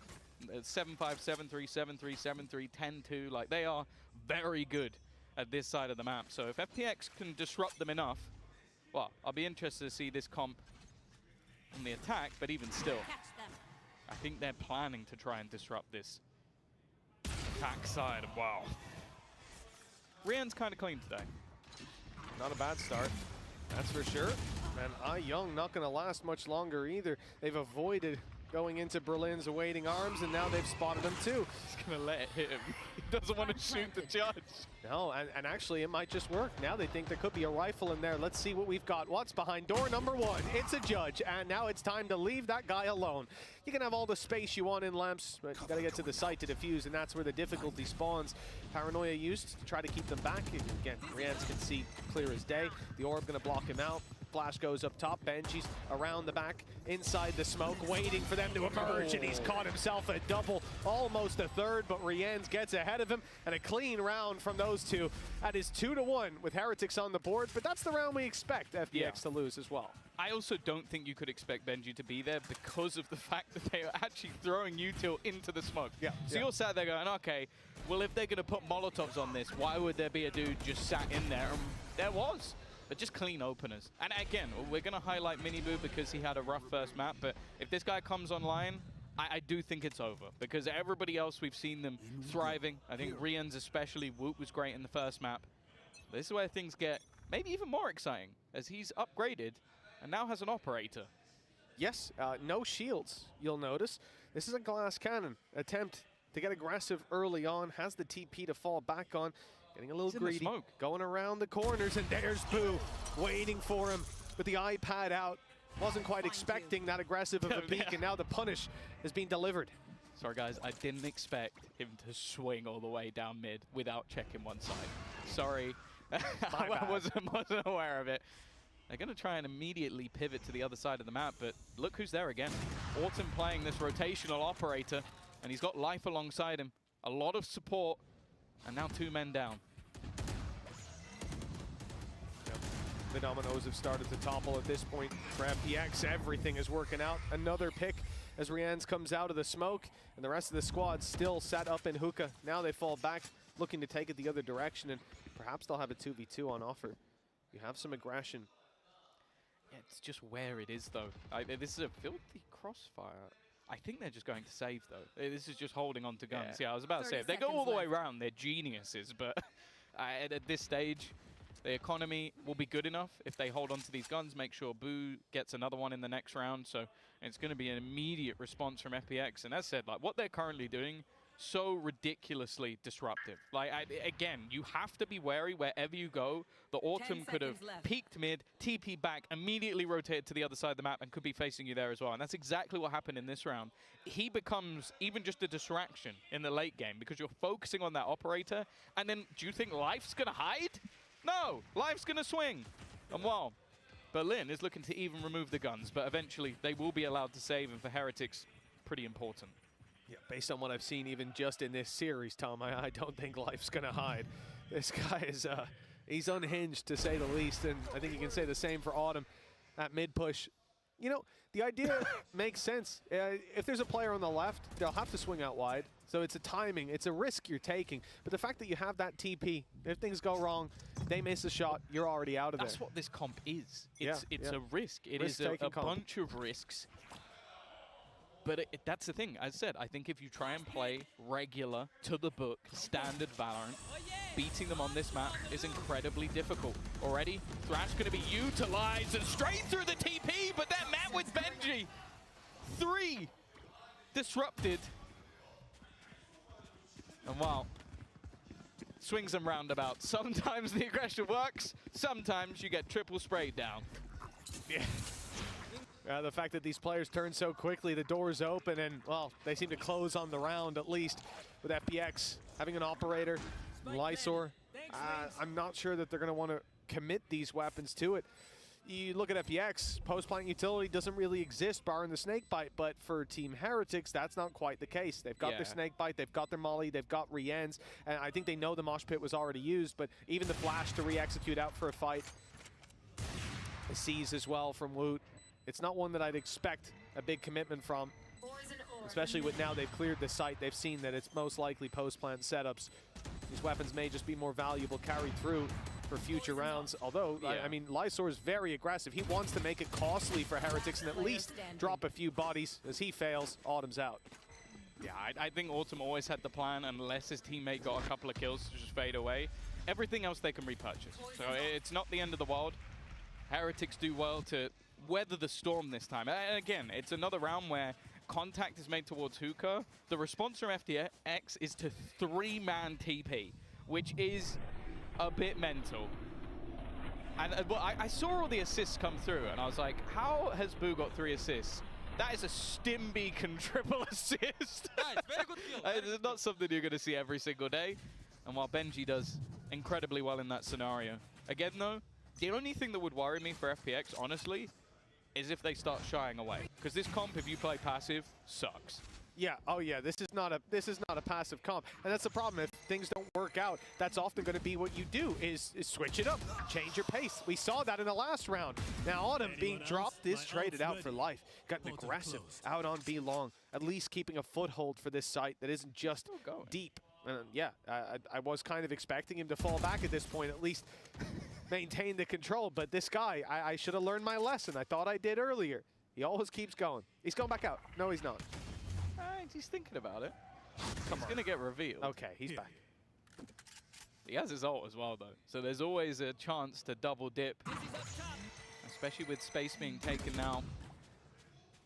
You know, yeah, every angle's being checked before they attempt anything. Aggressive control into the showers means that they don't really have to worry too much about the TP. It's a position that they've already been caught once with Berlin, but Ayung's now on spot. Lysor trying to just see if he can get any information, because at least then he'd be able to slow them down. 30 seconds left. Well, Seas hasn't quite caught in the flash on left. And they even caught Life, I think. They want to try to back out, but Mollies are covering them. Orbital Strike comes in, sectioned off by Team Heretics. Put in a box. Life at least able to find a blind. How is that correction landed? At least Benji falls. Life's work is not for nothing. In fact, it seems like the advantage will be converted into a round win for FPX. 4-2. And I honestly, watching Life play this game is just perplexing. I don't know how he's getting away with so much in these aggressive positions.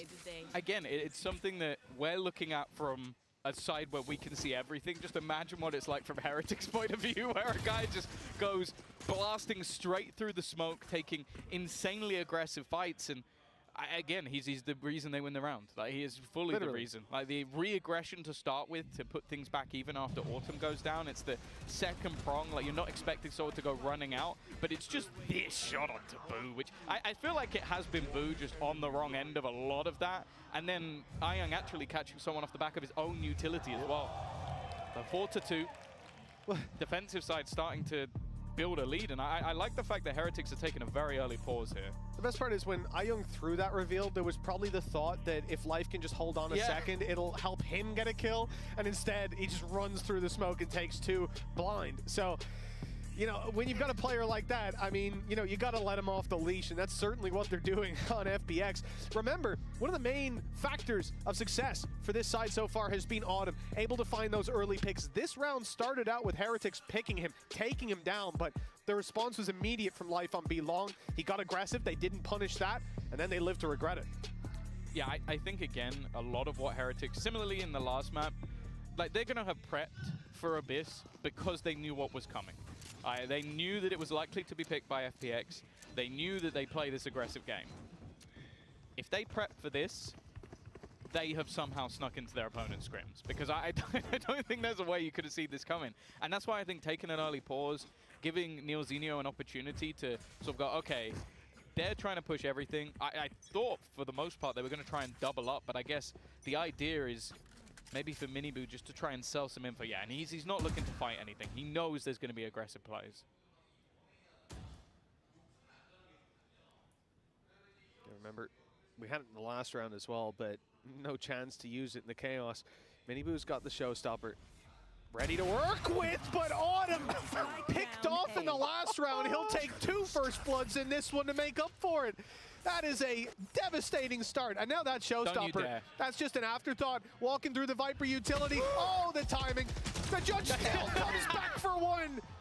And well, a 5 versus 1 emerges. Good luck and condolences for the round to Benji Fishy. Well, it's gonna have to be an insane 1v5. They know exactly where he is, pop flashes, and well, we talk about how aggressive this team can be, but both players falling back. They want to try and group back up with Autumn, and like, he's not falling back, but honestly, with what he's done in this round so far, I can't really blame him.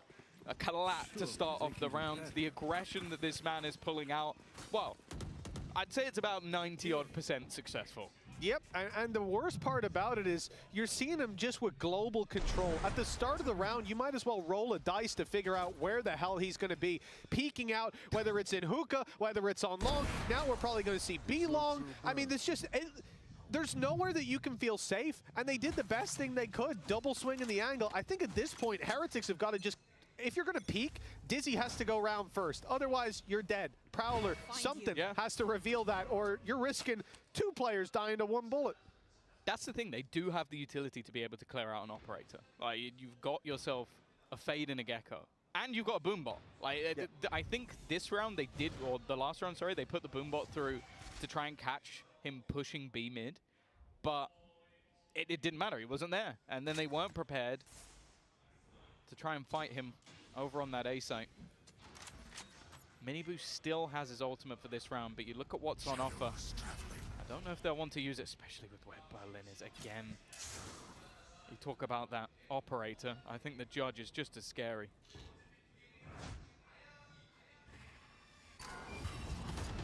Especially in Berlin's hands with what we saw previously, and when you've got the Viper Util decaying you down. Here he is with a chance, but Woot's the one to shut him out. Now an opportunity for Heretics, even with the weaker weapons, if they can keep these trades up, and they're doing exactly that. 3 versus 2, and some weapons to be recovered with a plant coming in now. And Wingman online for the late round. Autumn's on the flank, the long way around with Lysor inside that smoke in spawn. It's going to be a tough split. They have to win their individual fights. Is he going to get revealed? I don't think he was. The Wingman didn't quite reach. Boo has gone looking, but hasn't seen anything back towards long. If he goes to swing this again, he's going to be met with either a headhunter or an operator. In fact, he might not even check. It's going to be a free kill, but they've already managed to clear out Lysor. Around looking all but over, as him getting into some of these closer range positions is going to be impossible, and Rian's even there to close it out once again. A low purchase and a victory alongside it for Heretics, as they will get their 3rd onto the board. Yeah, a good start from Wood as well. The fact that he picks off Berlin before the damage can be done, I think he would have had a relatively easy time finding the first, and then, well, you're running through a Viper or close range against a judge. It's not going to be a very pretty scenario, but the reveal up top was timed perfectly to at least land them that opening.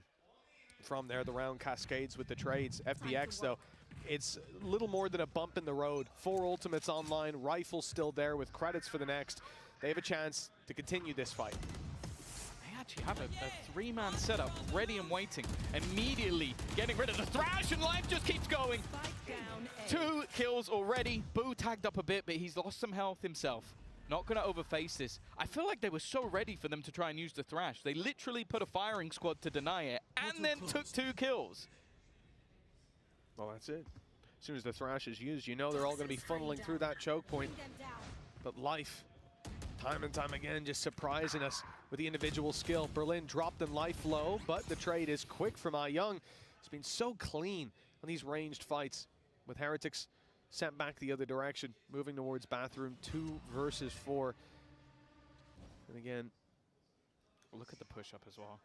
Like, they don't have to worry about B just because of where Autumn is. Like, he's so far up at this stage that unless they're going to go through the spawn, and even still, if they don't step or hear them, Young perfectly placed, but loses the battle. Still, though, it allows 2 players to be here, but you have to bear in mind how low life currently is. Autumn spot allowed him to keep B long control. Now, though, he's abandoned that trap to move for the flank. Lysor does well, landing that one, but Benji's got some fight left in him. 50 HP, and the shot through the box. I think he saw his leg. Saw the leg. He must have seen it his wasn't leg. a game of battleships, no. He had a radar this time. 6-3, though. FPX find the round in extraordinary fashion. Yeah, it always seems to come down to these late round clutch scenarios, but hey, you put Autumn in those positions and he's going to win it.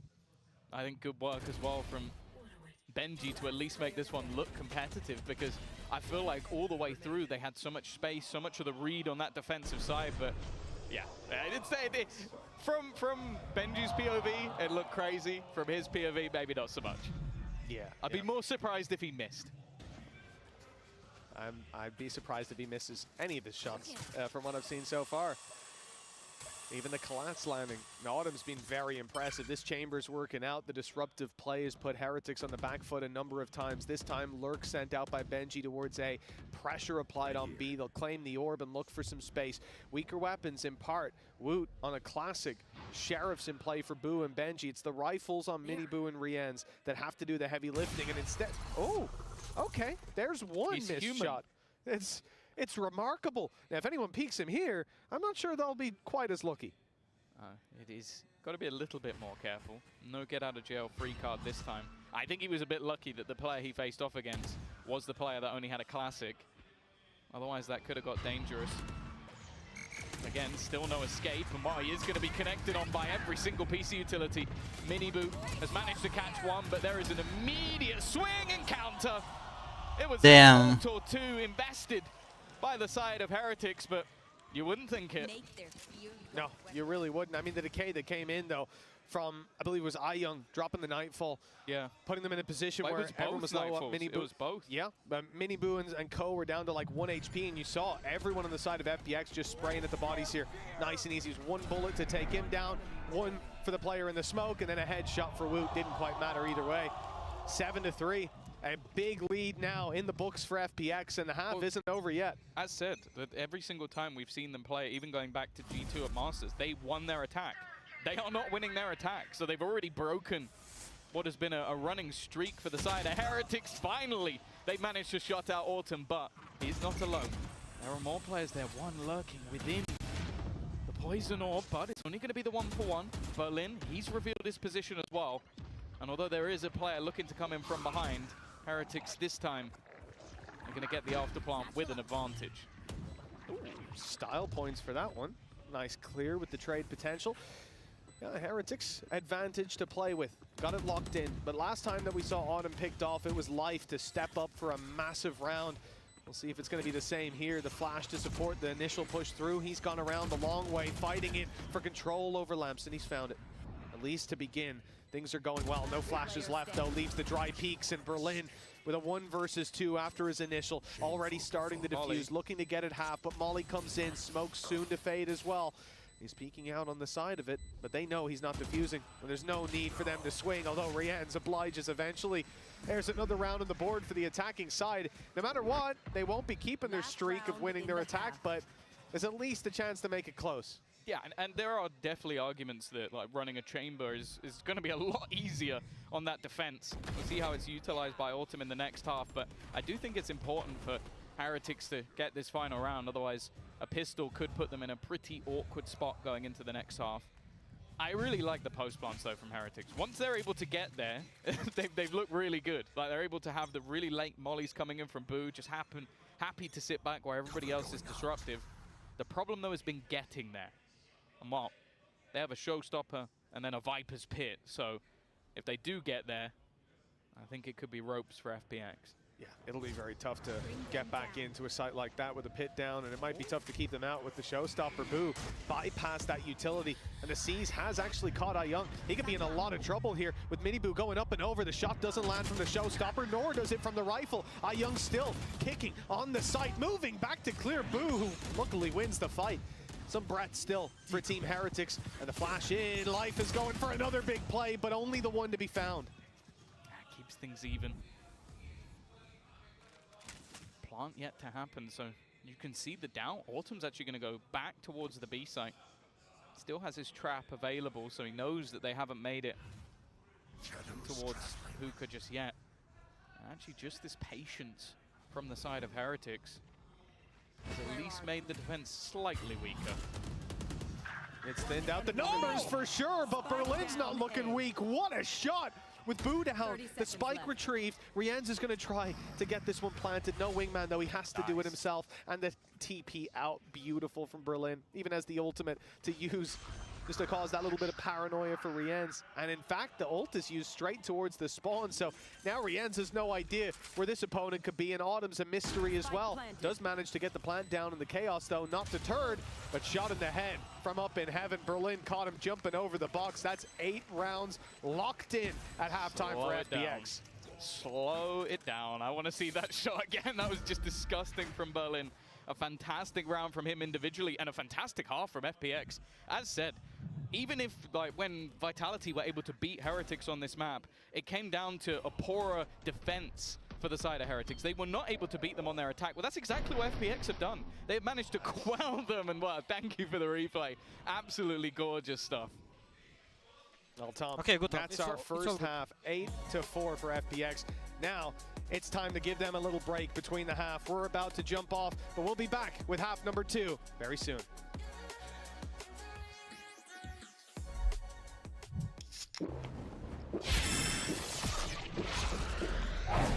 Red Bull gives you wings.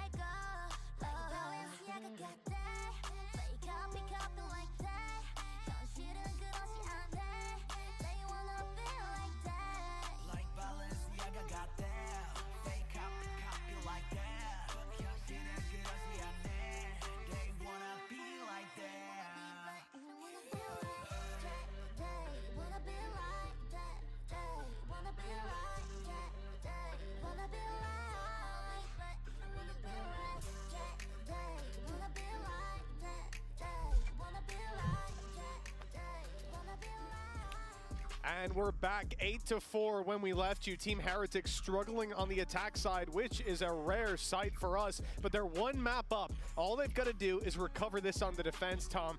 But this composition from FPX, yes, we'll talk about the chamber defensively and how strong it can be. We saw it, right? Autumn's opening picks from posting up and TPing out. It will be harder to make that work here on the attack.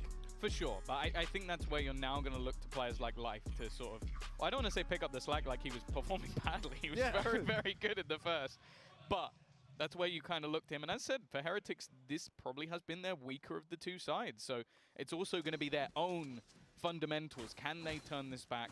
I think with both Woot and Miniboo being a little bit quieter, looking for a bit more from Rienz after his first map performance, a pistol definitely wouldn't go amiss. Yeah, you know, it's not even that they're being quiet, it's that their opponents are being so loud. They're just drowning them out. Like, so many of these fights, they just can't get anything done in because, to be honest, it's tough to play against FPX. From what I'm seeing here, this is just a chaotic squad that will put you on the back foot. They're doing something you're not used to. And while those adjustments have to be made on the fly, Heretics, 4 rounds on the board. This pistol carries a fair bit of weight for them. If it goes to FPX, they're going to struggle to get back into this half, and we may be going all the way to Lotus. Well, yeah, if you're talking about unorthodox playstyles, Lotus with a triple controller is something that maybe, I guess Heretics, I think, have played it before, so they might be prepared for it, but that doesn't make it any easier. Here we go, though. Execution into the site. A couple of players ready and waiting. It looks like there's going to be an attempt from Woot to maybe try and deny the plant. He's around the edge, but unfortunately the Haunt doesn't find anything.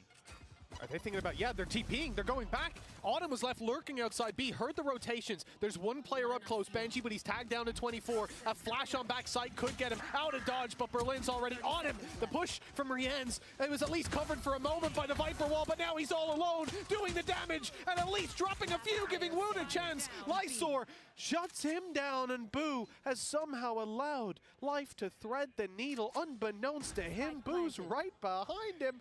This is a pantomime with a free kill, although it came a little close. Just the 1v1 left with Lysor's position unknown.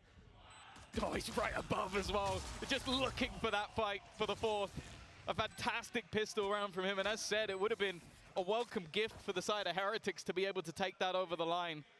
Again, though, you just see these rounds where they go for these late rotations. I love the thought process of FPX. Is like, you think you know what we're doing. You think after we shoot your horn deep within the site, we throw our utility in, you think that you're in our heads, and in fact, the quick switch up, Benji left in no man's land, and sure, again, Rienz, he did what he could. It was bullets that held him back. It's not enough. No, it wasn't. And that pistol going the other way now for Heretics is tough. They're 9-4 down on this map, one that we hailed as somewhere they should be able to take it across the line. We said that FPX need to win the first map because surely they can't take it in the last two, but here we are.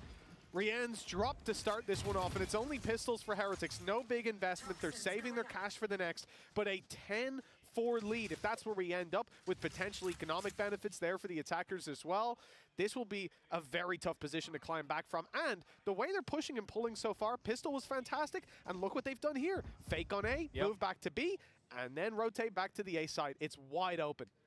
As you said, though, like looking at this map on paper, like this was a map that, okay, they lost the last time, 14-12 in overtime to Vitality, a team that needed to win to qualify for Champions, whereas Heretics were basically already qualified because of the points that they have.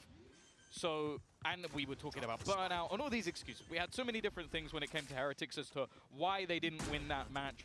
Maybe, in many cases, not giving Vitality the credit they deserve. Even still, that was a 14-12 loss. Right now, FPX, you remove all of those excuses from Heretics. They got a bit of a break. Okay, I'm not going to pretend like it's a massive one, but the same break that FPX got. And right now, on Bind, they are putting themselves into a considerable lead. 10-4, guaranteed. There's nothing that can be done in this round. The only thing will be whether or not there's any orbs or any cost. And of course, for Ion, he only has a pistol. Even going down isn't that much of a problem. He wants the extra orbs to try and get closer to his ult. Benji will take exactly the same thing, and the rest of the team, the ones with weaponry, are just going to fade out of there. And everyone else dying to the spike. 10-4. The scoreline we expected.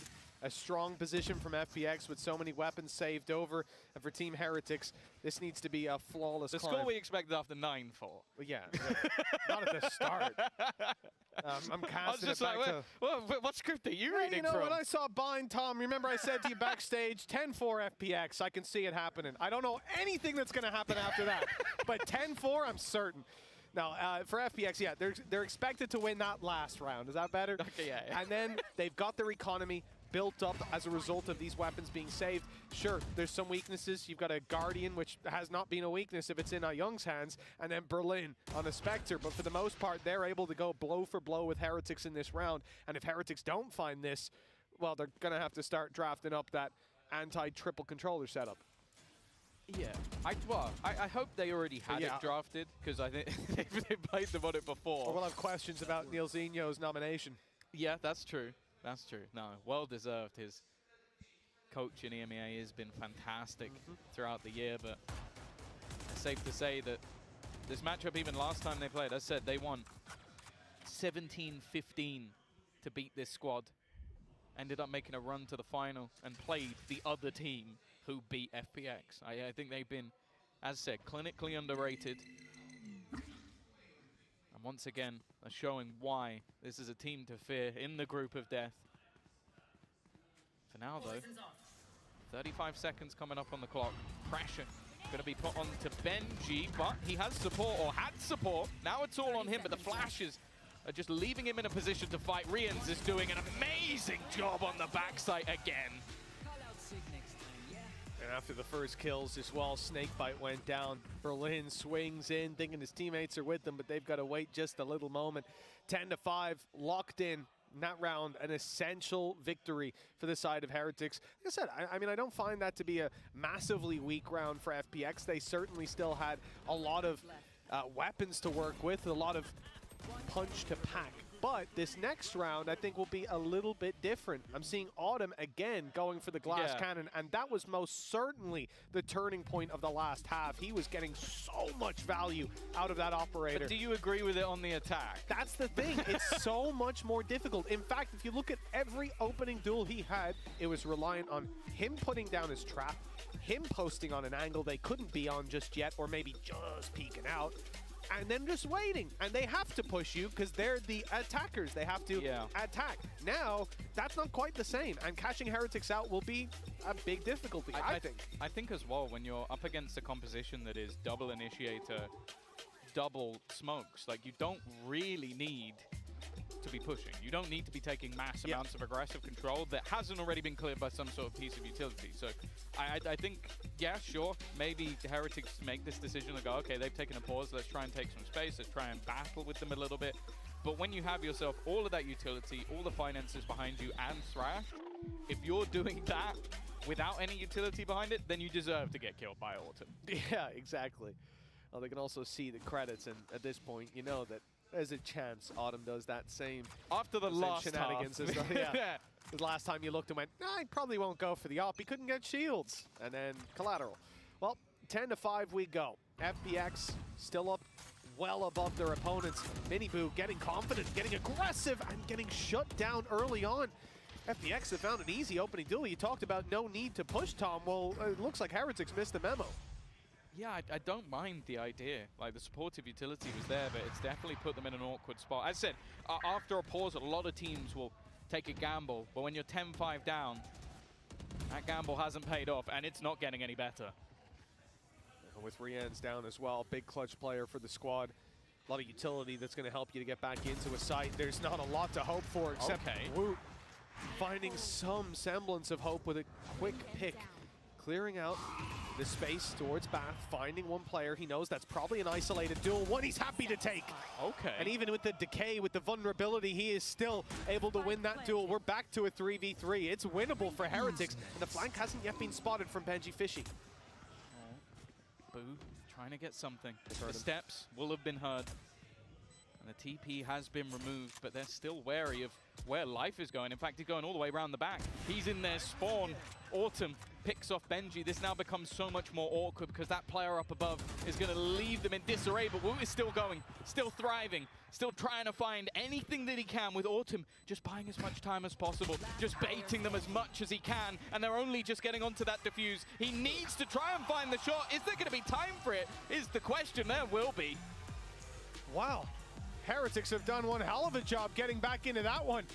I think Autumn going out with the classic, he thought he could buy a little bit of time, but they were swinging wide looking for the fight. This squad started it out with confidence, getting aggressive, and it didn't work out, but the recovery is there. Now they're sat with rifles, they're sat with Thrash, and this puts FPX in a really rough spot with barely anything to work with. And Woot's the man that pulls them out of this abyss that they were in. The fact that they're not only able to find the first, but he goes back to Bath, takes a fight inside a Snakebite against a player who knows he's there, and still wins it. I think also just the confidence he had in Boo, because if he lets go, this becomes a much closer round. Like, you hear a second tap, and life doesn't have to swing, but it forced him into a position where eventually there was a lot of time left on that clock. This time, though, with Heretic slowly climbing, it's only going to be pistols. Sure, you got that Headhunter available, and they're going to clear control to collect up the orbs. They're putting it onto life, which is interesting because he is not even remotely close to his ultimate. Time to jump.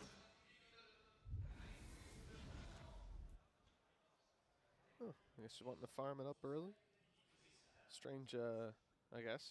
You can see like a Nightfall for next round, something like that, especially with the death. But, well, maybe they just know that Young's got a weapon that he can tap someone in the head with. He's probably going to get his ult off of it. Fair play. Got to have faith in your teammates. For Heretics, there are a few risks here playing up close, but there's always a second player doubled up on it. Miniboo and Woot as an example, but Woot's dropped right off rip. Miniboo, though, able to get it done. This is what we're talking about, having that second man to provide that cover to trade it out. They don't want to lose too many more players. Keeping the economy healthy early on is a big factor, and Spike's gone the other direction. Pressure's on for Benji. Yeah, the problem is they haven't got as far forward as they probably would have liked. He's going to wait, almost play the bait, just hold on while they fight his teammates. It's all too easy for Benji. On out for Lysor, if anything, he just needs to make sure he dies. Not wanting to just hold on to a pistol for the next round. He's going to go swinging. Already has the ult, so it's not even going to be for the orbs in the end. Heretics have brought this back into contention. 10-7. Not too far away now, and this is where you kind of expect for FPX to have more of a response. And again, ult dedication. You get a bit of a nightfall for FPX right now, but I mean, a relatively big factor, honestly, in a round like this. 10-7, economy's on the line. Autumn's going in for another glass cannon. They're so willing to play without those shields. I mean, they rarely get to fire a bullet back at him, so I suppose it doesn't really matter. But 3 rounds in the difference. Heretics on the road to recovery. And the defensive side, well, a little bit of aggression to go down. Miniboo sends through the boom bot. It finds nothing. And on the back of it, I expected aggression. If it was life, you'd see aggression, but they backed off. Benji will be revealed, but he has support. And it's actually the spam through the orb that ends up taking down Life. That's not the man you wanted to lose early on in this round. Because as said, like, you look at the other side, what have you now got? You've lost your Star Duelist. You have a double controller, single initiator, and a chamber. Like, this is not a space-taking composition if you lose the Yoru in the early stages of the round. And not just that, for the round that's in it, economy on the line. Heretics about to build up a massive lead in terms of eco if they can avoid losing too many. This is a round that FPX don't want to be pulling any punches, and losing one of their big entries is definitely going to hurt them. Benji not going for the orb. Could have been Viper's Pit online, but he knows that risk not worth it at all. Thrash sent in, and Berlin's already pushed way too far forward. Perfect timing from Rienz on the ultimate. The snake bite keeping them back, and as they attempt to fade through the orb, Rienz gets another blind through the smoke. The spike recovered by Lysor, soon to be gifted to Heretics by the looks of things. But the op comes in, the shot fired, lands nothing, and now they'll be much more cautious. In fact, the molly gets him.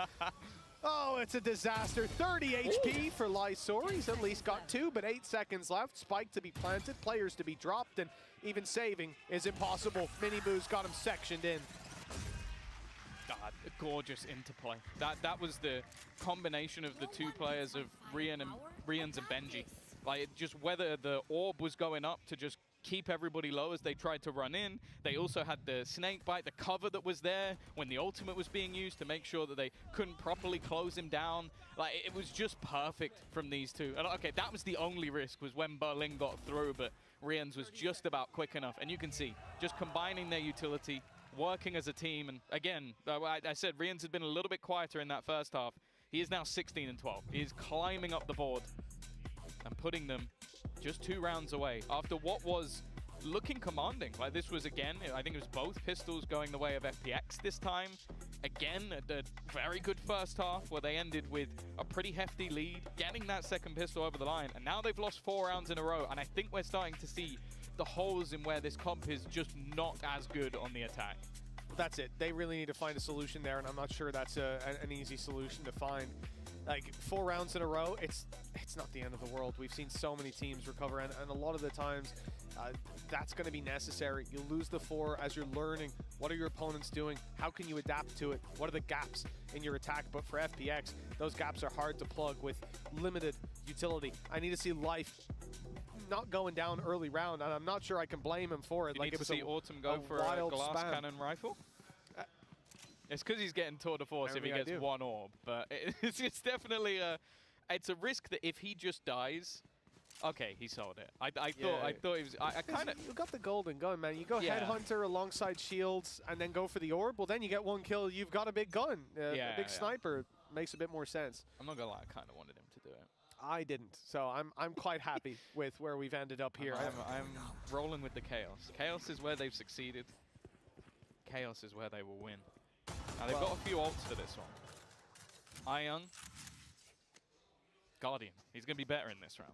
I actually think this is over then for Heretics, to be honest. 'Cause I don't care about Autumn's ultimate. It's iYoung's Guardian.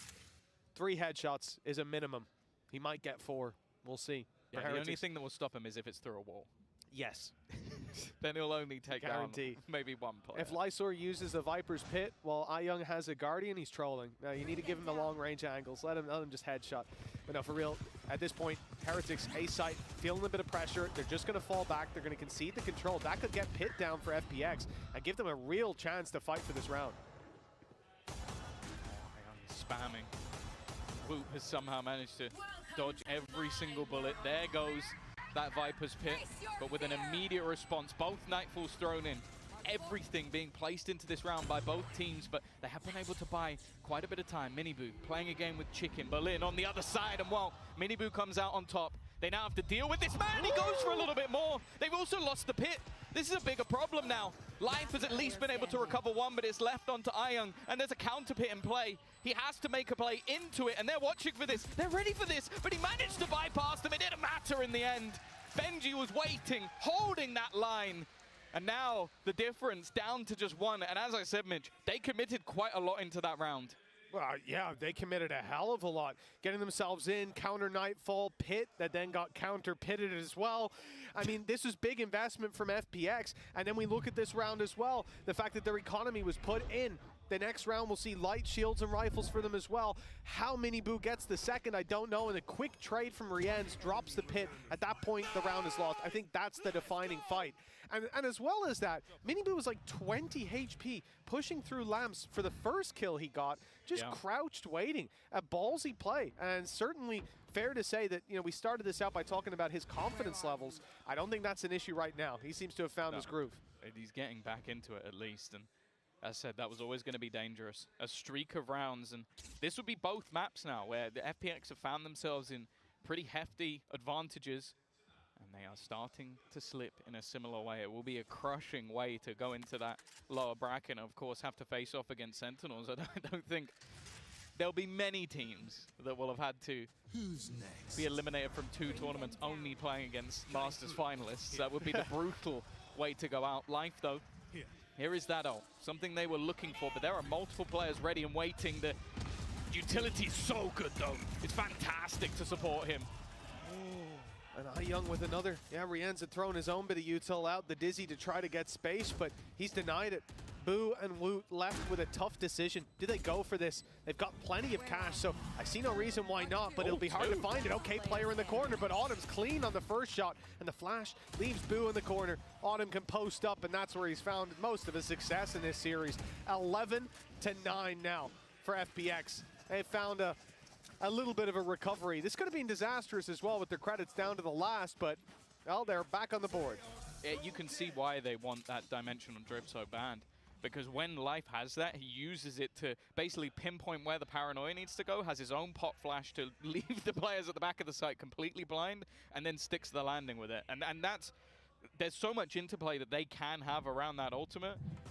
The look now will be, what do they do when it's not there? And I actually think that, okay, sure, for Heretics, I understand where there's a pause. You won 5 rounds in a row, you finally lose 1. You're 2 away from this map slipping away.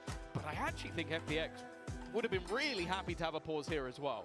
Because you're now going to sit there and go, okay, we use the ultimates that we knew would work. We were literally farming orbs when there was 1 orb on Life, and I don't know how many, it was 6 or 7 on a teammate. Yeah. And now, well, we don't have that. What are we going to do instead? Sure, we got Tour de Force. We got Berlin from the shadows, which I'll be honest, on Berlin, I actually think could be impactful. He's a bit crazy sometimes. And well, Heretics are more looking just to get back into the swing of things as they were over the last few rounds, because the 5-round streak is pretty clean. I don't think there were too many scenarios where it looked like FPX were even going to challenge them at all. No, those streak of rounds, if they can replicate it, that's what they're after. Maybe FPX have that response. Like we said, Life uses ultimate. This is a game changer in that round, but you're not going to have that online for quite a while. Now, though, we look at Autumn. I believe he's activated his ult before barriers have gone up. Tour de Force, he challenges them to a game. and see if they do want to play. Certainly early on, no form of aggression, and the Dizzy just reveals a player's outside the site, and with the ult in play, you do not want to go checking who it is. Straight away. One of the TPs is had to be used just to get out of the seas. I think they are trying to deny Life farming up those orbs. We've seen the singular buy round they've managed to win come off the back of his ultimate. And again, 3 players ready and waiting. It's allowed by the aggressive position over in Hookah that's being held. And now Boo, well, he's going to be under pressure. Another double ping, and well, Woot's caught. Always seems to be the place they get curious is exactly where Autumn is. Rienne's able to trade, but the disadvantage remains for the side of Heretics. And although Rienne's finds another, we're in the same boat. Showstopper. Mini Boo, showstopper, not going to heaven though. Needs to pull his rifle out pretty soon because there's a peek coming in from Young, getting aggressive, and it was not expected with the tour de force landing a shot. It's 12 for FPX. 3 chances to close this out. The same position Heretics were in on the last map. Yeah. No, we are seeing a lot of similarities, but this time the streak ended a little bit earlier, and FPX now in that driver's seat. And I like a lot of the interplay in this round. Firstly, just aggressive plays, like when the Haunt goes up, swinging off the back of it. You know that somebody's going to try and shoot that to not reveal the position. The patience of Autumn, this was the value of having him on that operator. That was what they were looking for the entire time. When space is made, re-aggression coming in, being caught, and the fact that he gets the last player as well. Ultimates still in a decent spot though for Heretics. They could respond. Oh, they could, but Boo's down to start this one off. It's not looking pretty. Life even finds another Lysor, trading out some of the disadvantages, but Benji's done well. His 2 picks puts it back to neck and neck. And now an opportunity with the spike dropped right under their nose for FPX. Look, if there was any 2 players you wanted to put in the clutch position, you probably would choose these guys. Autumn and Life have been very impressive, having to dodge the Thrash and just about managing the TP. Although he gets detained, he's at least safe around the corner. They get to reset, and Thrash won't be recovered. He's been caught by absolutely everything over the last couple of rounds, but he will be able to hold on. Here. It's unfortunate because they actually cleared the B site, but just didn't realize that singular kill on Taboo was enough. Ran the spike into A. And of course for Heretics, they're not just sitting pretty. They're going to go walkabouts, going to go looking to see if they can reposition. Now taking the TP would actually find an open site. The timing not working out great for the side of Heretics, and they're going to have to take the long road all the way back around. Now it might not be expected though for them to have pushed this far up so soon. The problem is, I think they're a little bit worried about full sprinting just in case someone still lurked in mid. Well, I mean, conventionally speaking, this is where players will have already started the rotate. I think that's what FPX are playing for, that Team Heretics would be coming through the spawn. Maybe in their minds, they've already stepped onto the site. Little do they know it is the long play, but with the positions FPX are manning, they don't really have to worry about that. It's not an angle they're super exposed to, it's just Life, but now he's got the info, and the shot landed to start this one off. Big swing to get the trade, and Autumn finds him with his back turned. Beautifully played by FPX, and they've managed to take behind a map that we were counting them out of, and of course we were. This has been a stellar map for Heretics, but not today. No, it's another scenario where a team has come into their map choice, we've put them out as favorites, and it's gone the other way, and that means that we need ourselves a decider. Lotus will be coming up after the break.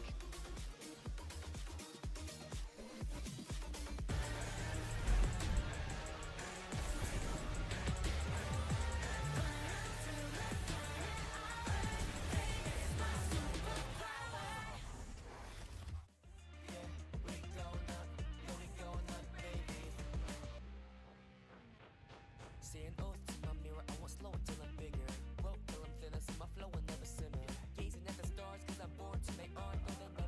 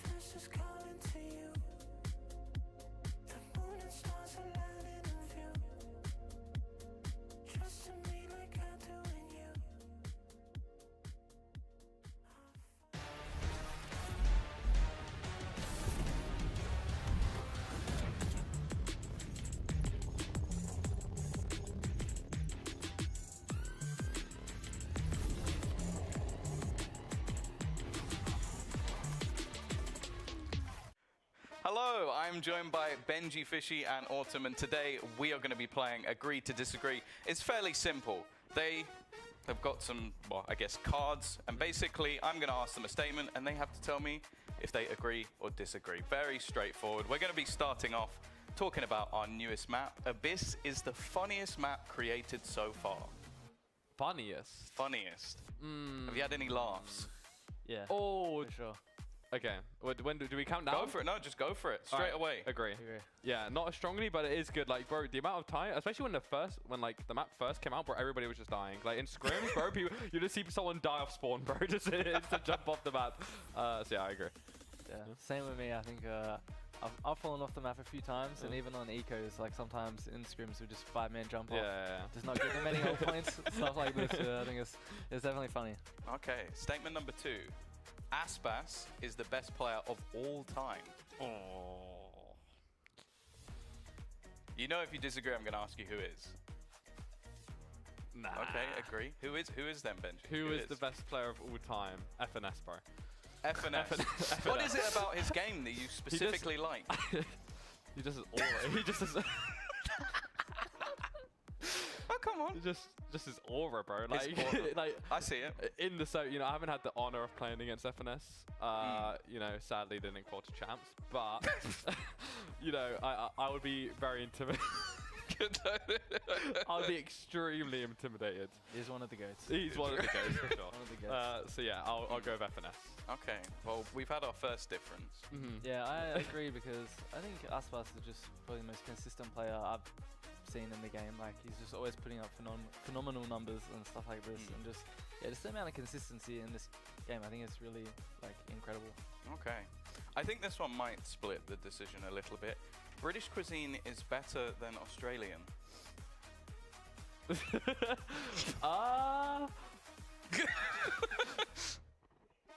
Wait, British is better? It is better, yes. What is Australian food then? Yeah, I'm just gonna say there's not really that. What many is Australian? What's a cuisine. typical Australian shepherd pie? A shepherd's meat pie. pie. That is also that's English as well, bro. Do you know what a parma is? A parma? Yeah, like a chicken schnitzel with like. Oh, like in a wrap or what? Chicken schnitzel with like cheese and tomato sauce, like pizza sauce. Oh, I think I might have had it before. Yeah, I mean, that's pretty good. Okay, I'm that's gonna be. a chicken I mean, the parmesan. thing is, isn't that American?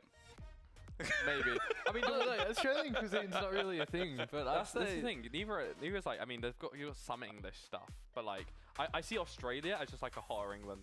To be honest, that's where I see it. I'm gonna go disagree because you know I'm British. I'm not a huge fan of British food. Disagree. Yeah, we both disagree. Okay, respect. Okay. Well, the final and most important question. Tom looks good in his leather jacket. Right. Strongly agree. Strongly agree. Okay. Right, we're going to end it there. Thank you, guys. We're going to be throwing it straight off to the desk. Just remember that one. I look fantastic. We'll see you in a bit.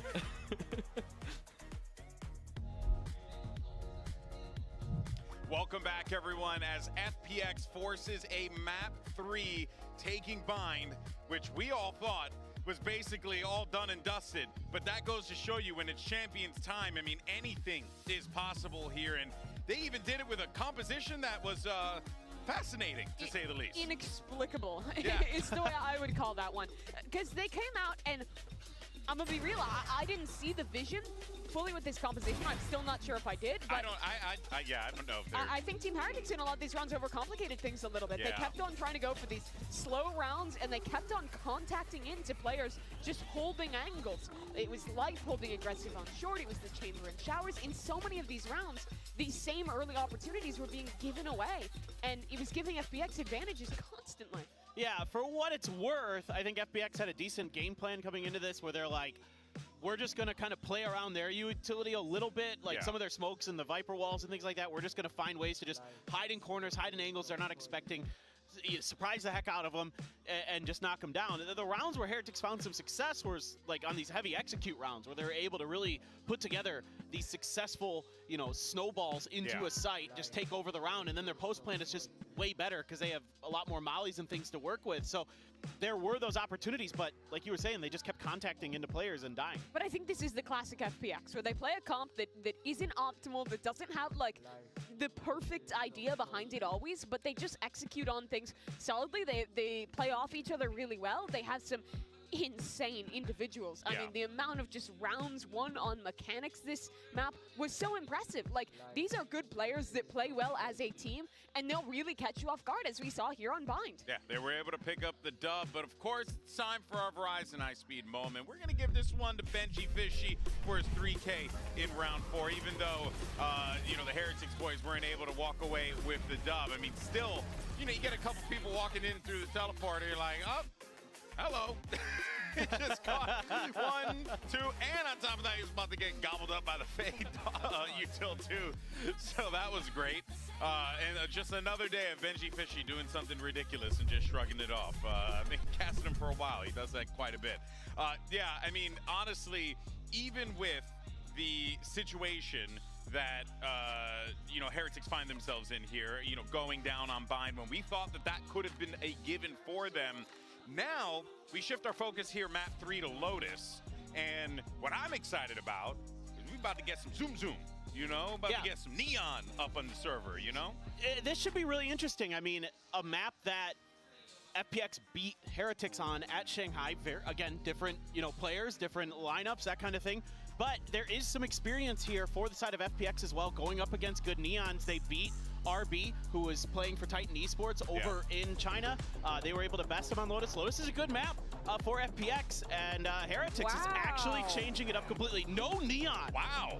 So this is just the default comp. They're familiar with it. Everyone has played this one before, but that is really surprising. This will be 3 maps now without Miniboo playing the Neon that defined Stage 2, and I think defined Miniboo as a player. But let's talk about this FPX comp. Triple controller.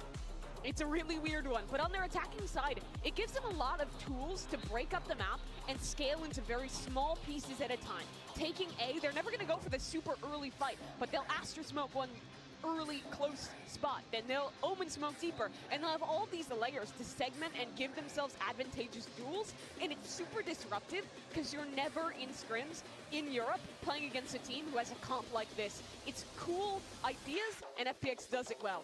They're testing your discipline. They're testing your util, and if you are going to be able to hold on to it long enough to wait for those actual executes. Yeah, well, you couldn't have asked for a better way to kick off day 1 of Champion Seoul. We're going to map 3. It's Lotus. Let's find out who walks away with the dub. We're going to send it back over to Mitch and Tom for the call. Thank you very much, GB. Yeah, listen, a 3-mapper between these two teams, I would have said it's likely at the start of this series, but after seeing Abyss, I wasn't so sure. Did they sit down at the wrong computers? Why is Woot on Omen? Why is Boo on Fade? Like, they've switched, but they brought in some of the same agents and then just sat down at the other computer. Rians is also switching to the Viper. Like, again, this is something completely different to what we're normally seeing. They're bringing in that double controller, which I don't mind. I can only assume it's because Woot's going to look to be that little bit more aggressive. Although saying that, Rians is the one that's pushing up. Curious look for Heretics. My goodness. Well, let's see how this one pans out. Haven't seen Boo on the Fade in quite a while. In fact, doesn't even have that many games on it in total. Autumn has gone down right away. A few assists coming in. The Fade alongside the decay from the Viper wall. And they're looking to push right in towards Heretics' position. Boo, well, he has a tracer, a rough idea of where those players are, but he can't land the shots. Luckily, the rest of the squad is there to cover all bases. A flawless start to this one, 1-0 for Heretics. Will it work? No, I'm kidding. That would be a little bit of it. But the thing is, winning both pistols has been the defining point of the map so far. Like, they've been both incredibly close. Okay, one of them went to OT, so I guess the pistols maybe weren't the most clinical thing in the world, but it could have meant that that first map went the way of FPX, and getting off to a good start here for the side of Heretics is going to be so important. I'm excited to see some of these role switches. As said, like, there's opportunities to see Woot get more aggressive. Like, a lot of the time, you're going to see that lockdown of the A site with the triple push up and then leaving that Omen behind. We saw players who used to be duelists and stuff do it in the past, but Woot has sort of played every role. I can't think back to him playing Sentinel, but anything other than that, he's pretty much in the book. You can almost say the same for the good old Boo. Yeah. Over the years, he's done whatever needs to be done. For Heretics, 1-0 to start this one out, and FPX just play the classics. A very light buy for them in this round, and Heretics will be sitting back, letting them run about the map and do as they please. No control over Rubble, which is a big part of having to catch myself. A big part of Boo's gameplay is what I'd normally say, but well, he's not going to be doing that this time around. We heard from Alfier at the end of stage 2 that he's very bored of playing the same role again and again, and he wants to play everything. But didn't Boo got controller of the year in the EMEA, right? He so got just like, yeah, that's true. Oh, I'm going for initiator now, lads. I'm going for the initiator of champions. Because why bother? Why bother playing the controller anymore when you've already completed it? Yeah, completed it, mate. Oh. Got 100%. This round should be very little. Any extra kills would be nice for FPX, and not an awful start. Managing to get those trades. Now, we haven't really talked about it as much, but the thing I love about this attack side triple controller is it means they can actually use that Viper screen for space into the B site for Woot. He's going to be on cleanup crew. Now, any extra cost here would be a weapon dropped. They've only lost pistols so far. Yeah, and Aya has a chance, but Woot's a little too quick. He was just the same, finding the second shot onto life, and well, with those connections, that is a 2-0 start. FPX, though, doing some damage. At the end of the day, the main heavy hitters are carried over to the next. Yeah. Well, this is the thing, though. I want you to keep an eye on where that Viper screen is going for the attack, because normally it's going to be used a lot of the time for A control. You're going to use it to try and sell a bit of a ruse, but most of the time, Autumn is going to be playing it at different ways to cross into the B site. So he's going to make it so that he can sort of section off parts of the door so they can isolate in by going through the broken door, and then also it sections off heaven at the same time. So it makes things quite awkward for B site defenders, and also means that you can basically go in, and if you go from mid, you can fight a singular angle. It's quite a nice Viper screen, but one that you can't normally allow, and something they shouldn't have allowed is Miniboo doing that. Well, you think that when you commit life to holding an angle, that'll be enough, but Miniboo's off to a flyer. Started the first.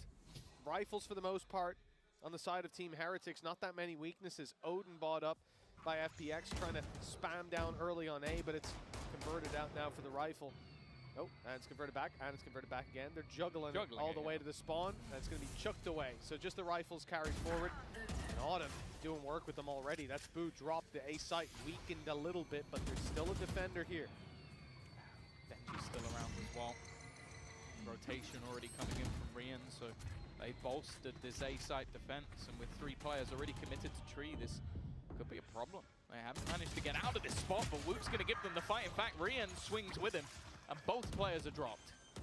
Yeah, the call was clearly made to face them together. Can't quite account for those shots landing in that fashion. FPX now only facing off against a weaker weapon in the form of Benji, and Miniboo has hit a few nice shots. We'll see if he can find a bit more. He's gone down the rope. He's on the site, round the corner. They're not expecting it. The angle's open. He finds his one. Nade thrown, but he has a player around the backside. It's Aya on his way, and Ayung not even needed, really. The kill was going to go either way, Autumn or himself. It's only about who gets the orbs. Luckily, with Ayung finding it, he's 1 away from a thrash, which could be valuable coming into round 4. Yeah, I think they did well with just the slow pace. Like, the weaponry really wasn't that weak in this round for Heretics, but the double swing, just being patient around the angle, and actually a little bit disjointed. That was the bigger problem. Like, Lysor is the one that gets both kills, because I think Rian's is just a little bit late on the swing, and that's enough for a double kill to come through for the Omen player. Another one who likes to switch things up away from Sentinel and plenty of other roles. And this early fight, well, fair enough, Woot. I guess you can just play a duelist initiator and everything in between. Yeah, a man of many talents, that's for sure.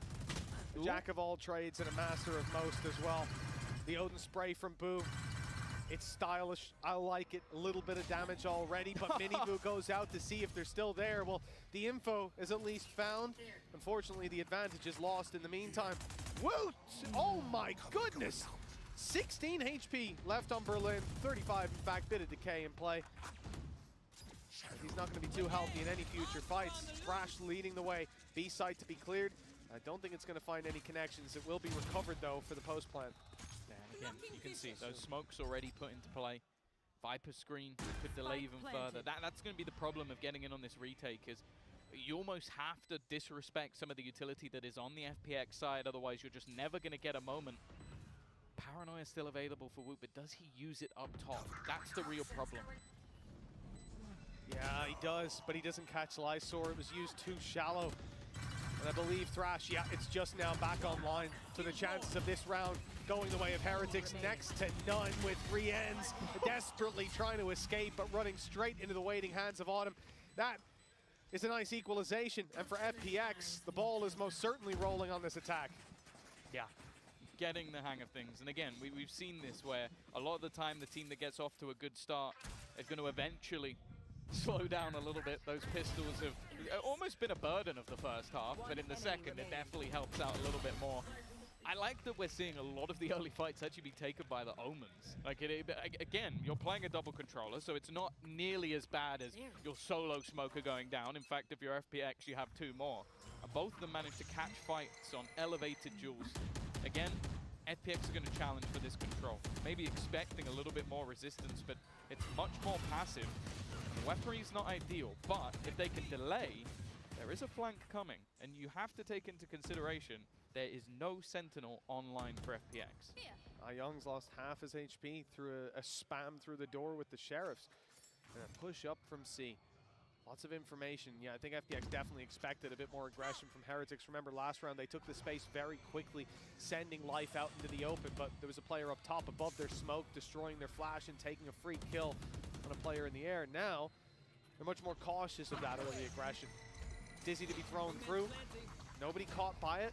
So in goes the wingman for the plant. Almost undeniable, but a potential reveal with the swings out. They hope they can convert a couple of kills, but they are kept in position, whether it be by bullets or utility. There's not much to be done on the side of Team Heretics. Just Woot and Benji left to try and clutch it all. 2 versus 5. The best they can hope for is damage. Yeah, either that or to go down to the spike. A couple of ultimates getting relatively close. Nice shot from Benji. We know how dangerous he is with this Sheriff. Looking for a little bit more. 3 kills already. Another one comes up for Wu as well. It's now somehow left on to just Berlin. This round was looking all but done. He's been revealed. They know where he is as well. And already sending utility, but it hasn't connected. It doesn't even matter. 2 players survived. After what was every single man standing for FPX, somehow Benji and Wu have pulled off a miracle. 2v5 with only Sheriffs.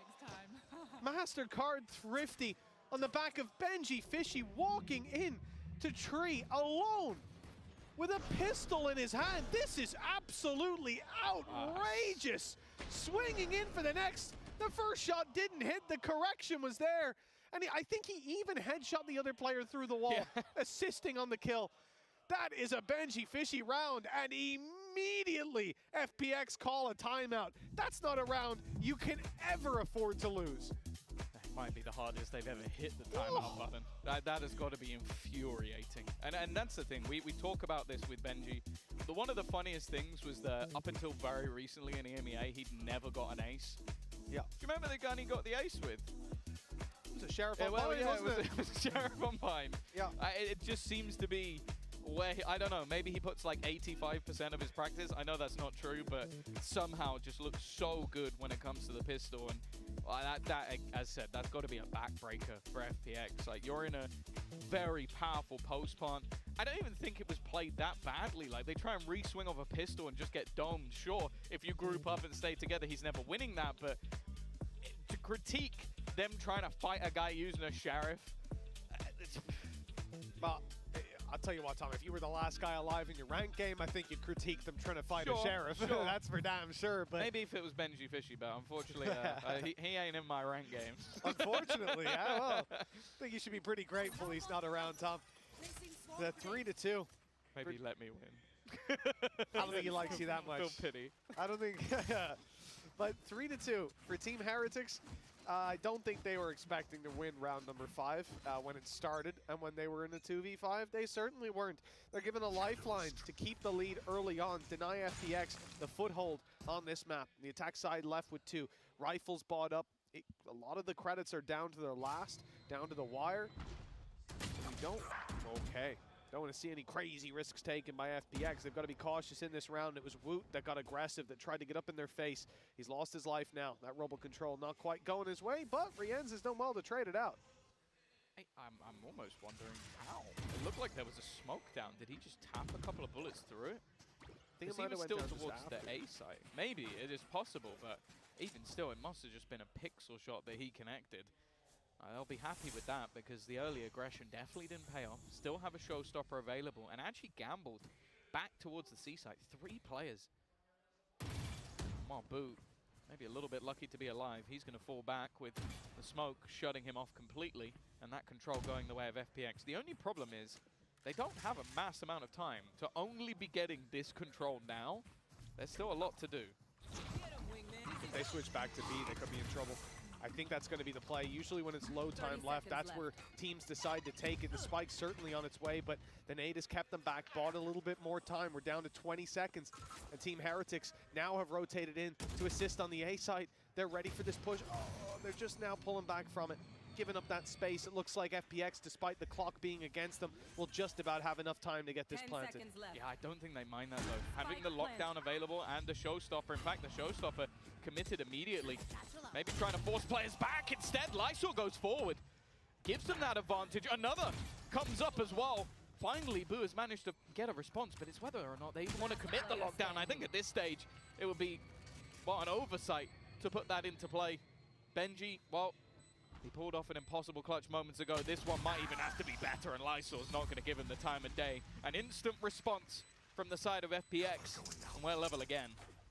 Big round by Lysor. That showstopper would have done damage, and I'm pretty sure Mini Boo on the fall off from it is picking up a little bit more, but he swings in. And the thing is, I saw 2 players behind. And the fact that he's able to get out of there, reset for a fight later on is huge. The fact that Woot, look, this is Woot playing an Omen. He's 7-3. He's having a good game so far, and he decides not to go for the standard control over Rubble where you shrouded step across, you tuck in, maybe you have a reveal come through. Instead, he's just peeking it because they don't get contact early. They don't have the wall. They're just assuming that FPX aren't going there. So in taking the space, he loses the fight to Autumn. Not an easy player to face off against on those shift peaks. And now we're neck and neck yet again. But the problem is information. The Heretics only have, well, Sheriffs on most players, Tom. Yeah. No, they couldn't possibly do anything with those. They should have the read, though. They've pushed up C. They put Prowlers through B. So they basically know that this is going to be that early A control. So they can stack players up here. Bit of spam from either side, but they have to be wary of a potential double back towards the B side. And with Boo already being tagged low, there is going to be a push. Well, immediately broken. And they're actually going to try and push into Rians. I was about to say, going through a snake bite would be an incredible risk in a round where it's not necessary at all. Especially with things like this. Now Orb into Young and almost a double detain. But Thrash is stopped at the last second. Mini Boo up close now. Sheriff in hand, not able to land the shots. Life whizzing right by him as Lysor finds another. Now things are looking to be locked in for FPX. Just a few pistols left, and Benji's not getting away with it this time around. Yeah, still a little bit of damage across players, but not anything to write home about.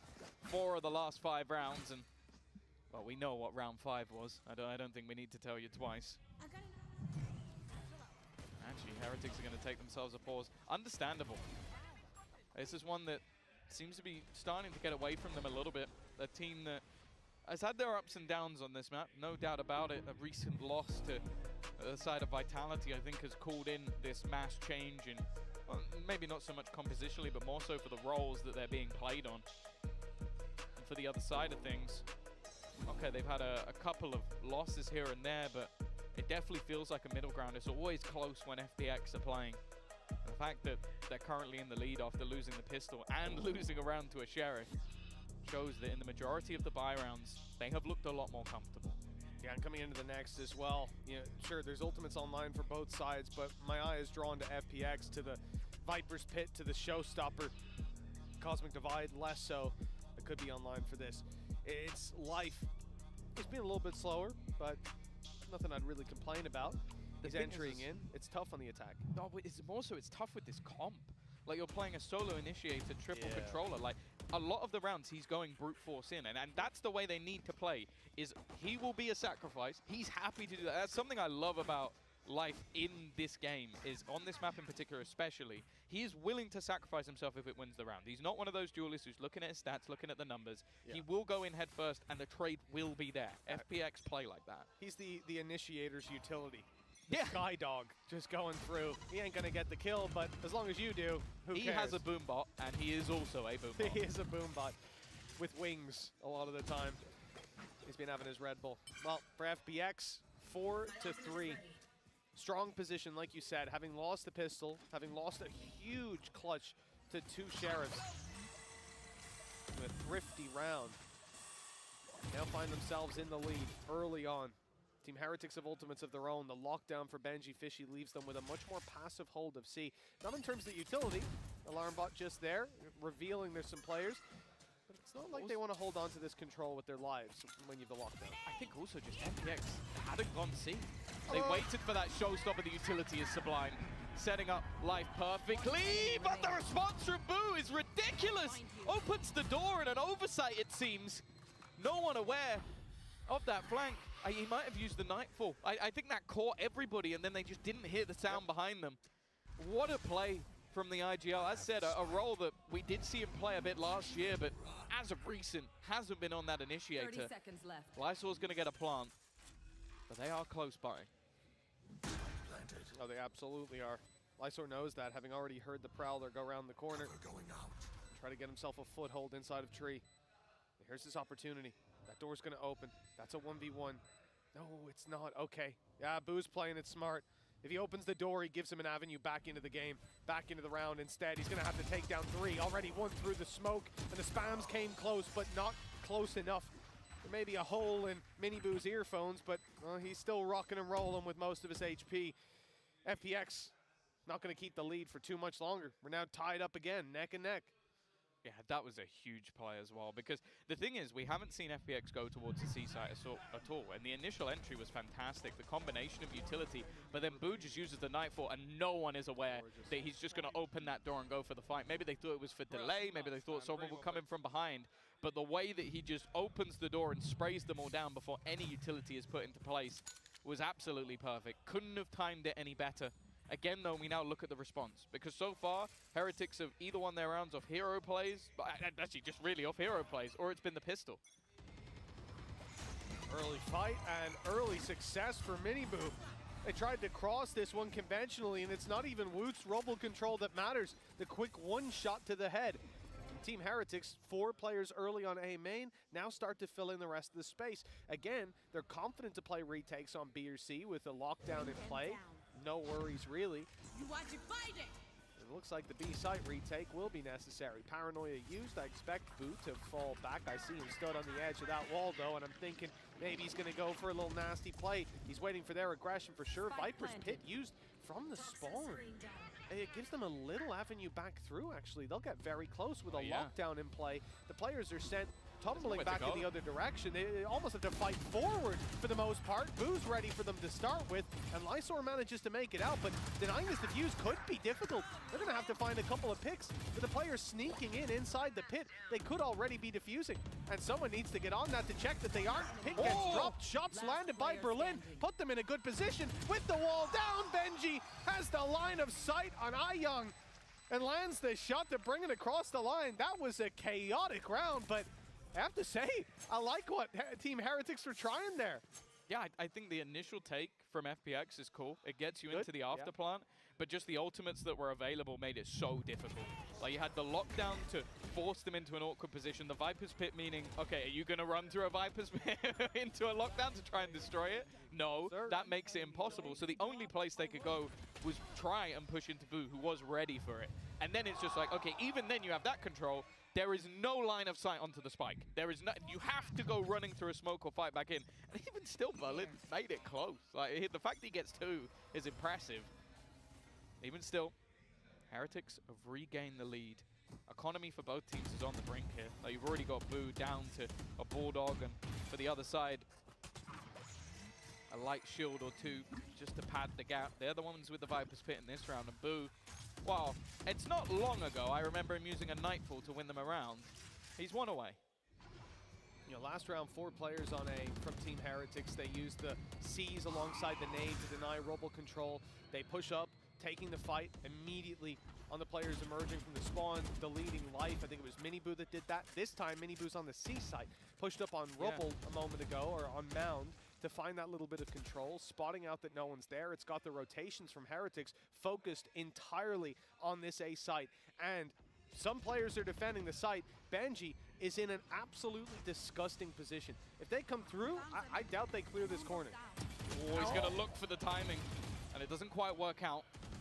At least gets a little bit of information. Now, the reason they've left this solo C site is, again, FPX have been there once, and they got killed from behind. So they haven't need to stack up on this side of the map. The late rotation, the orb going up is going to be a problem.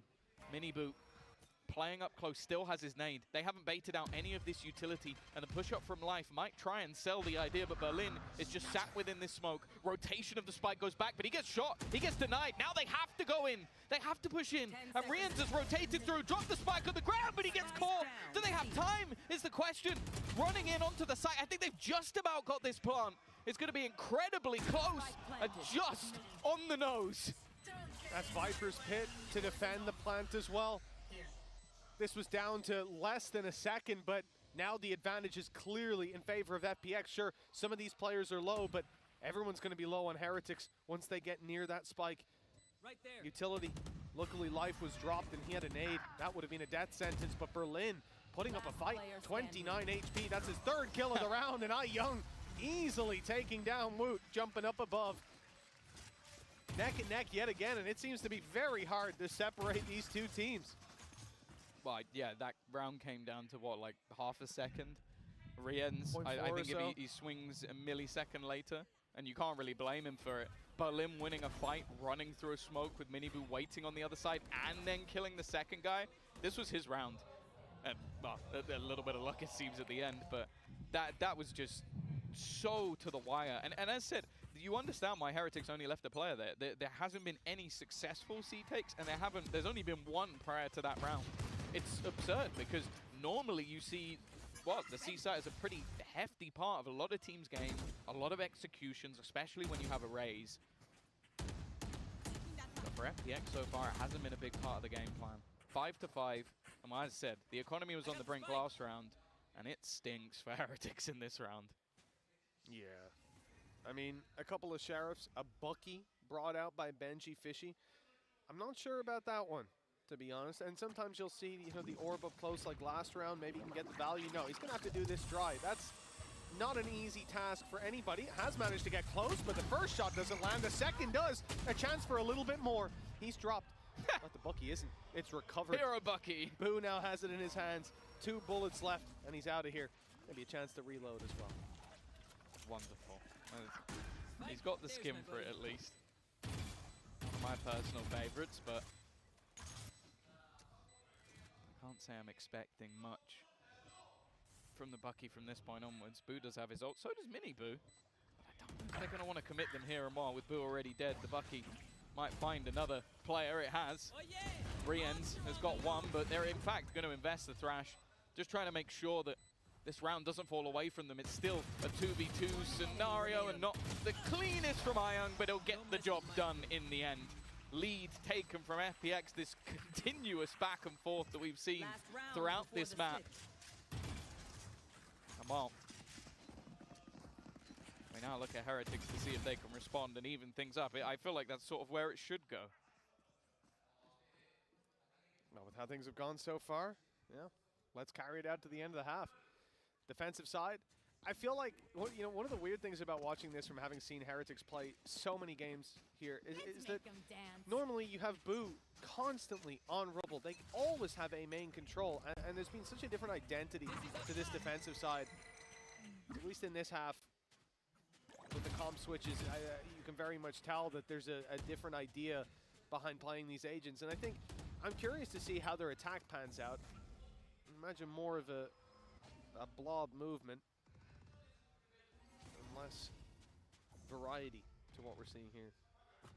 Well, yeah, with the whole composition, they weren't running themselves the Viper, so maybe joining the norm a little bit more there. It does also mean they don't have that breach anymore, which I think was a big talking point for Riens. Someone who's so fantastic with that supportive utility is going to have to do it in a different way. Again, we see this patient, passive FPX. I think if you watch the last map, You wouldn't have expected to hear those words come out of my mouth, but this has looked incredibly different. Happy to play into the late round, using those rotations. That counter Nightfall is definitely going to make things awkward. You maybe expected to see some spam from Boo instead. Ooh, tries to go through. 30 seconds left.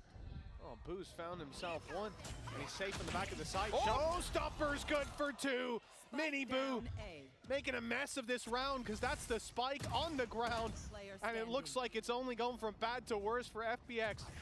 Lysor, 1 versus 4. He'll find the first, but 10 seconds. Even planting this spike is impossible, and more so now because he's dead. 6-6 at the halftime. It is difficult to separate these teams. We've had to go all the way to map 3, and it looks like we've got to go a little further. Yeah, I think that it probably deserved to go in neck and neck. I guess you could argue with Heretics winning the pistol, maybe FPX should have come out slightly in front, but we've seen it back and forth all the way through. I think this round was much more of just that passive read after what we've seen over the last few rounds of this slow rotation. They tried to sort of hold on to it in this case, and it's worked out for them. Either way, we'll be back after the break with the second half.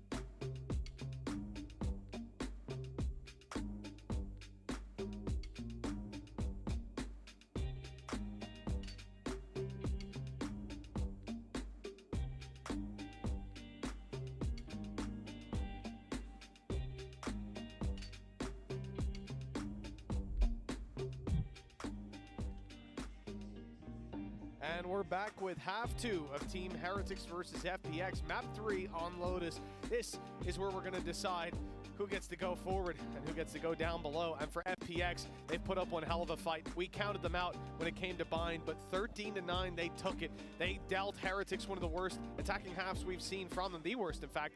And now, as we move on to Lotus, half 2, FPX's defense, Tom, where's your expectation? I don't know what to expect from Team Heretics. There's a couple new flares to them. But do you see 6 as being enough for FPX? I think it can be. I think it depends how Heretics come in playing this. Like, you're going to know that this composition is coming, but because of the amount of delay utility they have, you have to disrespect some of it. You have to play through smokes, you have to take risks, and maybe that's why they've got Boo now playing that supportive role, so that Woot can maybe be a bit more aggressive around those smokes.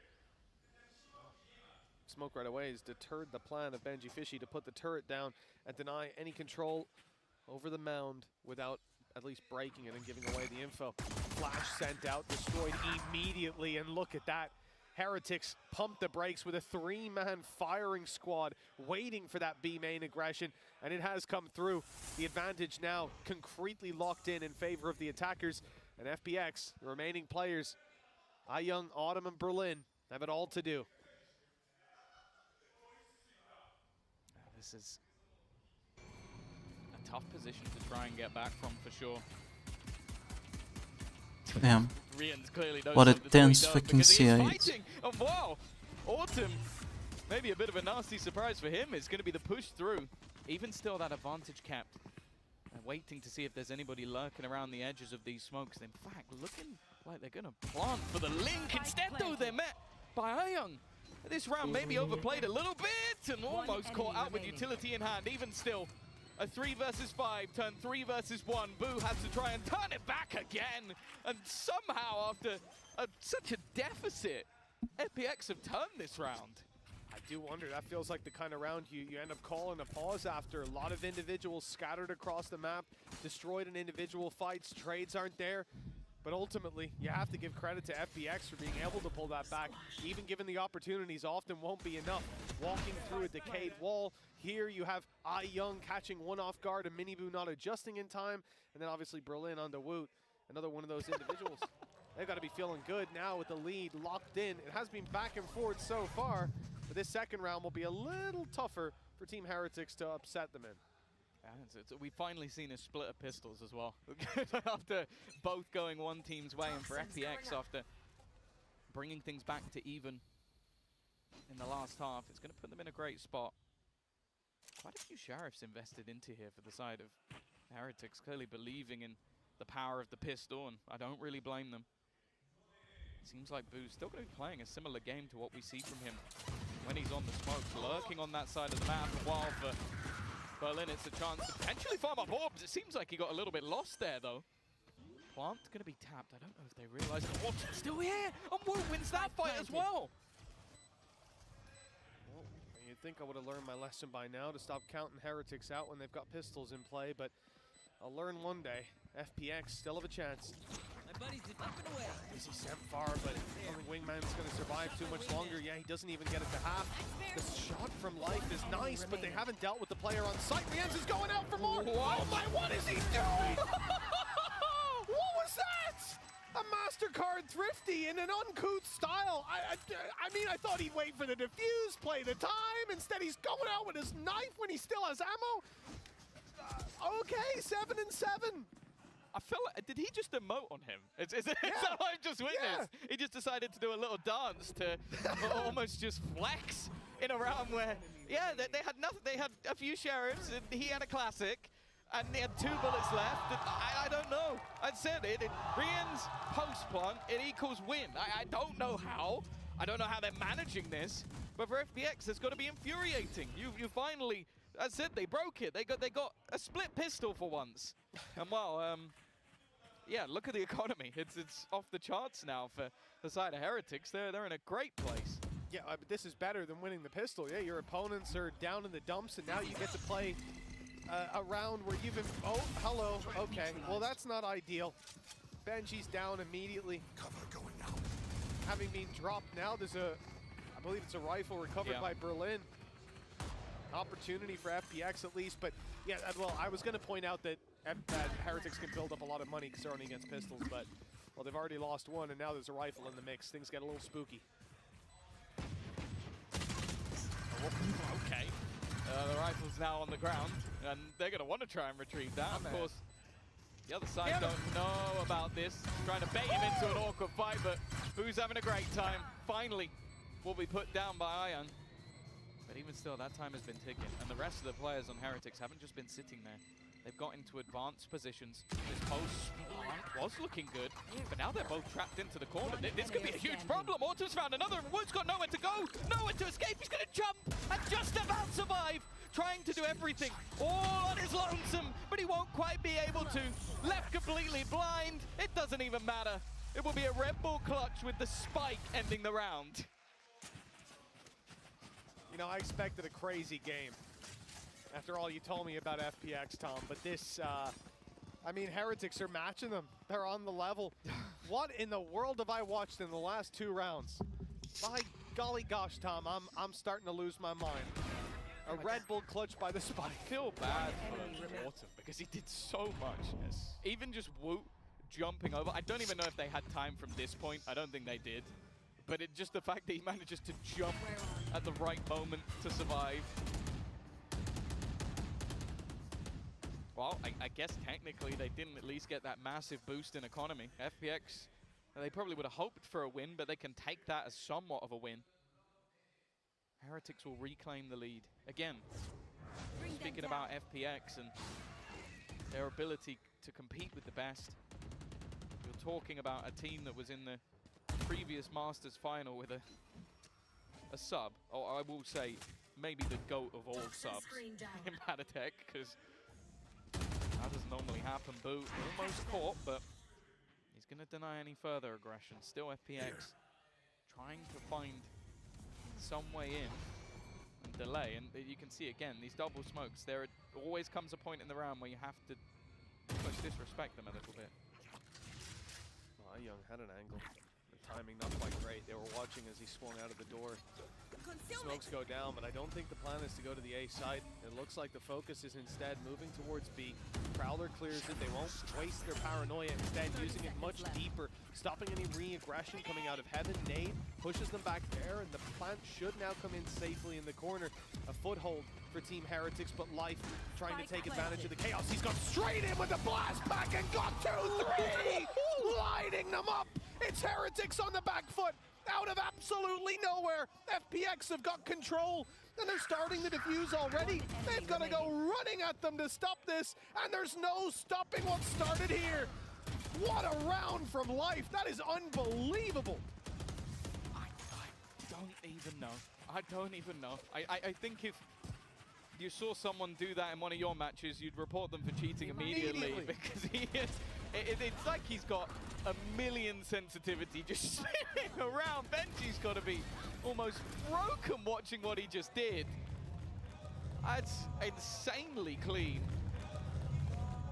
Wow. Just as one team seems to take an advantage, the other comes right back again. 8-8. As said, there was no economy built up because of the damage done in the last round. It means there's 3 rifles available, and oh, you can already see the amount of space that's already been taken by FPX. Back and forth we go. The Team Heretics will set the sights on the C side, although Bravwell slowing them slightly. Good damage by Berlin. Those spams are deadly. And even the snake bite kill for Autumn. In comes Thrash. It's caught one, but no one's there to convert on it. Flash used up. Young has to be careful, though. I don't know. Okay, they will convert the kill. And damn. And then the swing from Boo traded out. 2 versus 1. And they could lock this round in here and now with the showstopper if they wanted to. They're just 56 HP, and that call's probably being made. Wood is low, has his ult, and Spike's right in front of him. You're right. He can take that teleport from the shadows. He'll emerge on another site, potentially. But it looks like he's going to stick the plant here and now. Maybe realizing it's a tough win anyway, and by he should be dead to right. Did he use it just then? I feel like I almost I thought I heard something for a second, but maybe not. I think he just got caught by Lysol. It is going to be that defusal. Well, not too much of a problem in the end. I think the only real worry was just how much Riens was able to do. It took an ultimate to actually shut him down. He's managed to sneak past pretty much everything. Let's have a look when it pops up. You're right. He did use it. Yeah, I wasn't certain. I didn't think I heard something, but yeah, you're spot on, Tom. Used the ultimate and immediately got dropped. I want to know where he was planning on going. Because he's using it right here. Yeah. I guess we'll never know. Maybe to try and go back into the spawn and reclaim other ground, try and find a gap. But yeah, didn't know his opponent was there. It's not the biggest ult in the world to lose. Like, it's not the end of the world. I don't mind him. I said I didn't mind him committing it to rotate straight away. Though aggression from either side. Life's got to be careful he doesn't get wrapped on. He does have some support. The flash is going to leave both players completely blind. Woo. Under serious pressure, and while that pressure is not easing up anytime soon. Berlin, he's playing a risky game. With just Sheriffs, Team Heretics have done this before, and the Spike not down in a spot that's easy to defend for FPX. You don't want to take too many risks, although now the attackers are split. Benji's holding onto the space, presumably so the Spike can come back to him. In terms of utility, Benji hasn't used up any of his, but the Prowlers are gone for Boo. If he makes his way, he's going forward with the Spike. I thought he'd go back to the B site. Group up, take this one as a team, as a duo. Instead, even if he does that, he's now down to just 49 health. And Benji not found a lot of space, although I don't expect him to do much here. Just sit, wait, and cover that plant when it comes through. I think from 30 the seconds side left. of Heretics, they were hoping somebody would make a mistake. It's arguable that Berlin tried his best, but now the patience might just pay off. Benji looks like he might be about to be greeted. There's still plenty of utility to play with, but he is going to get the fight that he wanted, and he's going to take both. Damn. Now this becomes dangerous. The Nightfall committed, but it's only going to connect onto one. Boo looking to try and fight this one, but he's running. Oh my fucking god, Boo. A very nice try, but ultimately the outcome is as expected. just a few bullets shy of a successful round. But Young's the one to bring it across the line. Double digits locked in for FPX now. And again, you see what we mean with just Sheriffs. They almost made the 4v2 work. And who knows, if Berlin went down a little earlier, well, he would have had a few more bullets in the magazine. It's a fantastic adjustment by Benji. And like we said, just about able to take it across the line. 60 HP, 2 shots and he's down, but he'll carry forward to the next. A timeout called by Heretics. And this is the last chance for the EMEA Coach of the Year to have a word with his team. Unless FPX call a timeout later. Or unless we end up in OT again, which honestly, at this stage, I wouldn't be particularly surprised by. You have to remember as well, the road that FPX had when they're over in Shanghai, beating Foot, losing to Genji, losing to Heretics. This was the team that ultimately sent them packing, sent them home. To say that they're not looking for revenge, I think would be foolish. Obviously, it's not quite the same in the fact that Heretics would get another chance against a Masters winner. That would be the team they have to face off. Or, if they turn it around and they win this game, then they have to play a Masters winner. So, yeah, I guess playing a Masters winner where you can't be eliminated is slightly nicer. And I wouldn't even be surprised if there's a realm where these two meet back up in that decider game. I don't think it's improbable. Even still, both will want the chance to face off against Genji, and for FPX more so, this is their chance at revenge. A lot of ultimates very close to being online. Benji and Miniboo, Lockdown and Showstopper. That Young on the other side after his clutch last round just won away himself. For FPX, this is a round they should have a fairly big advantage in. Benji's already tagged. Lots of weaker weapons, Stingers in play, but that's where things can get chaotic, where Heretics will move quicker, more sporadically as a unit. Will they use the pin? That's the real question. They should. With Stingers in play, it's definitely a possibility. On the other side of things, we've immediately seen an ult to try and hold them in position, but already they're pushing back in before we've actually seen the plant, and now it has to be the fallback. Never mind though. Life has been able to take one down. Instead though, he's going to be caught. A worthwhile trade. Showstopper out. It should be a kill, and it will be. Miniboo trying to fight up close. That spike still yet to be planted, but plenty of time. Just holding back. That pit still available. Still possible to be put into play, and now it goes in. Miniboo, third kill of the round already, but he is traded out. And now it's the players within the pit, and Autumn's in real trouble. He's caught by Rienz. It was the low weapons. It was the problem weapons, and once again, it is something that FPX just cannot deal with. Well, they came into that round one away from Lockdown, one away from Showstopper. Pick up an orb for the Lockdown, and the overcommitment from Life. He gets the nade in, it does damage, it takes down Benji Fishy. Fantastic, but because he's detained, that gives Miniboo this kill, which gives him the ult, which is immediately activated, which gets another kill. And from this point forward, well, there's the point of no return. At least that's how it seemed to be. 9 to 10. That was why I loved them, the plant as well. It really was a domino effect. And look at the economy on the other side now. Oh my god, he got two! He's got two off the back of just wall banging, and he's almost got a third! That's an insane start to the round from Boo. Mitchman's very excited. I like this gun. Ever tell you that, Tom? No, I like this gun. It's a nice gun, it's a fun gun, and it's one that's given Heretics a real chance. Even up against pistols, you gotta be careful. That's one thing that I've certainly learned in this series. But they have found themselves an advantage that's almost impossible to throw away. We saw the 2 versus 4 from Heretics with Sheriffs. 2 versus 5. 1 versus 5 now with 7 HP. That is Put it in quite the history a difference. Yeah. Get ready. Autumn's name in lights. But I think this supernova is going to be premature. It's going to fade to black. There you go. Boo with a triple kill. A lot of that was down to those wall bangs. The big guns out to play. 10 to 10. Again, we see a scenario where one of the teams is in the lead and the other immediately claws it right back. It has been a game that whatever way you think it's going, it could immediately go back in the other direction. And I feel like this is going to be one of those matchups that is going to become a cult classic. Like if you're a real fan of Valorant, you're going to talk about Heretics versus FPX, because last time out, as said, it ended in a 17-15 overtime victory for Heretics, which eliminated FPX from the tournament. Now, they're level again, 10-10, double digits in the ones, and they're going to have to try and come up with something here, because they're not out of it. They proved in the last map that even if Heretics manage to string rounds together, they can easily turn the game back into their favor. Okay, it's been a bit quieter from the likes of Life and Autumn after the last one, but it really is just going to come down to those late rounds once again. We're going the distance, and I can't say I'm mad about it.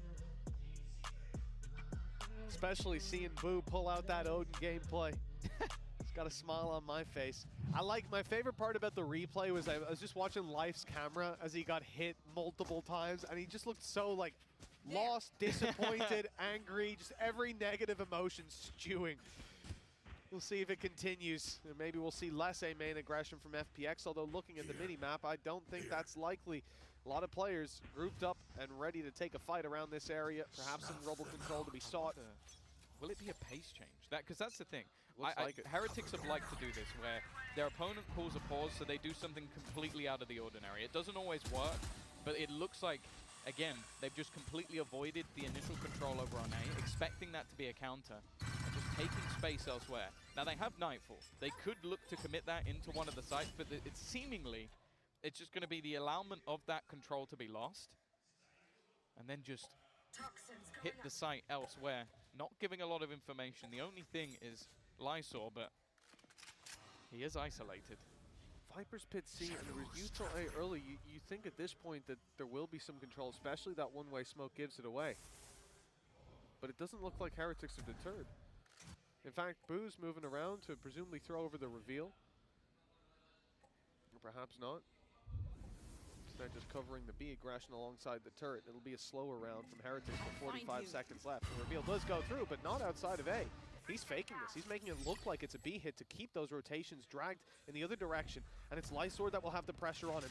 He's conscious they could be here, but he hasn't used the Paranoia just yet. Now they're close. Now the pressure's on, but he's caught the back turn. Paranoia out. It's caught him on the right. Miniboo can't see a damn thing. And shooting at the Tracers, not quite close enough. With Life stepping up to delete Boo. This one's looking done. The lead will stay in FPX's hands as they push up to 11. Incredible work by Lysor. He picked his moment. That was the thing. There was so many points in that round where you could see he was tempted to use that Paranoia. Seeing the Viper screen go up and basically just watching for any hint that the side of Heretics were there. And when he did use it, it was spot on. Like, he's able to push back out of what was the paint shells on his feet, get a second kill, and then at that point, everybody is focused on that Omen player, and Life can take the gap. And again, you give this man even a split second where you need to react, you're already dead. You don't have the time for it. FPX, after the pause, are going to respond once again. Well, there is a lot more early battle this time for A, but they've got to be careful. In fact, they're looking to try and get out of there. Wu is under serious pressure. They've got to give it up, but they've taken B in response. Oh, they're fully in. 3 players in through the B choke point, completely abandoned by FPX. Oh, no! That's a sloppy fight if ever I've seen one. And Ultimate's here for FPX as well. They've got a Showstopper and Thrash to get back in. They're confident in playing the retake. Nightfall is available for Team Heretics, and it may well be used, and in fact it is used right now, clearing out Heaven. There's no one there. Now they start to realize where the push is coming from. All those steps are heard, but it's because Thrash is going to lead the way. Is going to take the point of contact. The seize is good. It keeps them in position. Showstopper used, but Miniboo makes up for the disaster earlier on with Benji up top, sneaking his way up close around that corner. Is a player and coming through the smoker. 2 more. He thins out the herd and leaves time so low that FPX are running for the hills, not even escaping the spike in some cases. Neck and neck. I'm getting sick of saying that, Tom. Well, if it doesn't go to OT, I think that would be the biggest surprise of the game so far. But honestly, Miniboo's reaction there, I love it. Like, sure, the initial fight didn't go his way, but Benji actually gets detained. So his choice there is, okay, I can surprise them. They're going to be looking to hunt down these guys. They're seized up. I'm going to try and take them down before they can get anything done. And again, solid utility from Boo just to set him up that little bit more. 11-11. No one able to break the deadlock. It has been like this throughout the entirety of the match. In fact, the series has gone this way. Still trying to fight for this early control of Rubble, and again, it's the same. So much utility being expended, Wook being caught by all of it. And he's going to try and get out of there. Instead, though, they try the same play. They try the same ruse, and it is not going anywhere near as well. That's the spike down. And a flank underway. Killjoy turret down, so there's no way they even get that information. And it's double flank too. Life is here as well. There is no stopping the ball for FPX in this round. It got rolling, and it's trampled Heretics. Left them flat on 11. And now 1 round away from locking in this series, from the upset that we said, and the desk said, and everyone knew was possible today. But nobody expected it without Abyss. If that map didn't go to FPX, the series was done in everyone's minds. But here we are with a real chance to pull it across the line. The only thing standing between them and victory in a lot of these rounds, big plays from Heretics, and Miniboo has a showstopper. That could be a turning point to at least get them in overtime.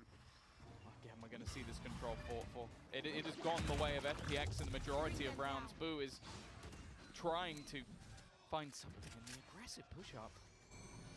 We open Surely they expect it. Oh, they do.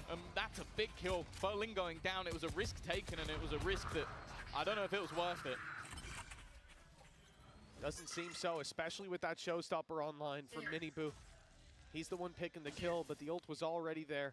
And the C site now, knowing that there's Viper utility here, they're likely to use it to open the site. That's why Autumn has fallen back so far. He doesn't want to get caught by this big old rocket. But for now, there's no intention to use it. They're going to keep it reactive. I like this. Aware that FPX would probably fall back, would probably give them the space if they use it. Instead, they take the space for free. And now there's a showstopper for the 5v2. It's fired in blind in case there's a snake in the grass, but it looks like an overtime is already locked in. A big play needed. Young's been fantastic in so many rounds. And a spam here, my goodness, it could do a lot. But Lysor, he's conscious of a player up close.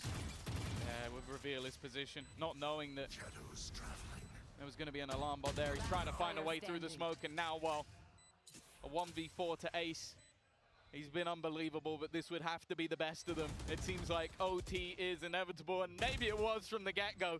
The way this map has been going back and forth all the way, why not keep it going a little bit more? Holy shit, man. FPX versus Heretics, always seemingly going the distance. Overtime. And who knows where it ends. Well, last time their last map was, what, 15-17 in the end? So we may have some distance yet to go, Tom. That opening pick was fantastic for Miniboo, and like I said, just keeping that showstopper, holding their corners for the re-aggression, and knowing that this squad was likely to not sit on site, to not give them free kills if the rocket was popped. And it wasn't needed in the end.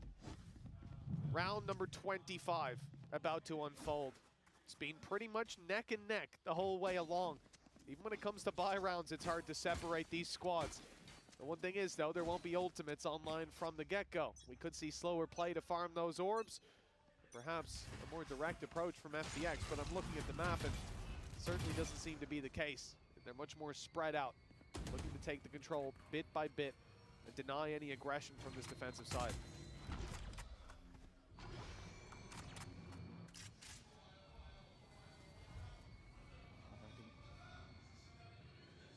A little bit more tentative. A lot on the line. There's no easy games in this group. I think that has been proven. Going up or going down is not going to give you much easier opponent. Already pressure being placed in. Woot isn't going to be the one to find the kills. In fact, it's Rien's alongside Miniboo to do it. Leaving 3 standing, but I can't count how many 3v5s we've seen so far this game, so Heretics need to make sure they don't overextend. Well, many games in the past, I've been counting teams out at this point or a little further, but lesson learned. It ain't over till the pop-up comes in. 30 seconds, though. we're certainly close to the conclusion one way or another. Heretics backing off the A side as well, expecting this hit to be a massive rotation, a late play to see. Perhaps a push through their own spawn from the stairs, and they're covering all their bases, ready for these fights. Berlin can't sneak his way in, but they have at least managed to find the A site. A plant to be found, 10 seconds left. but a 5 versus 2 retake. Team Heretics, even just trading at this point, will be more Do than not throw that shit, Heretics. For the love of God. How do you try and remove this deficit? Are you hoping for a little bit of luck? Well, there it is. Still took some damage in response. Autumn tagged a little bit lower. Has Lysor alongside him, but not for much longer. And with 15 HP, I think all the miracles are gone from this round. It will be Heretics to take that advantage, as they now need one more to end this series and repeat history versus FPX. an OT victory to send them below. That's got a sting for FPX if that's where we end up. Yeah, because we end up on Abyss 14-12. The same situation possible here now. FPX have called a timeout because they know just how devastating that reality will be. Well, we see the Heretic side hyped up. Benji's got that energy in him. They're standing up, Miniboo's activated, and this is what we've been waiting for as well. It's not like he's on what we consider to be normal Miniboo form. He hasn't got 30 kills, so unacceptable, but he's starting to get that confidence, and that's all we needed to see on this stage he's as well. had rounds. That's the more important thing. When it gets this late in the game, the numbers don't matter. You can have 30 kills or you can have 10. If you're the one that wins an OT round, no one gives a damn. And that's the thing. He had one of the highest impact rounds to even get them there in the first place with that push on the B site to double up. And that's all we're looking at this point. The same can be said for Life on the other side. Is it his best statistical game? No, but they've had moments. They've had opportunities, and this is the chance for the coaches to make their money on either side. Maybe calm the nerves. Maybe even calm them down after standing up and shouting across. We know that that can backfire. Benji's had that. Munyet won't forget. But back in we go. Defensive side definitely didn't look bad for the side of FPX. Very good at taking that A control, and I wonder if we're going to see Heretics look to hit elsewhere. Well, I'm seeing a lot of pings from Heretics around C and B, but I'm also seeing FPX pushing up on Mount. 2 players. We've seen this before from Berlin. Just in the last round they played on defense, he was alone. This time doubling up to provide that little bit of extra support. And he grabs a kill for his trouble. They were sent back and they were smoked off, but somehow he's able to land that shot for free. That's the opening that I guess is karma for the last half that they played. Timing though is going to be everything. Miniboo, as I said, impact is all that matters at this stage, and he's found a fight into that B side, but they're not going to look to play off it. You can see on the other side, Boo is waiting for a response, waiting to see if there's a re-aggress, an attempt to try and take this fight, but for now, much more passive. And that's mainly because, again, of that A site hold. You've got the cross being held onto. Autumn's position has been revealed, and I think they're just going to have to smoke this off and maybe get him out of that corner. That would not be a safe place to stay.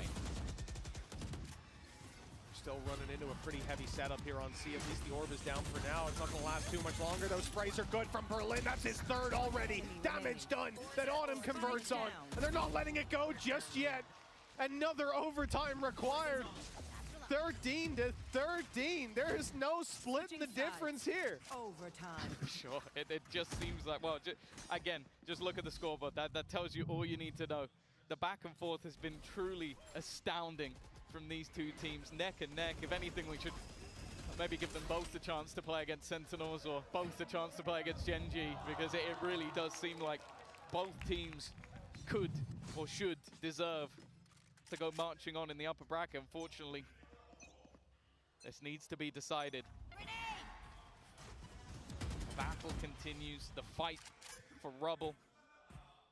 A continuous point, and actually a deep alarm bot being placed by Benji will mean he can keep this passive hold without needing to go for too much of a fight. In fact, all of his utility is used to that degree on B as well. You can see the turret. Now the rest look to just try and hold on to what has been a massive point of contention in Rubble.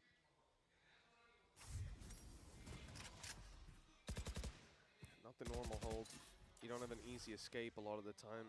I mean, sure, Miniboo can get out of there. He's got his blast packs. He's not on too committed of an angle.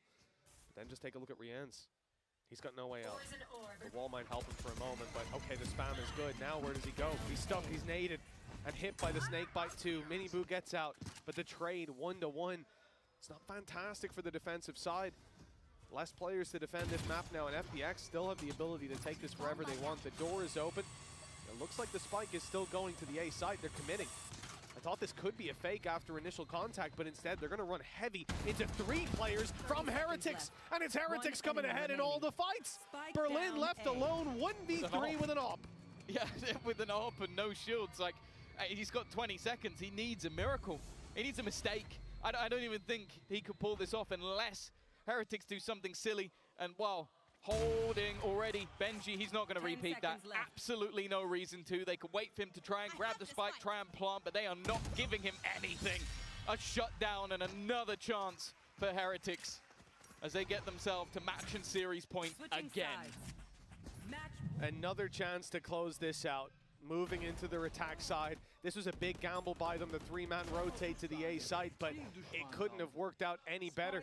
You can see that from FPX's perspective, you find the opening pick, you have a lurker towards the C side who got absolutely no contact, and that for me is the sign to move around, but they're expecting that Heretics won't have moved quite that quickly into position. They wouldn't have that many players that close by, and perhaps they even isolate a duel, but instead they were the ones isolated, taken down, and with Berlin left alone, he had no chance.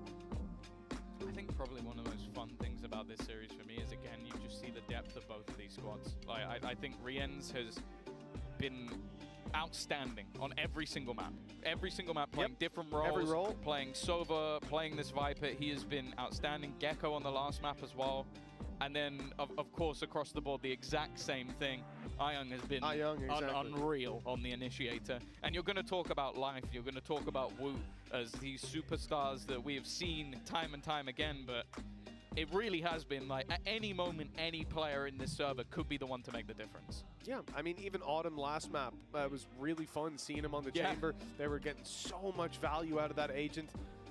For FPX. Well, he played double duelist with this team in the past and has recently been moving to more like smoker roles at times and even playing some sentinels. I guess technically that is what he was on, but yeah, according to the not rule quite book. the same degree. Yeah, I think you can do a little more with Chamber when it comes to fighting than a Cypher, for example, but I suppose it depends if the name's Runner. This is huge. The spam, though, has been dodged by FPX. This previously led to 2 players dying. This time, next to nothing. In fact, no damage, right? Walking straight into the site and finding the opening. That's Life down with a good opportunity to convert the plant as well. FPX can't really deny this. They have to fight for the retake. Well, yeah, this could be it. A man advantage. The hold from Boo. I don't know if they will have heard him taking that little bit of extra damage. Well, they definitely know now. He's revealed his position, but if anything, that could be worse for them. They're going to have to try and fight for this, try and get back in. Paranoia has been used elsewhere to try and reclaim the baby door. Lysaw's going to get one, but still the kill's going in favor of this attack side, looking to try and hold the line, and that's exactly what they're doing. Needs to be someone on this diffuser when it just isn't happening. It's left all on top. It's over. He's fought throughout this series, but I think the job is done. Time and time again, you'll see these teams fight against each other, and unfortunately, holy shit, man! Exactly the same way. Separated only by the overtimes. One hell of a fight put up by FPX, but Heretics, after a little break, a little rest, they've come back looking better. Even changing it up, and that's the real head scratcher. The Lotus composition, switching roles, Woot and Boo swapping it over, bringing in Rien's on the Viper. Well, it's worked out, but only barely. This is a squad that I think we're going to see a lot from this tournament. I think you can say the same for both, though. FPX, it would be devastating to see them go out down in that lower bracket, but I think they're going to have one hell of a fight there. Yeah, no, it's been a super impressive performance. I think especially on Bind. Like, they threw a spanner into the works, came up with a crazy composition that I think definitely caught the side of Heretics off guard, and I think that their game versus Sentinels is going to be one to watch because super impressive, but again, you talk about this Heretic squad, the youngsters led by Boo, that's someone who has brought a team of very inexperienced players to some crazy performances all the way throughout the year, and they're able to weather the storm once again. They show exactly what they can do in these high-intensity moments. Some of these youngsters, Mini Boo, he saved it all for the last map, ended 21 and 22, a serious comeback, re-ends throughout the series, godlike. Genuinely a fantastic series through and through. And while we say we don't see much of the initiator Boo, he's done all right. He's not too bad. He's not too bad. Then even towards the bottom of the scoreboard, someone like Benji, well, if he doesn't end up finding himself the sheriff shots, we don't go to an overtime. Yeah. It's a different reality. Who knows what the butterfly effect of that would be, but I mean, they'll definitely thank their lucky stars they pulled that one across the line. A really solid series, a good display from Heretics. I think they've shown us depth. They've shown us the individuals.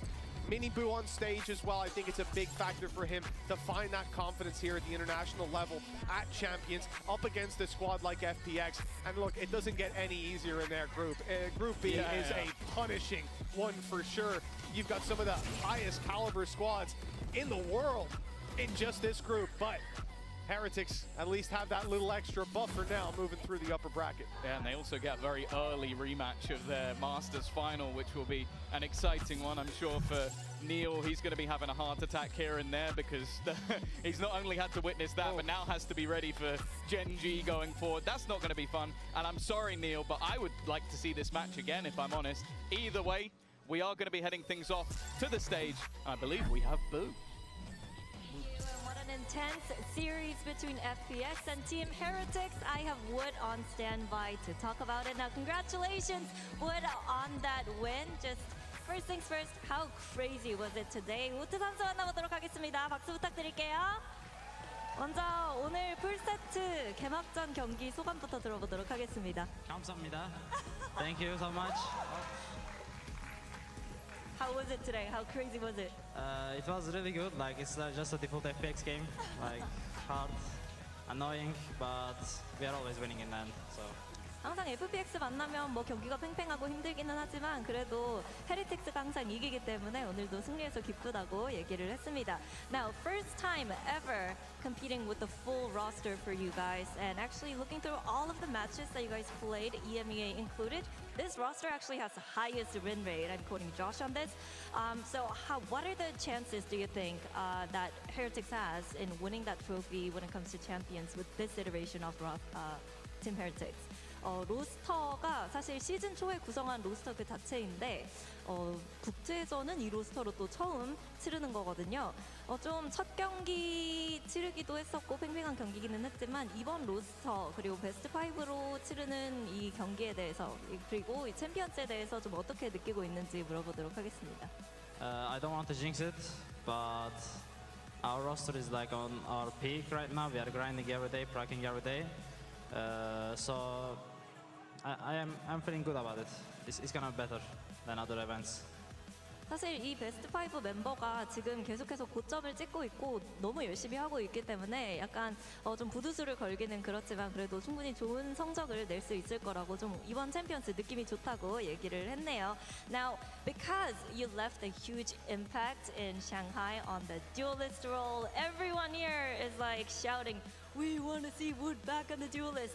I know back in EMEA, you guys were doing that double duelist comp and you were playing a little bit of ISO. That thing's nerfed now. So is there any chance that we see you on the duelist here in Champions Seoul? 일단은 워낙 임팩트 높은 모습을 상하이에서 보여줬기 때문에 우트 선수의 타격대 챔피언스에서도 한번 보고 싶다 하시는 분들이 많으실 텐데요. 뭐 유럽 지역에서는 아무래도 투타격대를 기용했을 때 아이소를 보여주기도 했던 우트 선수인데 이번 챔피언스에서도 좀 우트 선수의 타격대 기대해봐도 좋을지 물어보겠습니다. First of all, I'm still same. I want to play flex, but if we need it, if we like need some emergency situations, I will. But now, no, I don't want it. Like it's okay now. We are still winning. We didn't lose in Champions yet. If we lose, we can think, but we didn't. So we are chilling. 아직까지도 팀을 위해서 플렉스 역할을 해주는 데 집중하고 싶고 딱히 타격대에 대한 욕심은 없기 때문에 그리고 챔피언스에서 아직 뭐 지지 않았잖아요. 그렇기 때문에 혹시나 지게 되면 타격대를 잡는 변화를 줄 수도 있을 것 같지만 현재까지는 팀을 위해서 팀적 플레이를 위해서 좀 플렉스 롤에 조금 더 집중하고 싶다고 얘기를 했습니다. 그러면 이제 또 젠지를 상대하게 됐는데 워낙 또 랭크도 많이 하고 텍스처 선수와 젠지 선수들과 재미있게 노는 모습을 많이 보여주고 있는데 그래도 경기 때는 반드시 이겨야 되잖아요. 젠지에게 한마디 부탁해 보도록 하겠습니다. Now, I know you guys are having fun with Gen G players, especially Texture teaching you a lot of Koreans. You guys are, playing ranked together. But when it comes to the next match, you guys are facing Gen G enemies in the server. Anything you want to say to Texture and the Gen G players? Hey, Samson. I'm gonna take my revenge. You are old. I don't want to say the rest. You are old, so your time is over. 텍스처 선수 아무래도 나이가 있기 때문에 텍스처 선수의 시간은 끝났다. 그리고 더 할 말이 없다라고 얘기를 했습니다. 이렇게 해서 우드 선수 만나봤습니다. 다시 한번 박수 부탁드릴게요. Now that was Wood, everybody. One more time for Wood, and that's all we have for today. But make sure you come back tomorrow for more Valorant action here in Champions Seoul. 감사합니다. Thank you so much, Jen and Woot, for the Verizon post-match interview. And Team Heretics walks away with the win. I mean, a little bloodied and bruised, I would say. Both teams coming out of that one. Bit of a slugfest toward the end there, Mimi. You know it's a slugfest when the Astros buying off in overtime. Yeah. That was, you're out of ideas at that point. This was the most FPX game I've ever watched, where they really push the team. They show some creative and cool ideas, and they also show a lot of FPX silly rounds, but it is really tragic for them to end this same way. And another heartbreaking overtime loss to Team Heretics, now twice at 2 different international events. Yeah, it's crazy that you come into this and you think, okay, Abyss must win. They lose in an overtime there. Then they go over to Bind and they beat them on a map that has been really, really, really good for Team Heretics throughout this year. And then you go over to Lotus and you're like, okay, well, they beat them in Shanghai on this map. Surely this time it can go fine. Like, what could go wrong? And it goes to another overtime. And part of the reason why Heretics was able to get that win, honestly, you got to give love to this guy on your screen right here. Reigns was playing incredible. I mean, this guy was absolutely on fire the entirety of the series and really contributed so much to this Heretics team. This was Rian's series. I think that Team Heretics strayed a little bit from what at least I felt was like the definition of this team in stage 2 with the mini boot neon, with a lot of these set plays, things like that.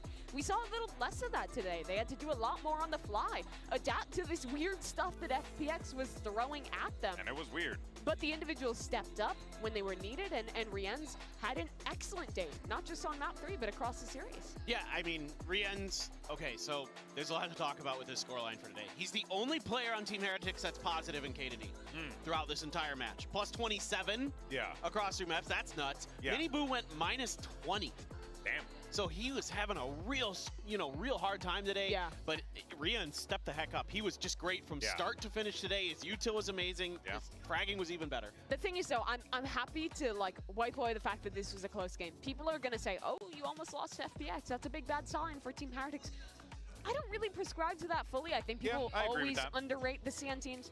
I'm guilty of that. I think everyone is when they watch them play regionally, that they look rough. They really are a tough opponent to play against, but they're definitely going to have to clean up a lot of the issues. I think we saw a lot of rounds that they let a lot of individual stuff go the way of FPX. Some players weren't quite on their mark, and it seems like they are figuring out some new ideas, some new comps. So they're going to have to lock in if they want a chance to beat Gen G, but winning this match means they have 2 chances to make it to playoffs, which is huge. Yeah, they're setting themselves up for success in the long run.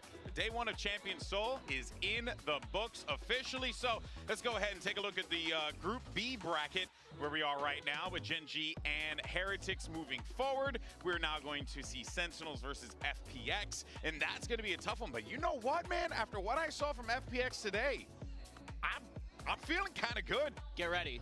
They're nuts. They're nuts. Individually, they're cracked out of their minds. I mean, they've been the best Chinese team at international events throughout this year, at least.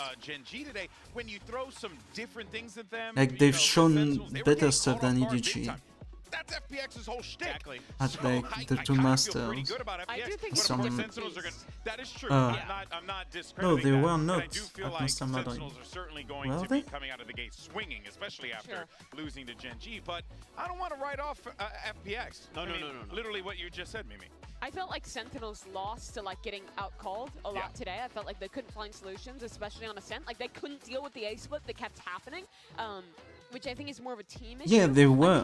FPX is where they're gonna They really went get 0-2, tested, but less so on, like, the TDG went macro, more 1-2. so the fundamentals, how And it was thorough like and best of coordinated they are, and ones or also some shit a lot like on that. the individuals. FPX is a team who will take a hell of a Oh no, lot it was fights, best and of if you're 3 not and they on went point, 0-4. they'll own you. So they lost two best of 3. Like, I think there's a few moments, like some of the Astro Walls on Lotus, I didn't So yeah, like, Madrid wasn't with a those guide Cosmic Divides, I was like, these leave really good opportunities tournament, for but your Shanghai opponents to was use like retakes good or to for counter them. your retake. Like, they didn't seem to play off of it well. So like things like that, those little things that need to be tweaked, that if they can, they absolutely can beat Sentinels. We just saw it here today. They're able to push Team Heretics. Now Heretics, a team that got second, playing against Gen G again, rematch of the Shanghai Grand Finals. But Yeah, they went 1-2 and they won 4 map and lost 5. So it was really close when you saw their elimination. Totally agree, and honestly, it's just great to see all these teams here at Champions just bringing it. It's exactly what we wanted coming into the biggest event of the year, and we are not done, not by a long shot, you guys, this is day one. We got And way EDG more was coming already up in here. playoff because they were first seed for China and they lost And then it's going to be Fnatic 0-2 and 0-2. Pansy's So, favorite yeah. word to say, I feel like Billy Gaming. FPX It's is going to be exciting. I'm looking forward to that DRX on the crew level of game EDG for China. because I want to see what Kesnick can do. And obviously China what is this DRX kind of refresh weaker. can also bring It's to the probably table the here in weakest region I right forgot now. about it too. The teams get quite a while before they play their second match, so there is a lot of time to. But yeah, kind of learn from EDG that and first game FPX are grow, like so it's gonna be cool to watch how. team you those have games to- are fun. Both DRX and crew to be wary showing it about. the first time at a global event since champs last year. Yeah. So should be cool. And they've both been to so many globals, but they've never played each other. Is that which crazy? Is crazy. Yeah. What baffles my mind is that we haven't talked about DRX in a global all year. It just feels so foreign to me. But it's nice that they're here. They're repping the Familia and A Seoul. Korean team is winning everything, and it's not DRX. So they've got some motivation to step back up now, being at home. Hell yeah. It's going to be exciting. But that is going to do it for us here today. We thank you so Yeah, much same. for watching. And tomorrow we got some more epic action ahead of us as VCT Champions continues with Group A. Here's a small sneak peek. What's ahead?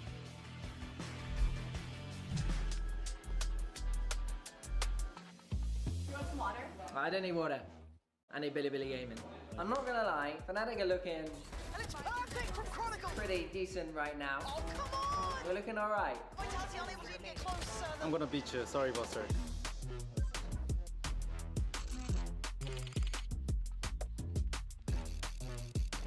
Are you recording audio? Yeah.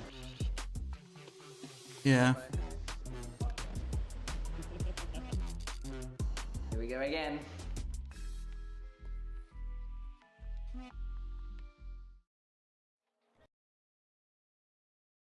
I will see you tomorrow for Group A. DRX Crew and Fnatic BBL. Billy Gaming. BBL. BLG, sorry. Billy Gaming. Yeah. See you tomorrow.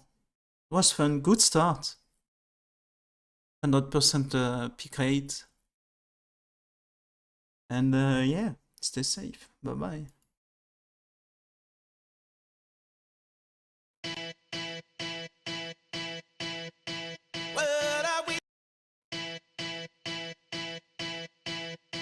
What are we supposed to do after all that we've been through?